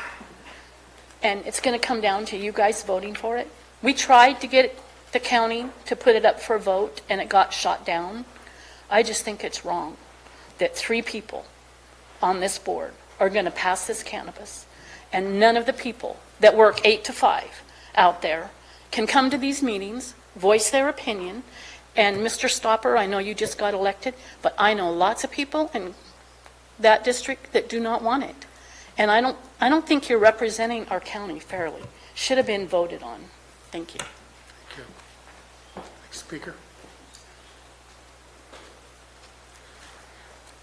Bill McManus again. Again, I come with questions about the process of whether the ordinance drives the EIR or vice versa. Of course, the ordinance hasn't even been addressed yet for the second go-around, and we're relying on an EIR that is disputed. And, you know, as Mr. Maurer said, everyone's attorney has their own thought on it. Well, until a judge decides, I think that's probably where we should go with it. Some of the things about the EIR are a little troubling. This will also come up in the ordinance, and that is 1795.050 Section D 1B, which talks about the applications. And the way it is written, it is for as long as they did not withdraw the application or have it denied or revoked by the county. And you come up and say, well, that's going to be about 190 people. Well, what's missing, as in everything in this whole fiasco, it's the stuff that's missing that's important, not the stuff that's in here. What about the validated, pending, and verified applications that were in? How many people were there? They are not excluded. The ordinance includes everyone but in 2 classes, revoked and denied. These people haven't been accounted for yet. So the 190 number is probably incorrect.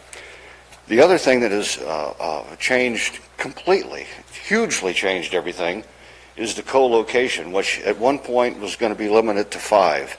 Now it's only limited by property, and that's 20 acres. So on a 1,000-acre lot, you could have 50 one-acre grows, with the water requirements the same for each one and not included in the group. So if you want to do well testing on property, one at a time, and see how it recovers, up to 90%, that's all. That's a false test. During the season, all those wells are going to be pumped. So if you do a test, you need to have a hydrologist there to determine where the aquifer is and pump all the wells in that aquifer at the same time. That more closely matches what is going to happen in the season. If those wells can't produce enough water during the testing, how are they going to produce enough water during the season? Again, that is a falsehood that's been presented to us. Like the co-locations aren't going to hurt anything. You know, the application, no, it's only going to be 190, don't worry about it. We've heard at the Planning Commission there could be as many as 700 people coming back in. So far, no one's addressed that, but I think it's something we'd like to know about, and whether the EIR or the ordinance is leading this parade, because you can't keep switching them around, putting one in front of the other. Thank you. Thank you. Next speaker. Once again, if you'd like to speak, it would be helpful if you would line up. I'm Levon Miller of Mountain Ranch, District 2. I just want to bring up a couple of clarifications for everyone who maybe hasn't been familiar with some of these details. I've heard the argument quite a few times today that the Calaveras County residents have voted against regulation. I'm a grower, and I can personally vouch for a minimum of 12 folks in my tiny sphere who were growers who do support regulation but didn't feel that they could vote for that regulation as though it was drafted. So to make the assumption that everyone in the county voted against it because they don't want regulation is just purely false. The next point that I'd like to make is that the assessment that 190 folks are going to be applying, or perhaps 150 with a little bit of a metric to adjust the number there, I think is also inaccurate, simply because I personally know of so many registered growers who have completely left the area. We need to take into account that I would say that you'd probably be looking at closer to 75 or 100 applicants, simply because those people don't exist in the county anymore, and they've already set up businesses in other counties. They can't pull up stakes and come back to a county where they may be put out of business the next time that the board changes. So that goes to my next point, is that those of us who have already gone through the problem of setting up farms, creating a business, giving the majority of our money back to the community in the form of taxes and fees, to only have a ban imposed upon us to legally eradicate our farms, go into 9-to-5 jobs again to try to get by, to yet again make this huge investment. What guarantee do we have the next time that the board changes, we're not just going to be put out of business yet again? So to that sentiment, it'd be nice to have some time frame to at least allow us to recover our initial investment before the rug is pulled out from under us.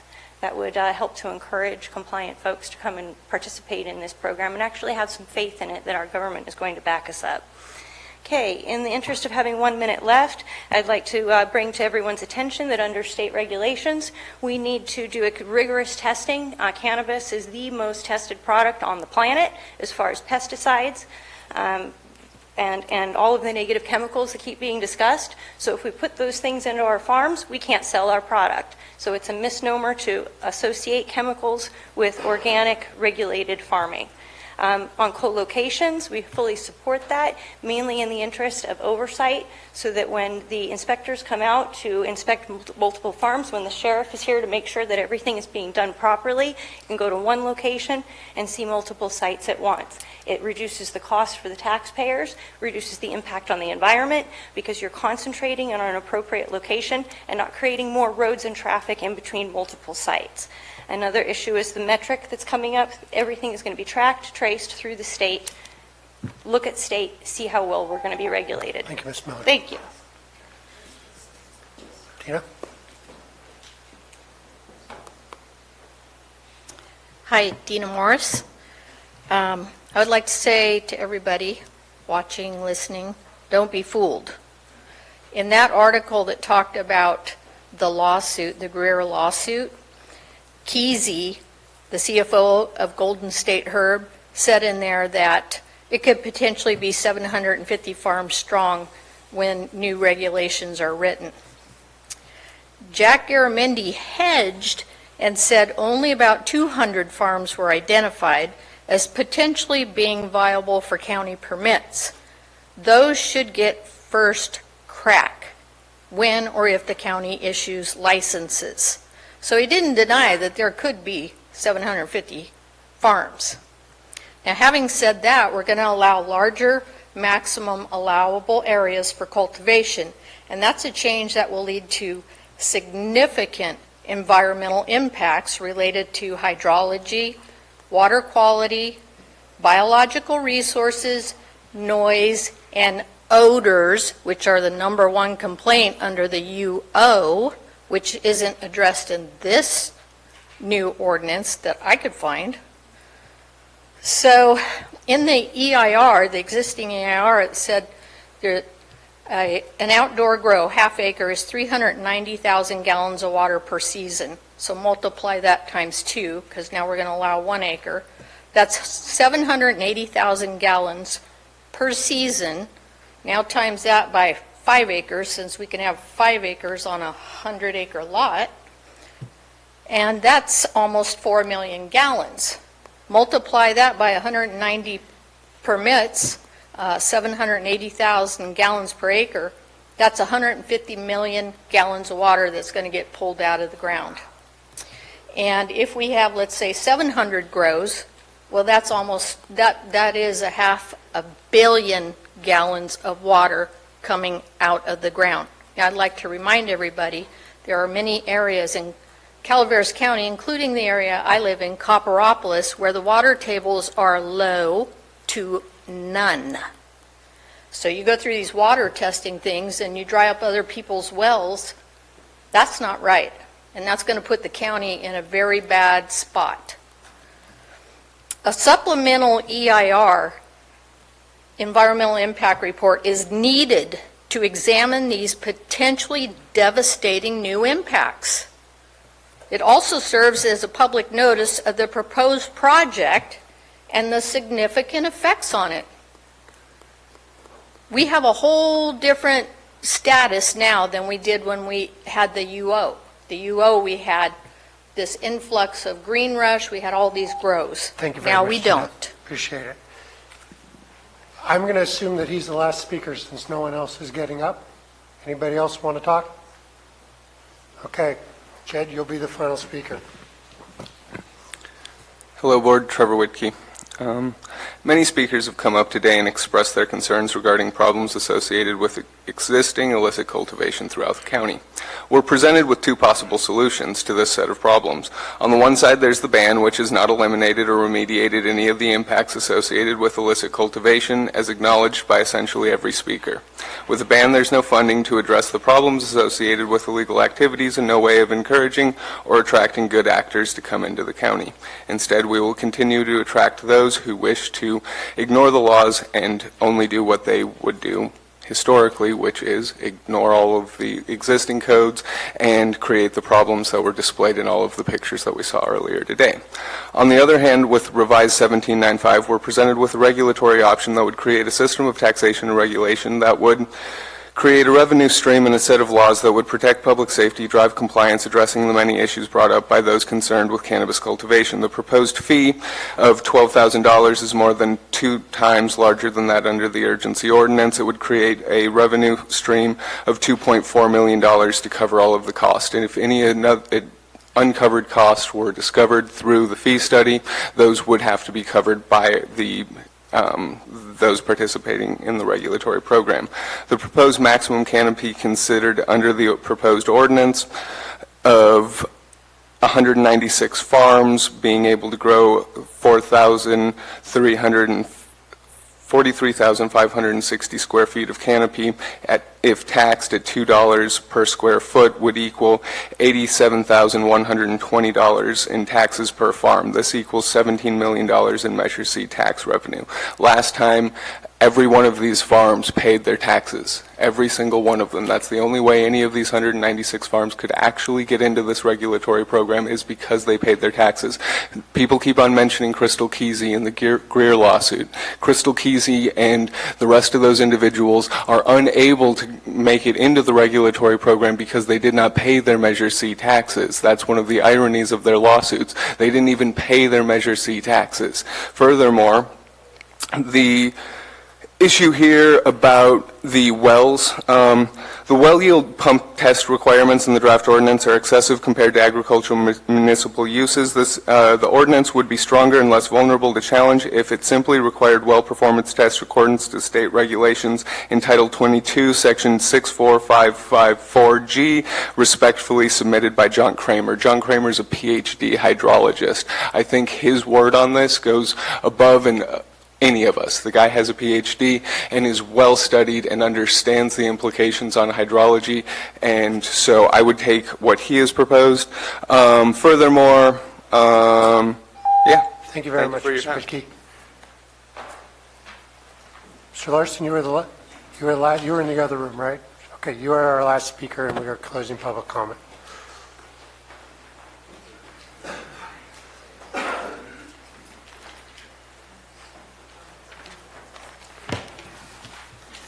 Good afternoon, Jed Richardson, Mountain Ranch. I hope to offer some comments. They'll be constructive to the regulations.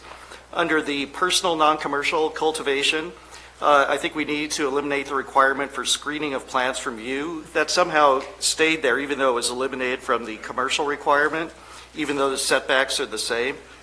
Last thing we need is a rural neighborhood of property after property of shade cloth flapping in the wind. I'm sure we've seen that. The commercial cultivation, the proposed well capacity testing procedure is unclear, potentially flawed, as Trevor has pointed out. I'd just like to point out that assuming an average agricultural well capacity of 25 gallons a minute and 200 approved cultivators, the current proposed testing will cause 21.6 million gallons of water to be wasted per year by dumping on the ground to evaporate. This really doesn't make sense when the overall goal is water conservation. Also, most of the suitable sites for commercial cannabis cultivation in the county are off the grid.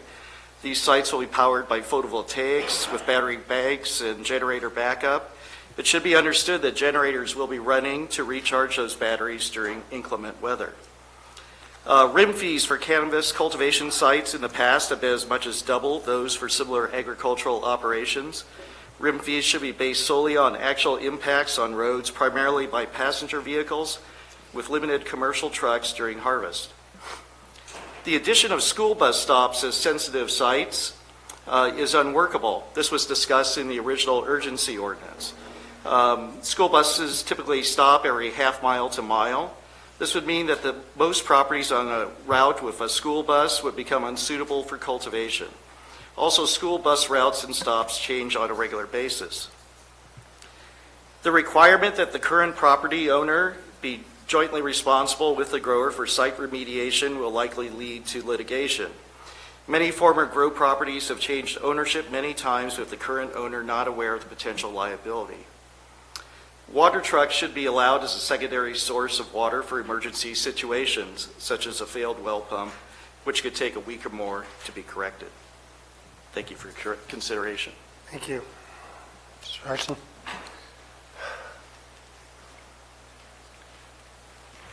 Reed Larson, Mountain Ranch. I want to express my support for cannabis cultivation. Let's get these jobs back. I do, however, take issue with setbacks associated with personal cannabis cultivation. 150-foot setbacks for individuals adjacent to residential parcels is unacceptable. Cannabis consumers, and more specifically, medical cannabis patients, should be allowed to cultivate their 6 plants in a small backyard. Furthermore, medical cannabis patients should be allowed to cultivate more numerous plants in a designated small square footage without setbacks. Thank you. Okay. That was brief. Marie, you'll be really the last one. Then we're taking a break. Thank you for letting me speak. My name is Marie Wright. I live in District 2 and have a business in District 1. As we all know, this county needs local businesses to provide tax revenue and jobs for its citizens. For many years, our state has been putting up obstacle after obstacle and adding regulatory and other expenses to businesses, and as a result, many of the businesses have left the state. Putting up unnecessary hurdles for cannabis farms will not help the county. By making things more difficult, some farms will decide that it isn't worth the extra effort and costs and will relocate to counties that are more inviting. We will lose jobs and businesses, not just from the direct farm owners and employees, but all the businesses that cater to the everyday needs of the workers, such as restaurants, stores, contractors, even law firms that need people to purchase our goods and services. Since the county has decided to allow limited cannabis farms here in Calaveras, it is key that we get the farms thoroughly checked out and then that the farms that will be responsible neighbors and businesses get approved as quickly as possible. Everyone familiar with agriculture will understand that it is vitally important to help the county economy by getting the farms up and running by spring so that we can have tax revenue and jobs all year long. The delay of even a few months will cost the county and our local businesses the entire benefit of farm job revenue for the whole year. Thank you for taking the time to listen to my comments. Thank you. We're going to resume at 3:30. Thank you.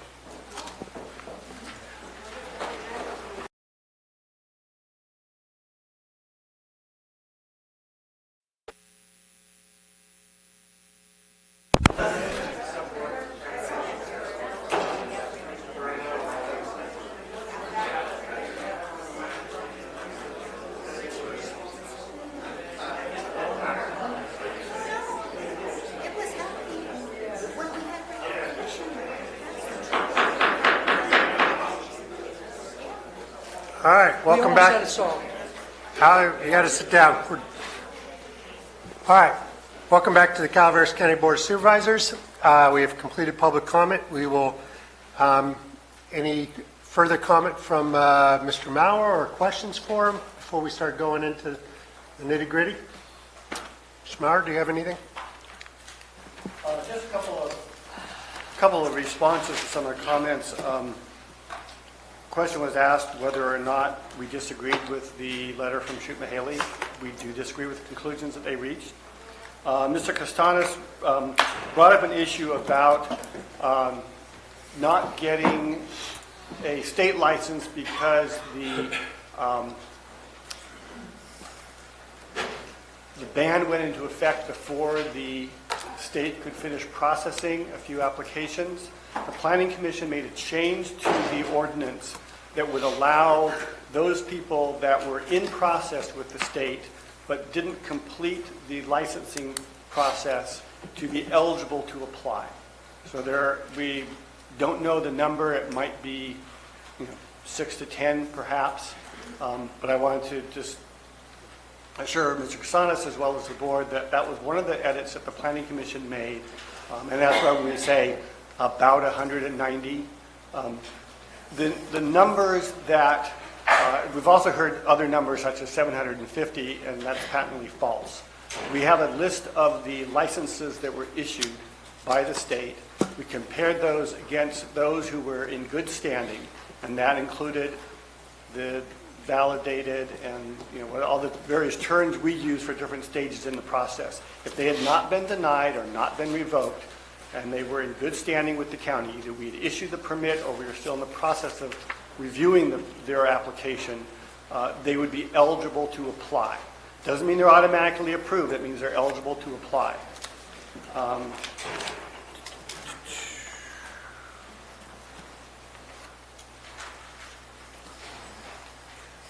I think that really is just the only issues that I had. There was another question or an issue raised about the changing the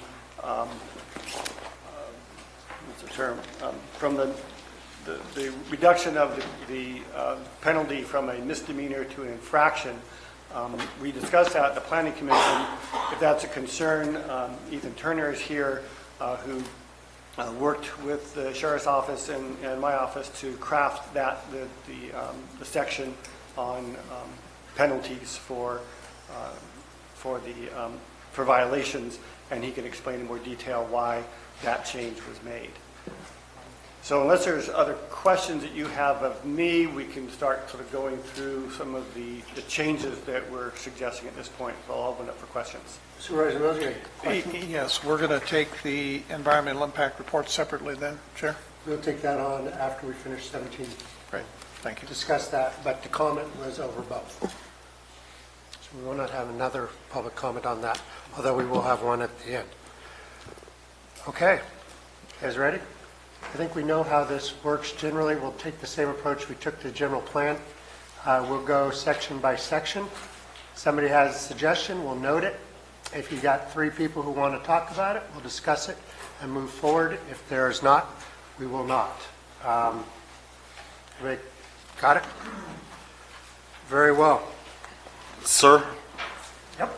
Just one question prior to going into this. There'll be certain questions to staff as we do this on certain things. But I think there is some staff here that has information that we can possibly ask before. Do you want to wait till later to ask those questions? Why don't we take the section, if staff have particular expertise or information, we could insert it into that. What I'm worried about is we start getting so spread out, we can never get down to the detail.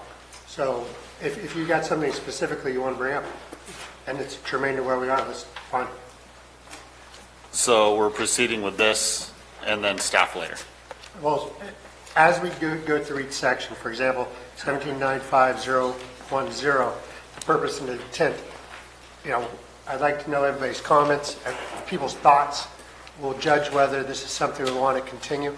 If staff have input on that section, or there's a specific reason they've got that in there, we should have a discussion as we move forward. Understood. I just thought of where I could insert the questions pertinent to a few issues that would be the sheriff and code compliance, but I could probably get that down with the findings at the end. Okay. Okay. Purpose and intent, section 1795.010. Suggestions, changes, questions.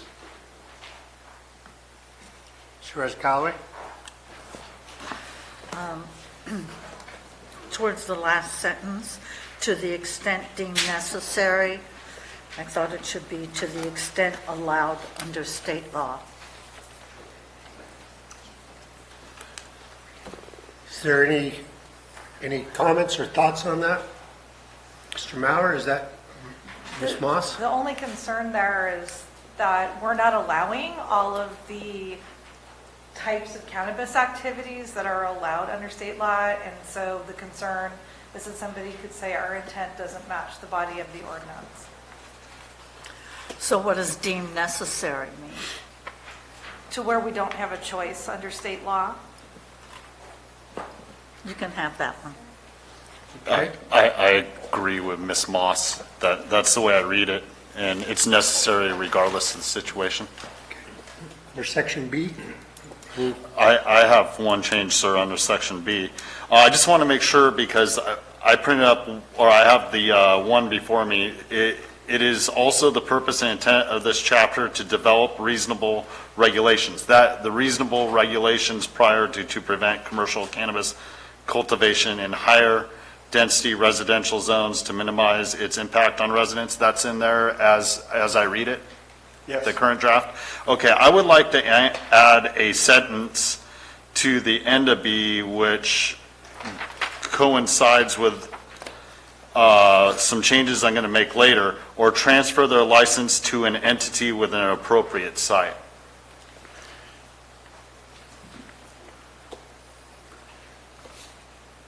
So is there any reason we can't do that, Mr. Meyer, before I poll on this? Could you repeat that line again?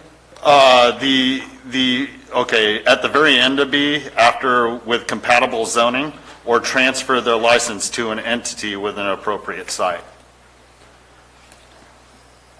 I see no problem with that. Very well. Would you like me to poll on that? Who would like to make that change? Supervisor Toffenelli? Sure. Supervisor Stopper? Yes. Supervisor Mills? Yes. Supervisor Callaway? Yes. 5-0. That change is made. Other items? Item Supervisor B. Toffenelli? B? It says, to minimize the impact on residents, but to also provide those state-compliant commercial medical cannabis cultivators who complied with May 10th, 2016 version of this chapter. I'd like to also add, and are current with Measure C, and with the ban ordinance as far as remediating their properties. Mr. Maurer, are you understanding what he's suggesting?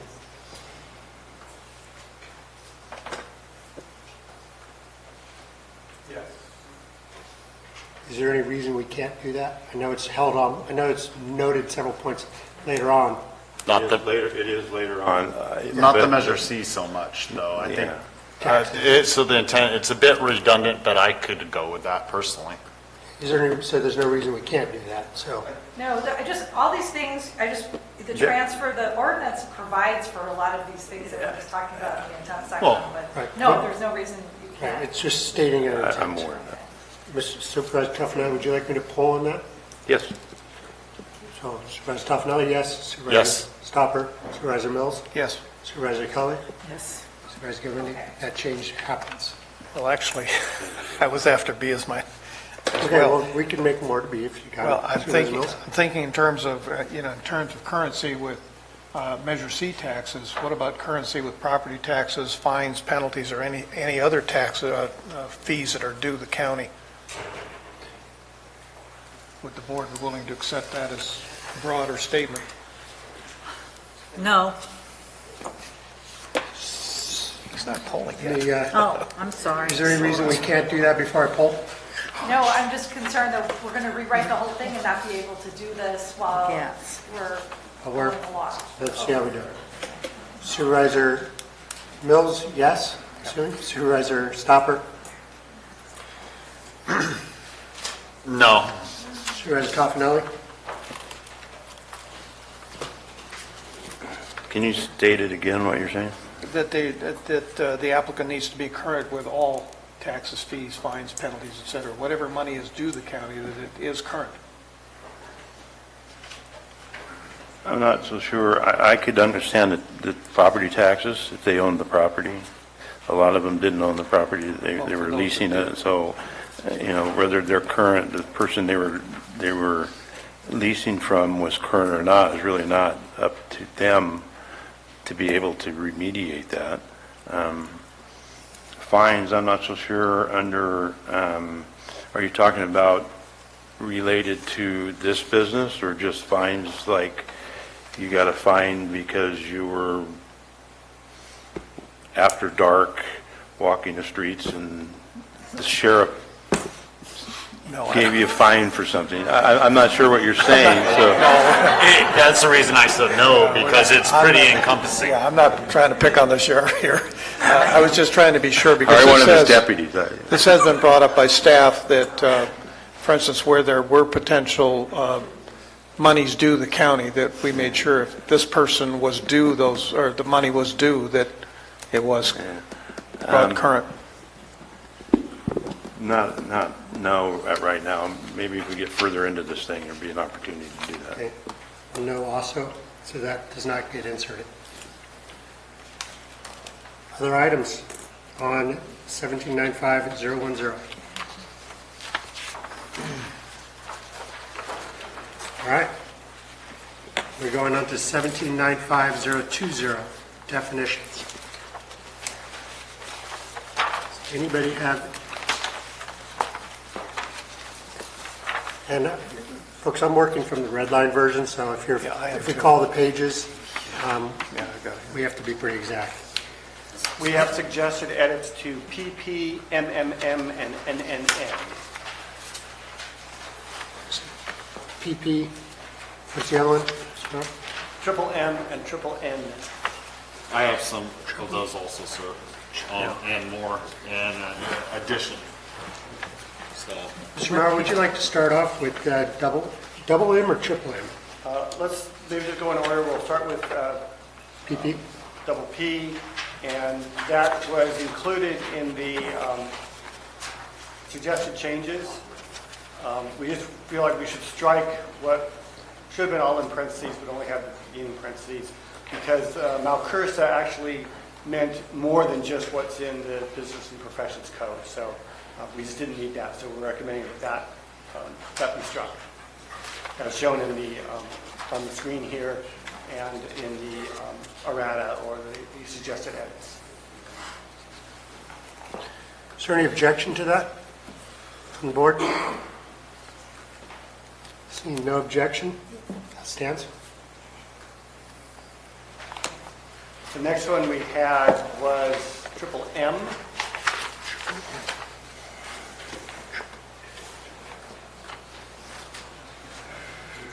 Okay.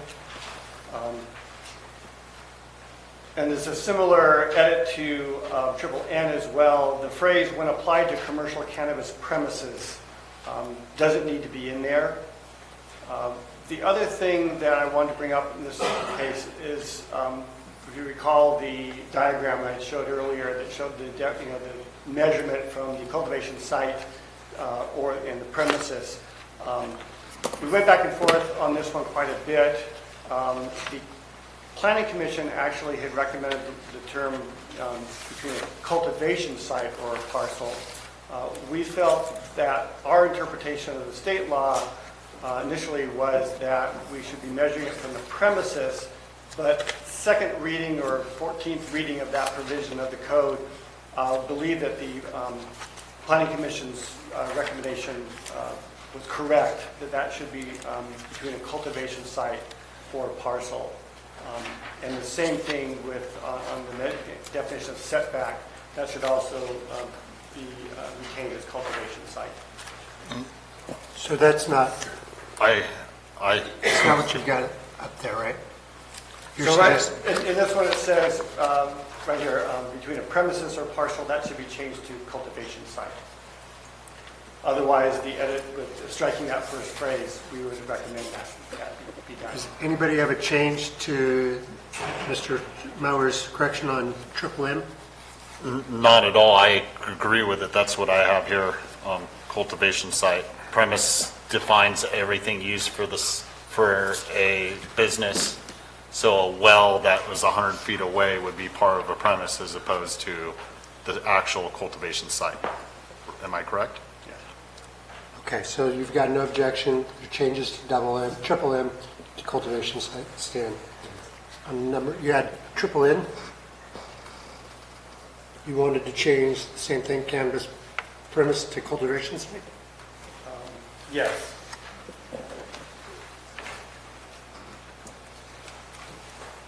I agree with that based on the same principle, and then I have an addition later on in triple N once everyone decides on that. Okay, why don't you put forward that and we'll just do triple N altogether. Because some parcels were not necessarily, that is, at the very end, I want to add or least. Setback when applied to commercial cannabis cultivation sites means the horizontal distance that is required between cannabis premises. Cultivation site. Cultivation sites. And the nearest property line of a parcel that is not owned or leased by permittee. Anybody, any reason we can't do that, Mr. Mauer? That was discussed by the Planning Commission in the context, it probably doesn't matter in this case, well, for commercial cultivation where there is a permit required, we have the provision that you could lease the property, and so something that's commonly owned or leased, that would apply. For personal cultivation, the commission felt that it should just be ownership because we really don't have the same level of control, and someone could lease property and then the lease be terminated, and then we've got the setback problem. So that was why we left it just simply as owned by the permittee in this case. It's sort of an either or depending on which setback is being applied. Right, and I get the intent behind that. I would say commonly owned or commonly leased would cover that, because someone could be leasing a property with a house on it that has multiple parcels overall. So in that case, if they're commonly leased, it's really a policy call whether or not you want to include the ability for someone who has leased property to make it from the farthest away property line that's not under their control. I would not use the term commonly owned or commonly leased because it could be commonly owned by someone else. All right. But I think we need to refer to the permittee in this case. Understood. So Mr. Stopper, your suggestion is go along with Mr. Mauer's premise to cultivation site, but add not owned or leased by the permittee. Is that correct? yes, that's what I'm suggesting. Anybody on the board? I mean, is there any objection to that? Seeing none, we will add that in. Mr. Mauer, do you have others? After P, seeing as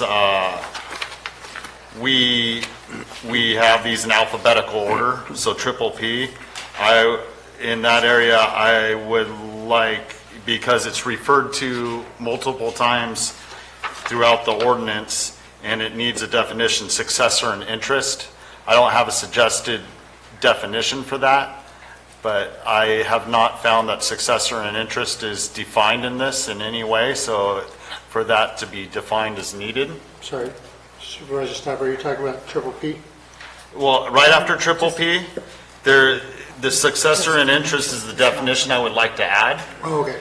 Which would fall after state license types or state, it's in alphabetical order, sir, so it would come after triple P. So you want to add a definition of successor of interest? Mr. Mauer? It's a legal term of art, and I don't know that it's necessary, but probably it's not harmful to add it. Unless we get into some conflict between what our code says and what the law says regarding that issue. So I would defer to counsel on this one. Understood. Counsel, can we put that in? You certainly can. I'm wondering whether on the fly we're going to be very successful at coming up with a better definition than the actual term successor in interest, but we can. Mr. Stopper? So define what it means. The person who owns the business or Well, this- parcel afterwards. So, if owners transfer a business to the next owner, then they own it. But I'm not sure it would take, doing something like this on the fly and coming up with something that includes words that people don't argue about, my recommendation would be to not mess with that. But if you guys want to, absolutely, we could take a few minutes and do that. We could always come back to this later after we get through more of the ordinance to see if we need it, if we need to. I'm not going to die on this hill. I was just making a suggestion because I'd never seen it defined within the ordinance, and I felt that it was needed. Successor in interest is a legal term of art, but to the extent that the board wants us to add an actual definition within the ordinance, we could add something along the lines of a successor in interest means a successor to another's interest in property, especially a successor in ownership of a business that is carried on and controlled substantially as it was before the transfer. Something along those lines. But that would be, if the board is wanting to do these changes, what I would suggest is the direction, and then staff be given the opportunity to then work on these changes. It's not that trying to craft on the fly is not recommended. I would ask that any suggested changes like this be direction for us to go back, do, and bring back the ordinance at a future date. Mr. Stopper, do you want to table it still, or do you want to drive on? Let's drive on, and then possibly tomorrow, maybe if staff has something legitimate to bring forward as we work forward more, then we can discuss it then. I'm willing to drive on, though. Like I said, this is a hill I'm willing to die on. Very well. So that's table. We may circle back on that.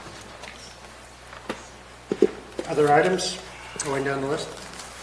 I do on canopy area. Total. We have Triple R? Triple R. We have a definition on J of what a canopy is. So is a canopy area the sum of the canopy, each plant, and then added? Are we counting the spaces and the rows? Yes, it's a perimeter around the canopy of all of the plants. So if you have a bunch of plants that are little dots, you draw a line around that, and be the outer rim of all of that. I don't including the support space that. in between. Okay. I did have a note on it, because you have canopy in J, and I just reading it at first, I was of the opinion that maybe we could strike this because it's incongruent with the definition is in J. So could you please elaborate on that? Any reason we can't cut that? So as Julie explained, that the canopy is basically the area covered by the individual plant. The total canopy area, which is how we measure the cultivation site, is that entire, so rather than having little circles, you measure each circle, and the space in between the plants don't count. This says everything that's within the boundaries of the total canopy area, including any space you need to walk between the plants to trim or to harvest or whatever, that's included in the total canopy area. That's why it's defined in two different ways. Individual canopy would be that portion of the plants. The total canopy area is used in this ordinance is the perimeter of all of the plants together, including the space between the plants. And in the regs, under the CDFA regs, under subsection F, there's a very long-winded and specific definition of canopy, which we've sort of tied ourselves to. You don't have to, but for the sake of ease of reference, that's what we did. Canopy means the designated area at a licensed premises, except nurseries and processors, that will contain mature plants at any point in time as follows. 1, canopy shall be calculated in square feet and measured using clearly identifiable boundaries of all areas that will contain mature plants at any point in time, including all of the spaces within the boundaries. Canopy may be non-contiguous, but each unique area included in the total canopy calculation shall be separated by an identifiable boundary that includes but is not limited to interior walls, shelves, greenhouse walls, hoop house walls, garden benches, hedgerows, fencing, garden beds, or garden plots. And 3, if mature plants are being cultivated using a shelving system, the surface area of each level shall be included in the total canopy calculation. So what we did throughout this ordinance is when the state provided us with a definition, we generally, for ease of reference and ease of talking between licenses from the state and local permits, we just thought it would be easier to use the same terminology. But certainly if the board wants to define canopy for permitting purposes separately, it can. It just might get confusing because what's licensed at the state level would wind up being potentially different than what's licensed at the local level. So I agree with you on what you just brought up, 3 CCR 8000 for J on canopy. That's why I brought up the triple R on total canopy area, because it's incongruent with what you just read.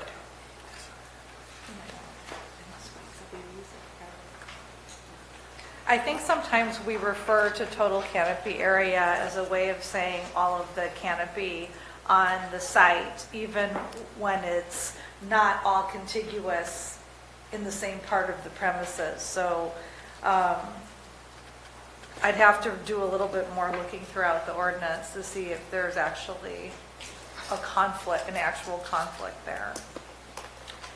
So, Council, if you were allowed an acre and because of your terrain you want to do 2, you split it up to 2 half acres, is the canopy area each section a canopy area or the whole? You could divide, you can have, on your premises, at Right. least for the state, which again, we've incorporated, and Ethan, if you think I'm wrong on this, let me know. You can define a portion of your premises called the cultivation site where your plants are. And if that space involves some uphill from another and terraced beds, and you draw on your diagram a line that encompasses all of them, that can all be part of your cultivation area, and the canopy would be measured, including the space between, as I understand it. Whoa. Now, whether as I sit here, I don't know whether if there was a large distance between 2 raised beds, whether the state would count that distance as part of the cultivation or total canopy area. But I think that Mr. Mauer, for local purposes, we've talked about, and tell me if I'm wrong on this, if there was one defined area within the cultivation site that had a bunch of plants, we'd measure that area and then walk over, not include the space between actual beds, but there would be like 2 perimeters that we would then add the areas together rather than including the 50 yards between those 2 beds. I think that's how Mr. Mauer and Mr. Turner intended to treat canopy area, but I'll turn it over to them. That sounds correct. I mean, and that comports with the definition she just read. Canopy is the area of plants, and you look at an area in a particular area, but if it's divided, as she said in the definition, and there's another set of canopy, then you would measure that one individually and measure this one individually, and that would be the total canopy area at the site. You wouldn't measure all the way around if say, they're divided by a building or a road. You would look at the 2 separate canopy areas individually, measure their total canopy, and that would be the total canopy area of the cultivation site. So Would you explain like that? Because my interpretation was a little bit different when I first read it, sir. But with that interpretation, I would concur, as long as that's clearly identified in here. Because I think there could be a better impact mitigation if people didn't have to continue putting rows going down the side of the hill in certain situations.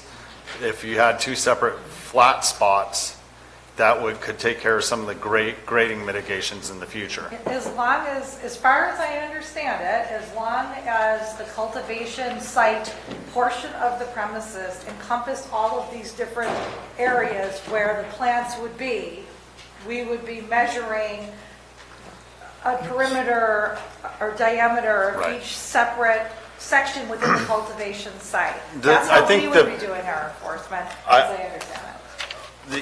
With that interpretation, I could roll with that. I just don't want people thinking that if they only have 5 feet between the plants, that they don't have to include that. You know, it's got to be something significant. But I think where the confusion arises, when the definition talks about including space between the plants, if you have a garden and you've decided to put in one defined area in your cultivation site 10 plants with 100 feet between them in that defined area, you're not going to draw a perimeter around each individual plant canopy. It's going to be a perimeter of the entire section that they're growing in, including the spaces between the individual plants that are in that section. Does that make sense? Yeah, that makes better sense to me. If that's the way it's interpreted, and then on record, I'm good with it.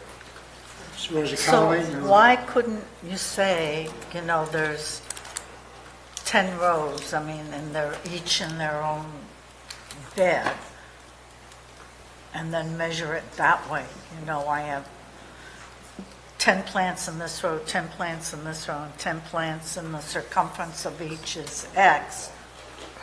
And I do X times 10 times 5, and that's my canopy area.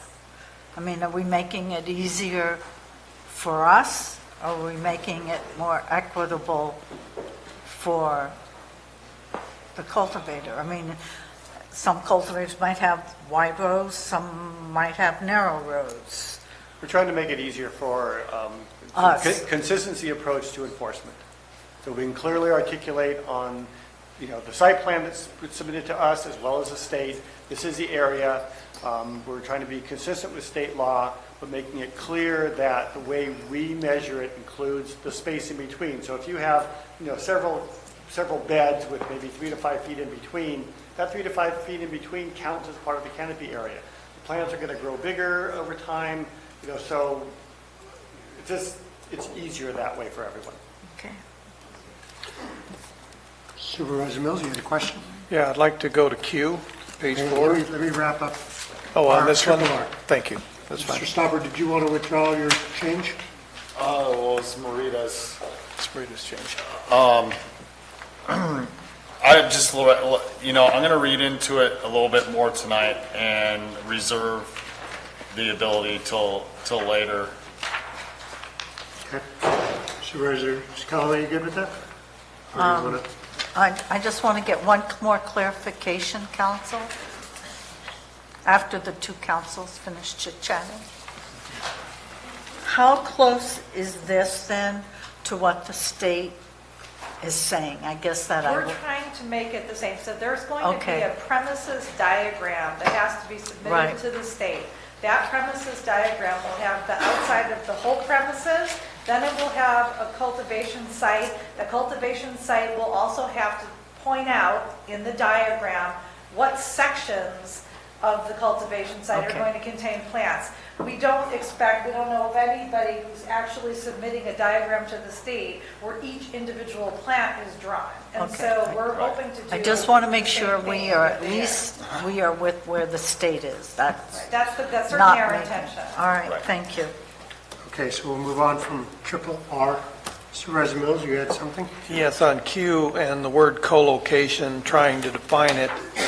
I spent some time looking in state code and in federal code as to whether or not there's a definition for this term, and I only found it as a French term. It is most likely used in joint use of medical care facilities and the telecommunications industry. So then I had to think about this in terms of real estate law and what type of limitation are we going to provide here.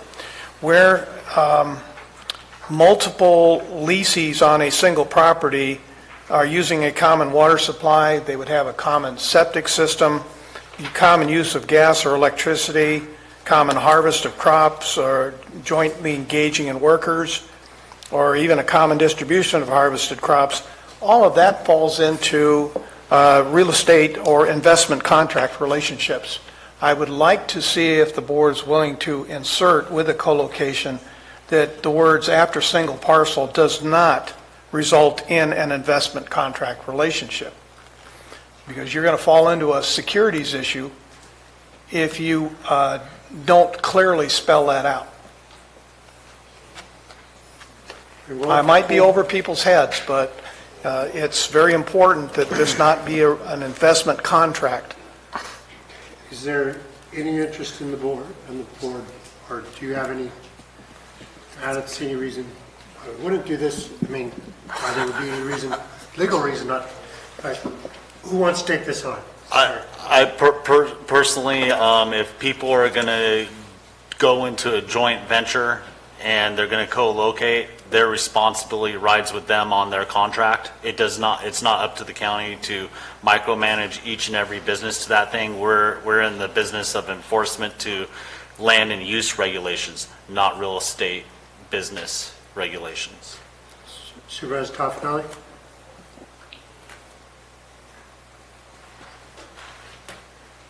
I understand both sides of the issue.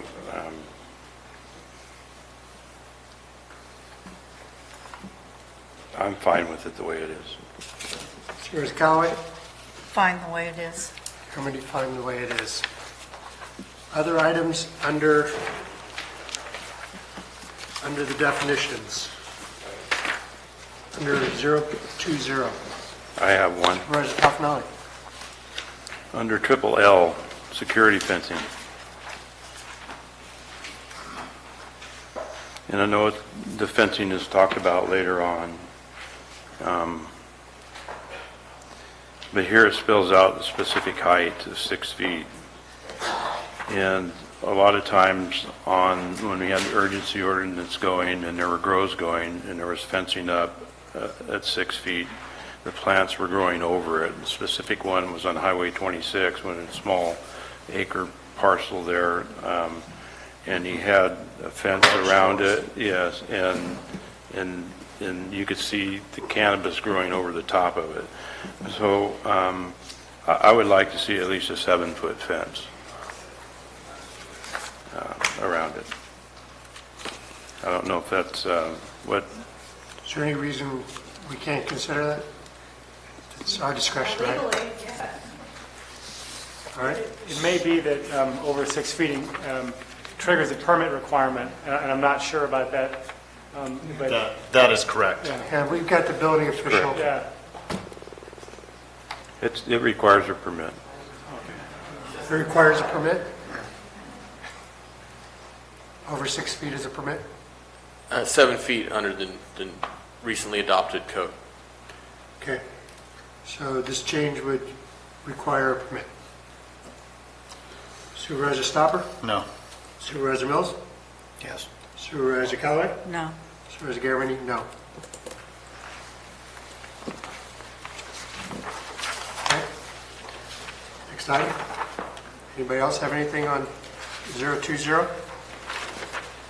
Chair, from the DA's office, can I just, on a specific definition? In the DA's office, yes. Yes. R, the definition of commercial. The first part, is referring to the activities under the new state regulations. The second definition of commercial refers to collective and cooperative cannabis cultivation.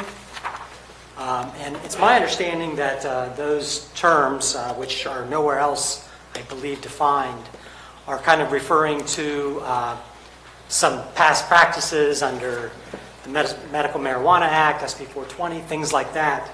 And I'm just wondering if this kind of dual definition is going to cause some problems with clarity of what we're really referring to. I can speak a little to this. I agree that this is antiquated. When I looked at the deadline under Mount Cursa for people to before that defense completely goes away. It was later than now, and so I wanted to make sure that we're capturing them as, they can't say they don't need a permit because they're collective, a collective or a cooperative. And because of the timing, I decided to keep that in. But if you don't think it's more of a criminal issue, I just thought it would be helpful, given that there's apparently still that defense under Mount Garza. So, and that deadline is clearly established? There was a deadline before they had to be completely waived, removed. And I don't, off the top of my head, it was within months or a year before that was completely phased out. I don't, as I speak here, if I had known in advance, I would have been able to answer your question. I think it's this November, actually. It's coming up very soon, I believe. It's coming up soon? Okay. I mean, we could get rid of it if it would help you. The implication is that it allows activities under that umbrella of commercial that I don't think the intent of the rest of the regulation is really intending. So I guess my intention drafting it was that you can't, if you're doing something that if you're calling it collective or cooperative, we're counting you as commercial, yes, you need a permit. That was my intent. If you have suggestions to make that stronger or better, feel free. Mr. Stone, do you have a suggestion? Can we table it a little bit? Now that I understand a little bit behind the purpose. Okay. I would have just one, until such time as it ends, provide. Yeah, we need something in there that really kind of captures that at a certain point in time, this is going to end and this is no longer. Ultimately, depending on when this ordinance, if it does get approved, we have so many days before it becomes reality. Is that post the date that this sunsets anyways? So would it even be an issue, and should we strike it? I mean, again, this was mostly just to try to get rid of a potential loophole that I saw during this short period of time we have before that defense comes to mind. I'd be perfectly happy to listen to Mr. Stone's recommended language change to make him more comfortable. I mean, it's certainly your call, but this was trying to ensure that they don't claim that they're not commercial and therefore say that they don't need a permit because of the Compassionate Use Act. Can we do this? Can you work with Mr. Stone, make sure we're solid with the DAs and wrap that up? We are going to be talking about this tomorrow. We're not talking about a massive change. We're talking about adding or subtracting sentence. Absolutely. Thank you very much. Okay. Anything else on 020? All right, making progress. We are on 1795030, relationship to other local and state laws. Mr. Maurer, do you want to say anything about this before digging? Was there any errata? No. Okay. Who would like to begin? Mr. Mills, your light was on, or you? No? Mr. Stopper or Ms. Calloway, your light was on before Mr. Stopper's. Stopper, you latest. Sorry. On A, how does this apply to dispensaries? How does it apply to dispensaries? Yeah, I mean, we have a dispensary ordinance. Are we saying this trumps that? No, it does Well, not. We will be bringing back a revision to 1791, which is the dispensary ordinance, to bring that into compliance with state law, as well as the direction of the board to allow for adult use sales. There are some interplay between these two where we talk about cultivation and the fact that our current ordinance allows cultivation within a dispensary for the dispensary clients.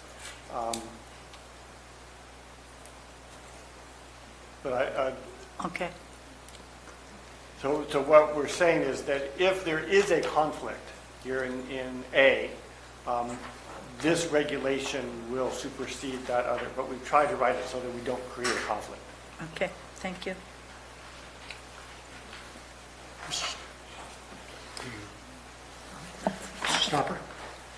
B. I have a few things on B. Okay. Let's start with the first sentence. For the purpose of informing the state, I would like to introduce after state in all applicable state agencies, because with the permitting process, we have the Water Board, the CDFA, Fish and Wildlife, for example, that a licensure applicant and its associated premise are eligible. Yeah, that's where I would like to insert that. If you don't need me to read the whole thing, I can, but. The purpose of this was because in order to apply for licensure, we were of the understanding that growers needed to receive a letter of conditional authorization, and that letter was specifically to be addressed to the state, and that's what allows the state to know that they are apparently or appear to be eligible for the program. So we were drafting this specifically to a state licensing board requirement. So that I have not seen a legal requirement that we also provide notification to the water board, or else there will be some licensure consequence. And Peter may recall this more than me, but I believe that people did lose their water board permits when they no longer had local authorization. And As a matter of course, we communicated closely with the various state agencies while we were under the provisions of the urgency ordinance. And we called or texted or emailed almost on a daily basis as far as confirming that certain permits were issued. In this case, we are relying on the state license for cultivation, the Department of Food and Agriculture, and they are responsible for ensuring that any other applicable state license or state permit is issued before they issue the license to cultivate. I think by saying the state, it means any and all agencies of the state without naming specific ones. So I'm not sure if the additional suggestion is necessary. It may be helpful. I'm just concerned if we, So the way you understand this and the intent of it is those agencies are included with the state, because it doesn't say it explicitly, but the state would be all state agencies. Right. And I'd be concerned if we identify a specific agency and then the state changes its rules, or we're going to have this agency do it instead, or there's some new provision that another agency gets involved, and we don't have that. I think by keeping it more general, we have a broader scope, broader reach to ensure that we're communicating with them. Supervisor Conley, you have a comment on that? I just wanted to move to another part of B. If we could, let's deal with this one that's on the front. So Supervisor Stopper, do you want to carry that on? Do you want us to put that in, or do you want us to? I do have a question on it. Yes, sir. It says it will shall be issued by the county designated department, a letter of conditional authorization. Are you issuing that to the applicant so he can put that in his application to the state, or are you issuing it to the state? How is this working? Because if you're issuing it to the applicant so he can put it in his application to the state, he can make copies to the water board, to whoever that would ask for one or needs one. So I want to know what you're talking about when you say shall be issued. It would be issued to the applicant. To the applicant, Yes. so he could make And copies. it's his responsibility to make sure it gets to whatever state agency. Whatever agencies that he needs to do. Mr. Turner, your light's on. Did you want to add Oh, something? yeah, I was just going to point out that the state actually will check with us, too. I mean, before, and I actually spoke to an attorney for CDFA last week, and when they receive an application from a person within our jurisdiction, they will send Mr. Maurer or the designated individual a email to find out whether or not there is local authorization. and we have to respond with there's 3 check boxes. We can say yes, pending, or no. Let's make a clear statement there that that letter would be issued to the applicant so that there is no question on the part of anybody as to where is that letter going. So there's actually 2 parts of this section. One is the initial sort of indication that they should meet our criteria and that they need to take that to the state. Then the last sentence actually requires the county to contact the state agency if we revoke or they're no longer eligible. No, that's fine. Definitely, we would want to inform the state directly. I'm fine with that. I just feel that everybody needs to be aware, who are we going to give that letter to? With the state requirements, all anybody has to do is qualify under zoning laws, the way I understand it. So wouldn't it streamline the process for a blanket letter to go out that people that qualify go out so that you don't have to produce so many letters each and every time? Wouldn't that cut down on your workload? Well, each application is going to be individual. We won't know that all of them are going to qualify. Under our, we'll be doing site inspections, we'll be analyzing all the information they provide, and in some cases, they may not get approved. They may not pass the background check. Right now, the process that we've envisioned is an application is filed with the county. We review it. We either approve it or disapprove it. We then provide that letter to the applicant, which he can then take to the state to file his application. There has been some suggestion that we issue some type of letter to the applicant or to the state that says this individual has applied and is eligible to apply, so that it can be concurrent processing for the state with the state application.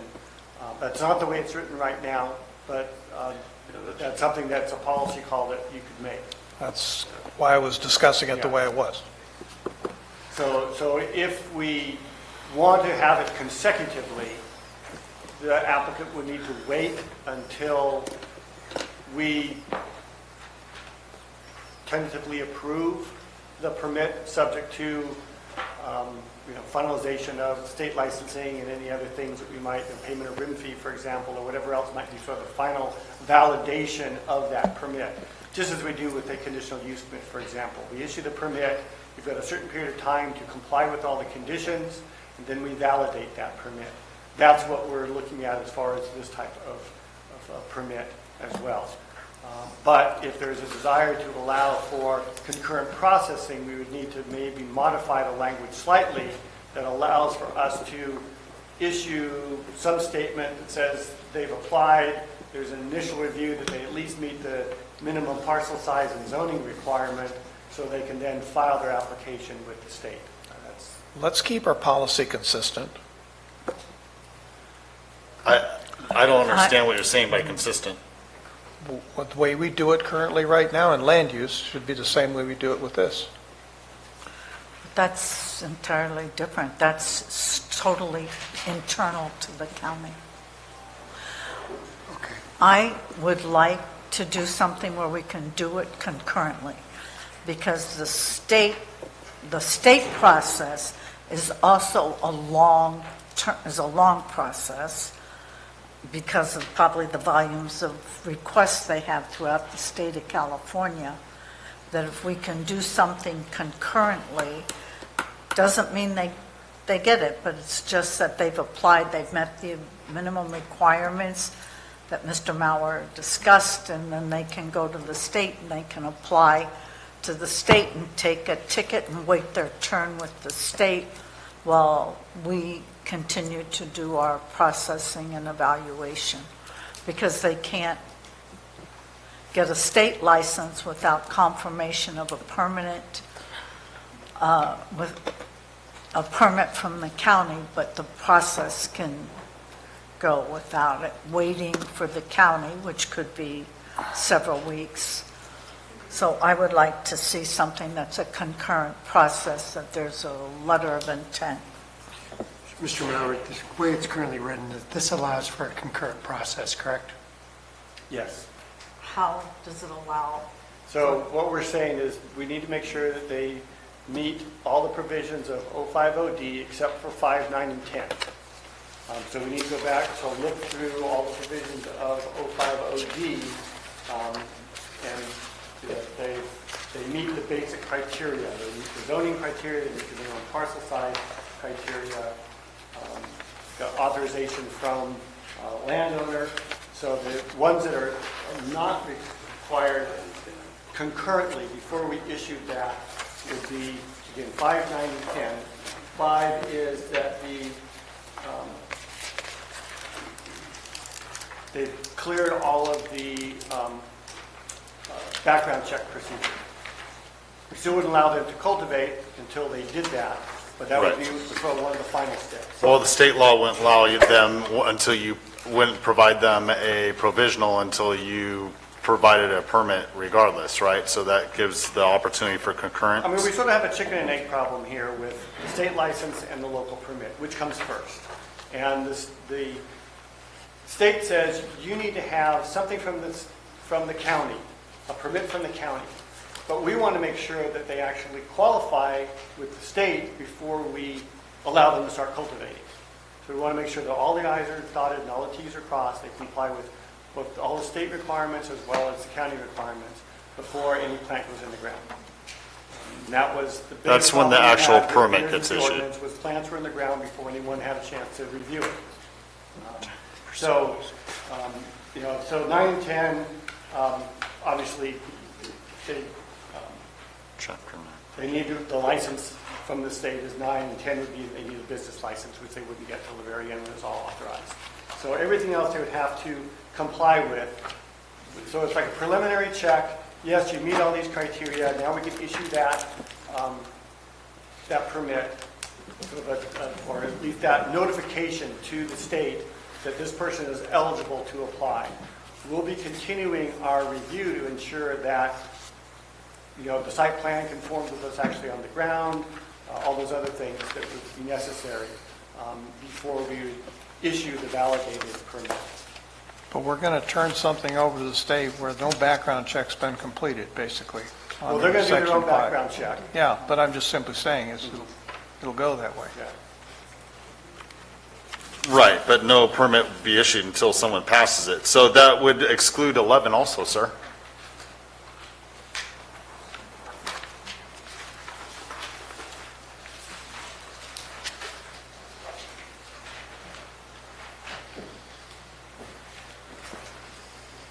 For instance. It creates a conflict. There's a conflict there. So we would need to add 11 into excluding 8, 9, 10, and 11. Well, I think that's a policy call. Do you want us to go ahead and notify, allow them to apply with the state before they pass the background check, or do you want the background check to be something that is qualifying at the, We had this discussion during the study session, and from what I recall, it was if an applicant, because of this very reason on the letter of notification going out or of intent, that if someone were to go and file with the state and pay all their fees and then later come back and it ends up that they didn't qualify for one reason or another, that's their bad.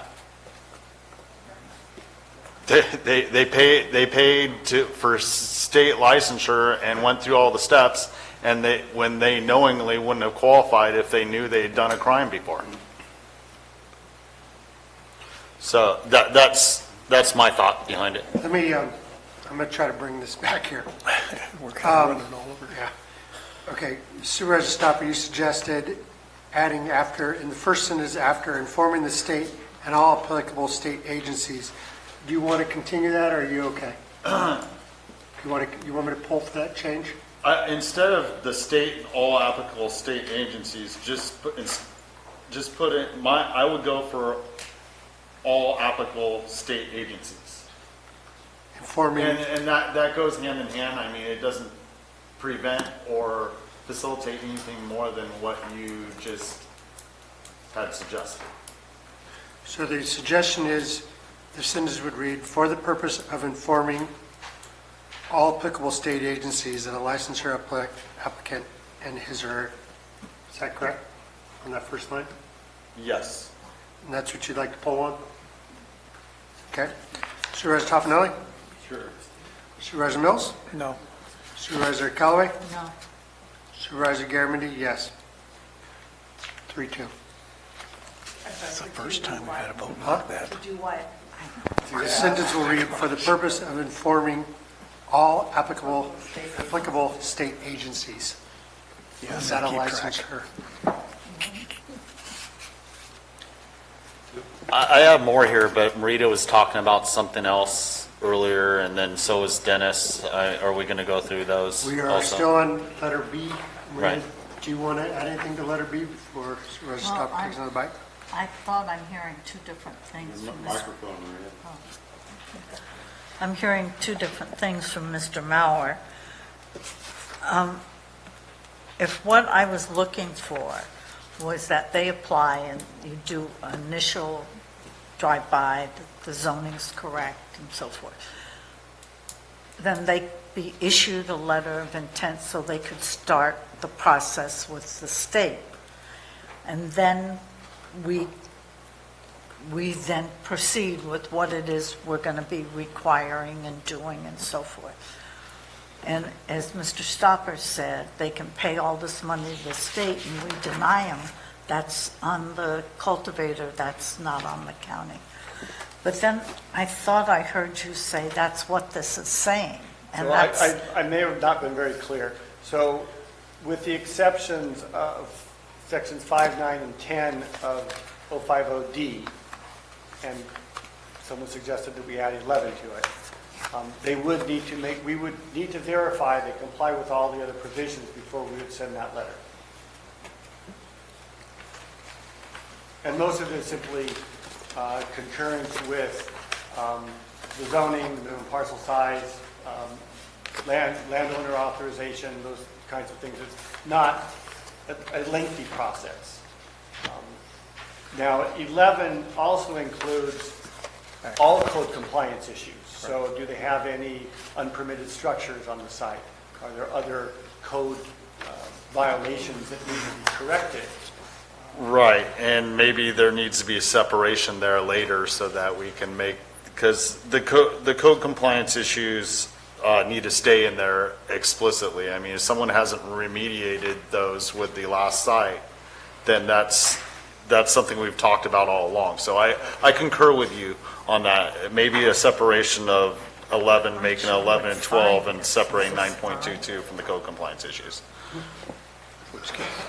Which gets the background check conflict out of it. Exactly. Mr. Mauer, unless I'm reading 5 differently, Just strike it from here. Just strike it. is 5 the badge? Dennis They have to have the badge? Dennis did bring up a good point. We already addressed 9.22 and number 5 of that. So, you know, and so we could add 5 to the list and strike the 9.22 thing in number 11. Yeah, I think that was in there to ensure that they also made sure the workers have badges as well. But again, Majority of the time, the workers aren't going to be working until after a permit's issued, it's when we do a regardless. transfer. It's when we do a transfer. Yeah. All right. So number 5 is specific to the badge. Number 11 is more general to all code compliance issues. Okay, so Supervisor Stopper, what is your suggestion? Or Marita, what is your suggestion? Well, if what I'm hearing you say is that if they go through and there's the very preliminary, they pay us the fee, we give them a letter of intent so they can start the process with the state, I don't see why we're talking about they don't have to do 5, 9, and 10 to get the letter. Are you saying we include 5, 9, and 10 as omitted, and everything else they have to do before they get a letter of The other intent? 13 of the 16 provisions under D, 050D, would have to be verified before we would issue that letter.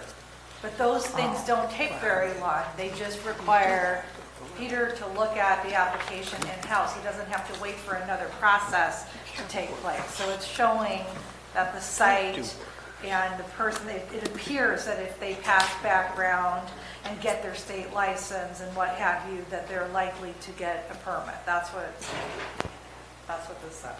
But the rub is that we're including workers in number 11, D11. I know we're kind of ahead of ourselves here, Chair. You could remove chapter 922 from number 11. That's what I was saying. A simpler way to do it is simply just strike it from, and it's a different section. We're kind of jumping ahead of ourselves. Well, but it all ties in together, and there's a couple conflicts throughout here that I'll bring up later that I have marked out, and this is all part of properly drafting an ordinance, is making sure that it fluidly runs throughout it. So this conversation needs to be had. May I make a suggestion that we come back to this one a little bit more tomorrow, because I would like to read this and take it in a little bit more, just to make sure that I have a full understanding. If you're all right with that, I don't know. Hold the board on it. I mean, we're working on it unless you have more suggestions, Rita. Okay. Is there a change? So nobody's making this a suggested change to be at this point? No. Other than what we've already polled on? Supervisor Toffenali? No, No. I'm good with what it says. Okay. With the change that he wanted before. I'm fine with it. Do you want to bring it back up tomorrow? No. Supervisor Mills? No. Supervisor Callaway? Yes. We'll talk about it again tomorrow. I think we need to make sure it's fluid.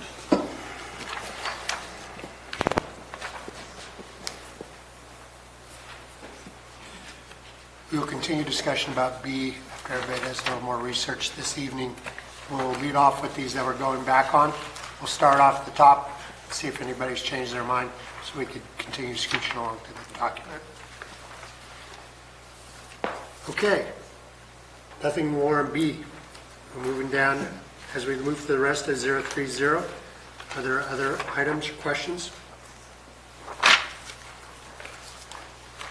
On which one? We are still on 030. We have completed B, so anything on C, D, E, or F? I do on D.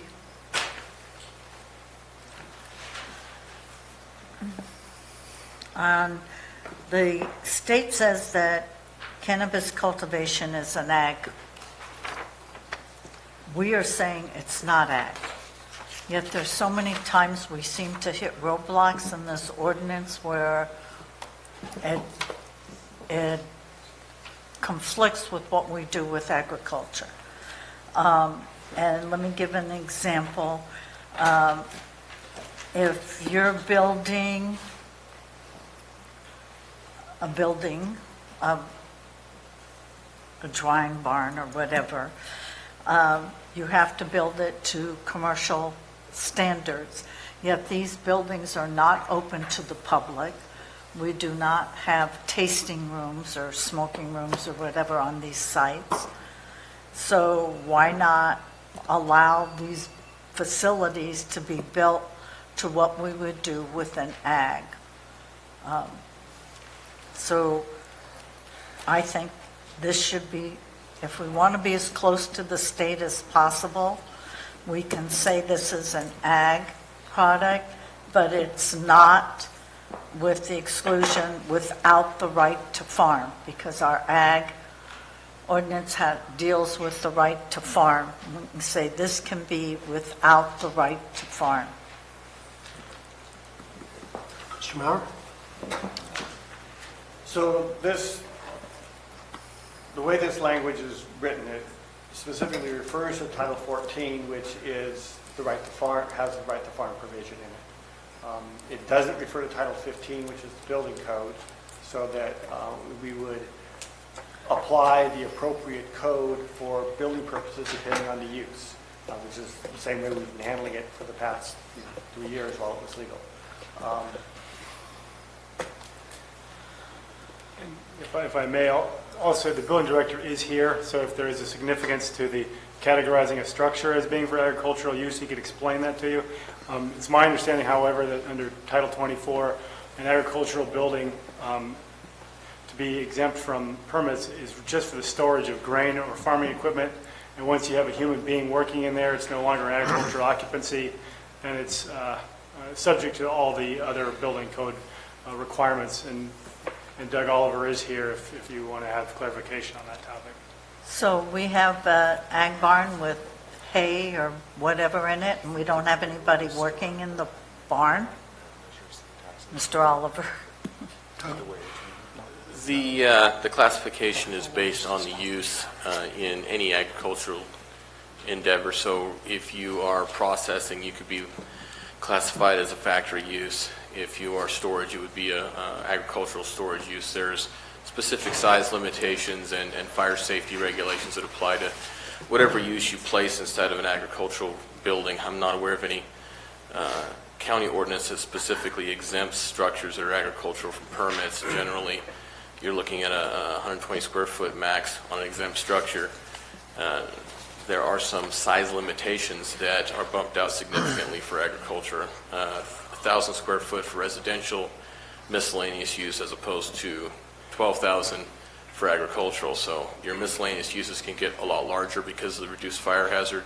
But overall, we are going to classify each structure, regardless of lot, based on its actual use and occupancy.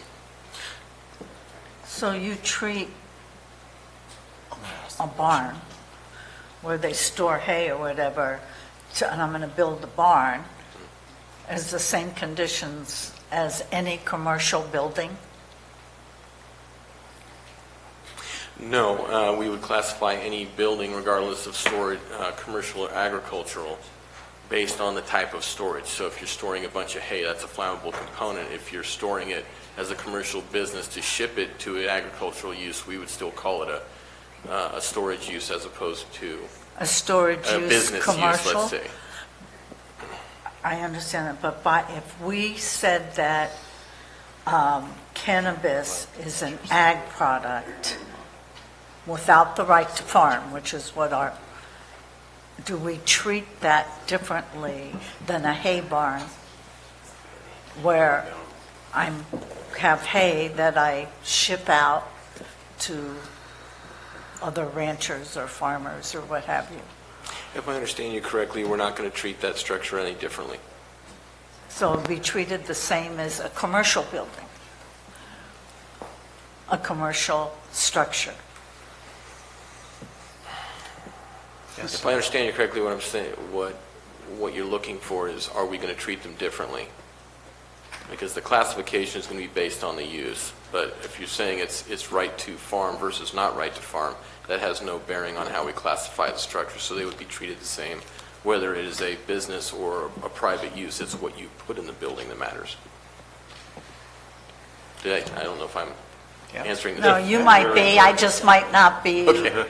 absorbing what you're saying. Because I think we should follow state law and say that this is an agricultural operation, not that it's not an ag.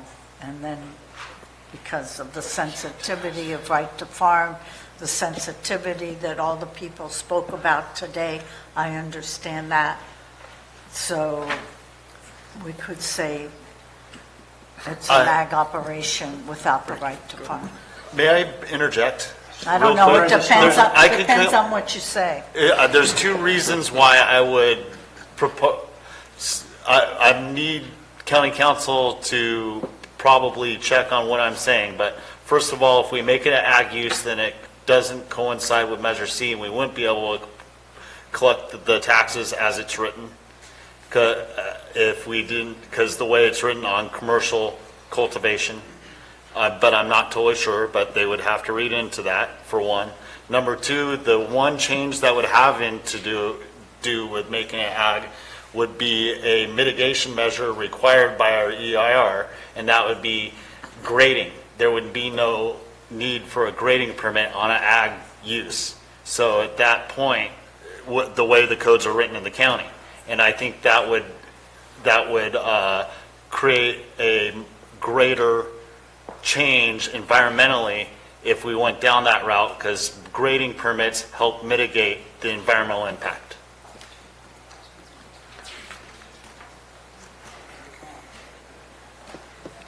Do you concur, sir, ma'am? Sorry, apologize. As far as Measure C, designating it an agricultural commodity, I don't think would, I haven't looked at this, but I would assume an agricultural commodity would still fall within commercial for Measure C purposes. We can certainly look into that and report back tomorrow. You are correct, under Title 15, we do have exemptions to the grading permit for agricultural operations. So to the extent that you would want to designate it an agricultural commodity, I would suggest that you clearly identify that the exemption under Title 15 does not apply to cannabis.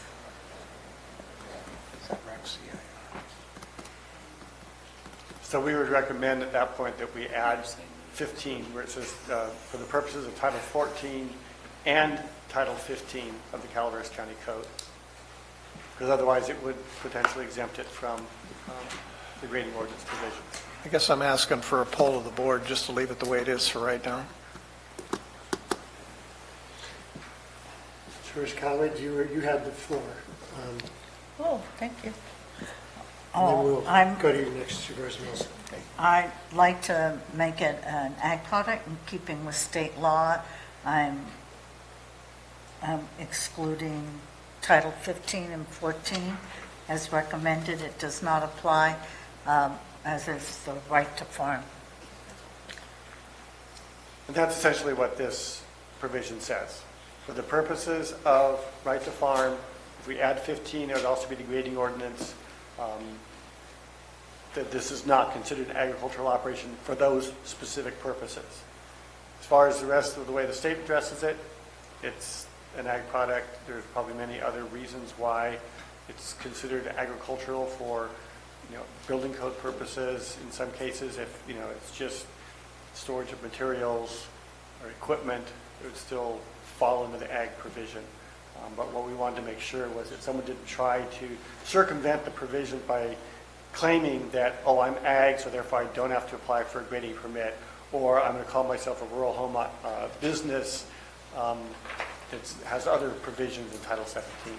And just to clarify, we keep saying the state says it's ag. The state says it's ag, and then in quotes, for purposes of this division being the cannabis division. So it's not set in stone, or I'm not aware of any preemption issue that would require us to deem it ag for all purposes. The state doesn't require itself to deem it ag for all purposes under that language. So Supervisor Calaveras, would you like me to poll the board on adding those comments? I think I've been duly corrected. So, no? No.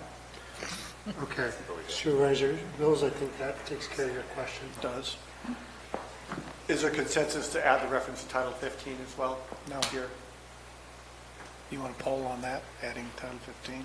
Is there, one more time, Peter, I'm sorry. So, I think we overlooked adding the reference to Title 15 here because we want to make sure that it's not considered an agricultural operation for the purposes of Title 15, where 1505-080I, which is a list of exemptions, identifies grading related to or in support of an agricultural operation is exempt from the grading ordinance. So by adding Title 15, you're saying it cannot get an exemption from grading. That's what adding Title 15 does. It precludes them from getting an exemption from the otherwise required grading requirements. Okay. It's interesting that no one had thought about that before. Well, I think we just forgot to put in the Title 15. Well, I mean, just Well, considering... it's certainly our intent we want to make sure that grading permits, we saw a lot of grading occurring with the previous round. And it's something that's addressed within the EIR that is a mitigation measure. So I would definitely be in favor of adding Title 15 to that, just for that very reason. Let me poll real quick. Supervisor Mills? Yes. Supervisor Huffnaut? Yes. Supervisor Callaway? Yes. Supervisor Garamendi, yes. Please add 15. Okay, on 030, anybody have anything on E or F? Nothing on E or F. All right, we've got 10 minutes, and I'm going to pull a plug at 5 o'clock. We'll start again in the morning. But let's see if we can't get 040 done. Nuisance declared. Cannabis cultivation and commercial cannabis activities prohibited. Mr. Maurer, anything you want to say about this one? No. Board members? Okay. So that stays. All right. 050 is going to take a long time, folks. I cut it right here. I think this is a good time to cut it. We will resume this meeting tomorrow morning at 9 o'clock. I want to remind everybody, this is a continuation of the meeting in the morning, so we will not start with public comment. We will continue the meeting as if we had started right from this moment. Thank you.